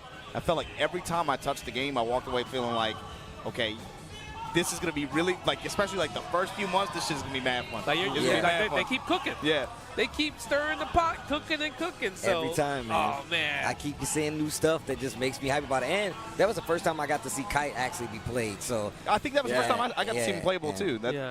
And I think there's still more to him because of just how his super works, and he got, like, different items maybe because that's how his powers work anyway. Yeah. Man, this is really interesting. I need to see more of this game. Give me more, When's bro. the last time we have been just, like, so happy and giggly about broken stuff? You know, think about that. It's been a while. Facts. That's facts. Right? That's 100% true. We don't normally celebrate the broken stuff in fighting games. This right here is cool. A lot of the newer fighting games don't aim for it, and I think that's the key difference. I think just because a lot of the more modern sensibilities are a lot more sort of reserved. They kind of want to make everything feel a lot more balanced. You're calling them babies. I see what you're doing right there, but you're doing it in a political way. Yeah. That was nice. I'm good at sounding politically correct. Okay, I respect that. He was like, yeah, they're babies actually. They're in those other games. They don't even do this anymore. I'm glad that it's back. So. Well, I appreciate the variety, and of course, you know, I'm sure we all can appreciate what we just saw for the Hunter x Hunter game that's going to be coming out this year. And like Justin said earlier, is going to be a main title at EVO Nice. Before we get to our matches for the rest of the Street Fighter 6 event today, not only that, but KOF, Tekken 8, and all the other offerings here at EVO Japan, we got to take a quick break. Don't go anywhere. We'll be right back for more EVO Japan 2025.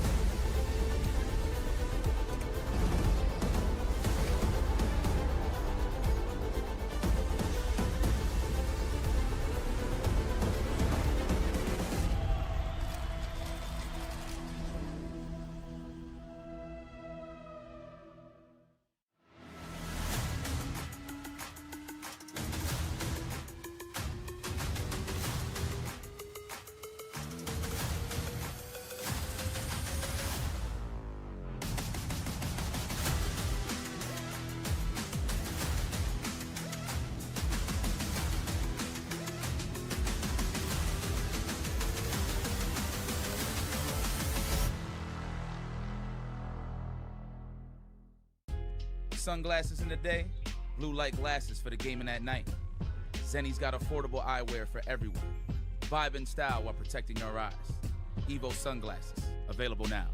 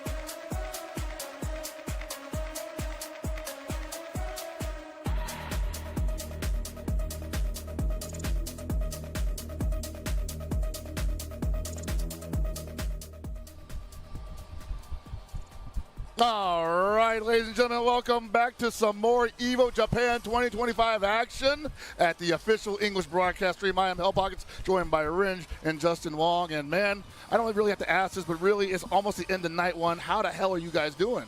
Man, we out here. We out here, Justin, 100%, right? You know, the thing about being at tournaments is an amazing experience, but it is draining stamina-wise. It definitely is, man. For everybody, the talent, the production crew, the players. But it is a joy and a blessing to be out here in Japan for EVO Japan, of course. Justin, how's your day been, bro? It's been busy. I've been running around doing the live reporting, you know, showing all the cool stuff, the merch, the games, what people are talking about, interviews with JV Styles. Everything about it was really awesome, and seeing how many people are coming, biggest EVO Japan up to this date. Easy. Right? That's huge already. So many people for Street Fighter 6. Everyone is coming out as defending champions for the games. I mean, it's going to keep getting more sweaty and sweaty as the day progresses. You know, we're still in day 1, but don't forget, we still have day 2 and day 3 to go through. That is so wild, man. Like, so good. We've done so much in one day, and I'm like, we got 2 more days of this, and we're not even in a top 8 situation for most of these games right now. And that's what I was going to bring up, was the fact that, you know, day 2 and 3, we're going to see a whole lot of top 8s, but we still have an important one to decide here on day 1. Well, it's not an official EVO Japan tournament. Obviously, it is a qualifier for the Esports World Cup, and that is the Fatal Fury City of the Wolves top 6 that I believe we're going to be broadcasting on stream in a little while. I think so. Like, I was checking some of that action when I could over at the SNK booth, and man, like, it's a bloodbath. It's a bloodbath. Yeah, There's just chum in the waters. I'm seeing the legends go down. That's what I'm saying. Goichi stepped up, took down, I think, ET and Lagia. Lagia, bro. Nice. Oh, I saw yeah, Shin go up against Nemo and just get worked. I was like, word? dog. Who's Nemo playing? Nemo's playing Billy, bro. Billy Kane. Billy Kane. Billy Kane. What a scumbag. He can't talk crap about Zangief anymore. I hate Billy Kane. Look, that's why he playing Billy. Stay away, Tizak. That's what he's just saying. I don't want no grapplers in my life whatsoever. No more drama. I need him to get Jibbo then. I want to see his whole string. You saw that clip today, right? Yeah. And it's against Billy, too. Yeah, Against the Billy, dude. Exactly. That's why I said he need to get Jibbo. The Billies be swinging like they got no worries in the world, They man. do, Like, bro. They do. Because that's kind of the thing with that character, right? Is a lot of the time he's either feast or famine. Yeah, that's true. That's true. Like sometimes he's a little, it's kind of like whatever. But when he is good, that boy's annoying to They fight gave him against, some bruh. gas in this game, and I'm happy for it because in the previous game, a lot of people were not entirely satisfied with Billy Kane and how he outfared KOF 15. But in City of the Wolves, man, they were just like, don't even worry about that, bro. We got you. Bro, they've been juicing up a lot of characters. They have. The last time Billy was good, I think, was 2002. 2002 Billy was a menace. I would say KOF 14 Billy had some juice. But wasn't like broken. Nah, it wasn't. You know, like it was ET broken, right? ET played him, crazy. But everybody was like, yeah, he's all right. You know? And then, I mean, there's a lot of other characters, like you mentioned, Rin, like coming back in the game and giving some juice. Like Gato got a back turn stance all of a sudden. That's wild. Like, when did he get that? They just gave it to him. You know what's funny about that? What's the lore? Where did he learn that? I was talking to a homie about that just like maybe an hour ago, and he was like, I really wanted to work with like Gato, but the back turn stuff just felt clunky. And I'm like, dude, you're the only one that feels that way. Because these guys are just doing rev back turn against people in the corner. And you think about it, it's like I could do this super safe string, or I could command grab you, or I could do a command counter because you got scared to hit a button. I'm not doing nothing against that in the corner. Yeah, that's nasty. That's nasty stuff. Even like Andy that we've seen. I don't know if y'all seen him. I played him a little bit. Hands on. Yeah, I think this is by far the coolest version of Andy I've ever seen. Andy has an air fireball. Yeah. Air fireball. Air fireball. Right, and the craziest part about the air fireball is that, okay, when you're thinking like, okay, what's this EX fireball looking like? You're like, oh, it's probably an EX fireball, but it's not. It's an explosion. Yes.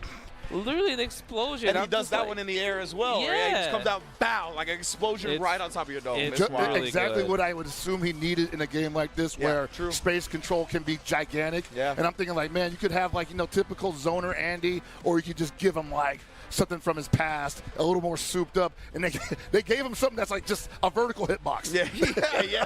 And it's like, you talked about space control, how important it is in this game. Let's talk about that far C, brother. You seen that far C, man?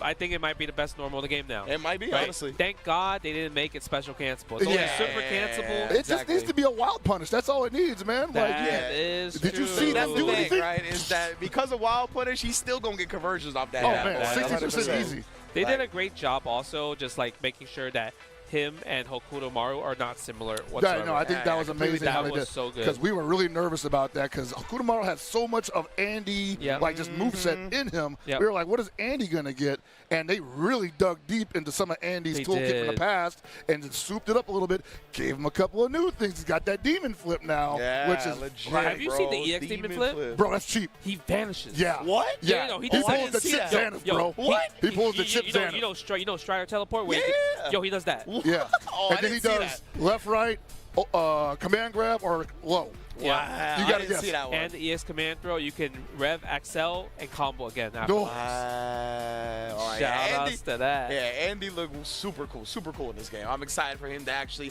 be out in the wild and get him as DLC. Yes. Whole that's still wild to me too. Whole first season of DLC free. Absolutely. To gain. I love that, absolutely. And we got a bunch of dope characters coming with it as well. Your boy Joe's gonna be in the season 1. Bro. We got Ken, we got all kinds of stuff. After seeing what they did with Andy, I'm just like, dude, this team is cooking right now. Like they gotta Ken could probably come in with a toolkit that's fairly similar to what he has in 6, but I feel like they're not going to be satisfied with that. They're like, we got to give a little something It's extra. going to be interesting with Ken, right? Because like when you think about Street Fighter characters, 6 buttons, there's 4 buttons. What's the low forward? Is he going to have a low forward? Because usually when you look at all the characters, it's crouching light and sweep. Yeah. Exactly. Right? So how are they going to do that? The only thing I can think of is like in CVS 1 when it's a 4-button game, they have like down back heavy kick, which is medium kick. Right. So I'm kind of curious if they're going to do that the same way possible. So, just like KOF, City of the Wolves does have a lot of command normals for characters. So there is room for a direction and an input to equate to what would be a medium attack in Street Fighter 6. So I would definitely keep an eye out for that possibly. Or they could just say, he only has a light kick and a hard kick. True. I want to see how many times I can juggle DP with DP break with Ken. DP. Imagine if he does like EX Fireball into EX Hurricane Kick, EX Dragon Lash afterwards. And that's a ground bounce or something, right?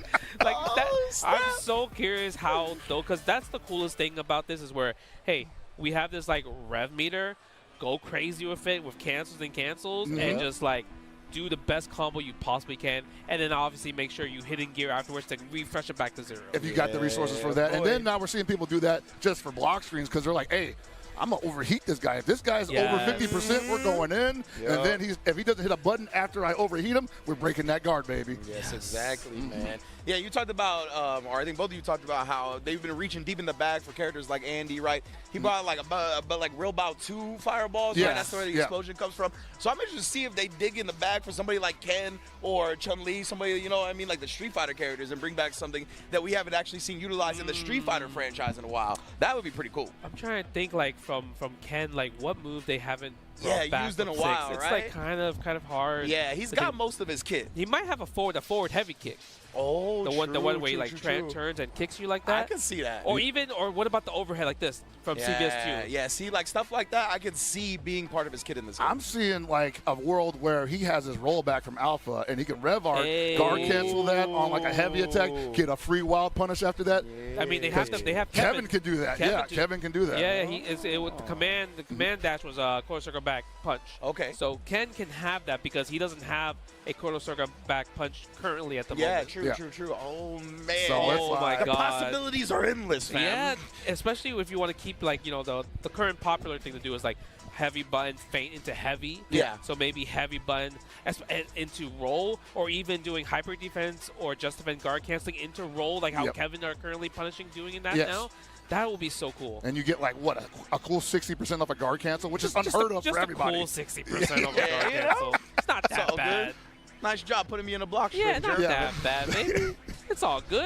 Everyone does that damage. I was actually telling Reynolds like back at the EVO Awards, where he was like, "What is this game going to become like at the end of its lifespan?" And I'm like, "You know those crap machines in like Vegas where they got that girl's voice saying, 'Come on, press the button.'" Yeah, that's what this game is going to be, bro. And you're gonna hear wild punish. That ass. For real, man. We already getting previews of that, right? Like, this was, I really think, the first weekend that we were going to see a previews of true high-level play. Yes. And we've seen that already. You've been checking out the City of the Wolves tournament, right? We saw Goichi, like, the jump in, just defend. Oh, man. Make sure he blocks the anti-air DP. All that's, like, when that gets fleshed out, this game going to be crazy. So I wasn't in the audience when he was fighting Lagia, but I saw the clip, and I was just like, yeah, right? Like, the just defend, jump in, just defend, and then, like, back, just defense on the fireballs. Get your ass out of here. You have to think about Goichi in general from, like, the past games.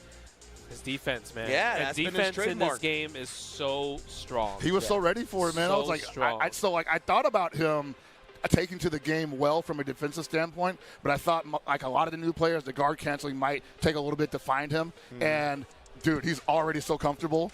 Yes, and I'm just it's crazy. Like, I'm jealous of fighting game players like that, like yourself, like all these players that can just pick up things so quickly. And I don't mean to like be like, oh, they can just do it, because y'all have obviously put in massive amounts of hours into fighting games that have kind of bred you into this point. But man, yeah, always jealous seeing how quickly players like Goichi yourself are able to pick up new fighting games. I think it's just when you have the experience of playing so many random fighting games, you're like, oh, this is this is that. Yeah, 100%. We got something special going on stage here, huh? Okay.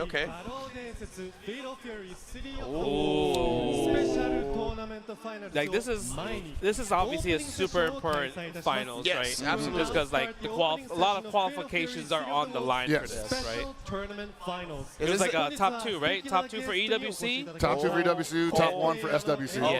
Okay. Double qualifier for wins. Oh man. If you get second place, are you salty?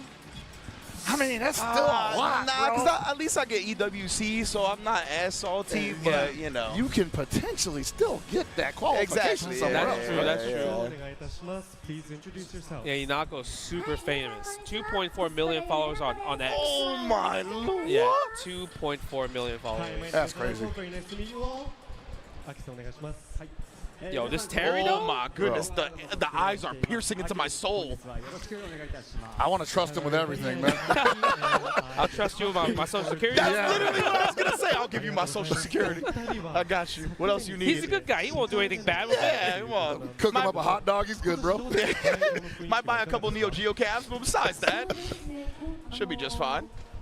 The Hotaru cosplay is like so on point. Yeah, like it is. insane. Like, she's brought it to life, honestly. So these guys were actually working at TGS last year. They were two of the cosplayers that showed up there. And like, dude, like the fan base was going bonkers at the booth over there. They were also here last year at EVO Japan when they first like showed off like a lot of the footage before the game released. For Oh, right, yeah. Man, so these are professionals. Yeah, they are professionals. I mean, like you said, well, got 2.4 million followers on X. That is bonkers, bro. Yeah, the line, like you have to get lucky to get like the reservation ticket to have a chance. Oh, to like take a meet and greet? Oh, yeah. wow, man, that is wild. That's Justin Bieber money right there, man. But yeah, but you can see why they're the professionals, right? They definitely are super on point, both of them with the cosplay. Man, I even love to see he stands up to it to Terry, bro. Dude, he's flexing right there. He was standing up for a second. Holding my breath. No, they look like they just came out from the video game itself and became real life. Legit, like especially her. She definitely like legitimately brings the character to life. Were these the people? They were at New Japan, right? Oh, I don't know. No. Was that The New Japan, I think they were like the one of them was wrestlers. Yeah. Tanahashi was actually Terry, like 100%. The franchise of New Japan, like actually dressed up as Terry. That's was sick, super dude. cool, yeah, man. It's impossible to not Definitely been really dope just seeing the different promotions for the game, right? Obviously, stuff like you just mentioned, the New Japan stuff with Tanahashi. We saw WrestleMania, right? Oh my Obviously. God. Yo, we were in there. The middle of the ring. We were there. Oh my God. Seeing the logo in the middle of the ring, all of the trailer being displayed on the screens as well. I think the funniest part was like when some of the wrestlers came out, they had to overheat, and I'm like, man, that means they're gonna lose. Yeah, exactly. It's like, oh no, you rep too much, brother. You better get aggressive, man. And LA Knight had one. He got washed. Didn't lose. He got washed, bro. lose. Jacob Fatu did spend a lot of Revex, so he just ran it back 3 times in a row. That was 3 Normal Revex attacks. Oh man, he's like, I'll wild punish that ass, man. Best believe. But yeah, both of these cosplayers, you can tell, definitely at the top of their game. Yeah, I was talking to Vampy, who's like one of the cosplay judges. Another for legendary cosplayer. cosplayer. She's cosplaying judging for this weekend, and she was saying that how she followed Inako since when she was still cosplaying professionally. Yeah. So I'm like, wow, that's a while. That means she's been in the game for a really long time. Yeah. That's the thing, right? Is that like a lot of these people, no matter where, you might get familiar with them after they've already blown up, but the grind happened. You know what I mean? They've usually been doing this for a very long time, and the hard work pays off. So you love to see both of these guys, or both of these people being celebrated right now. Look at that. He's too perfect, bro. What the hell? Yeah, it's crazy. This dude definitely and you know entrances me. What was really cool is that we've seen a lot of the other character cosplays throughout this whole entire this day so far. Yeah. Right. So I love the fact I saw Beach Net, Billy Kane. I saw a few Billy Kane's Preacher as well too.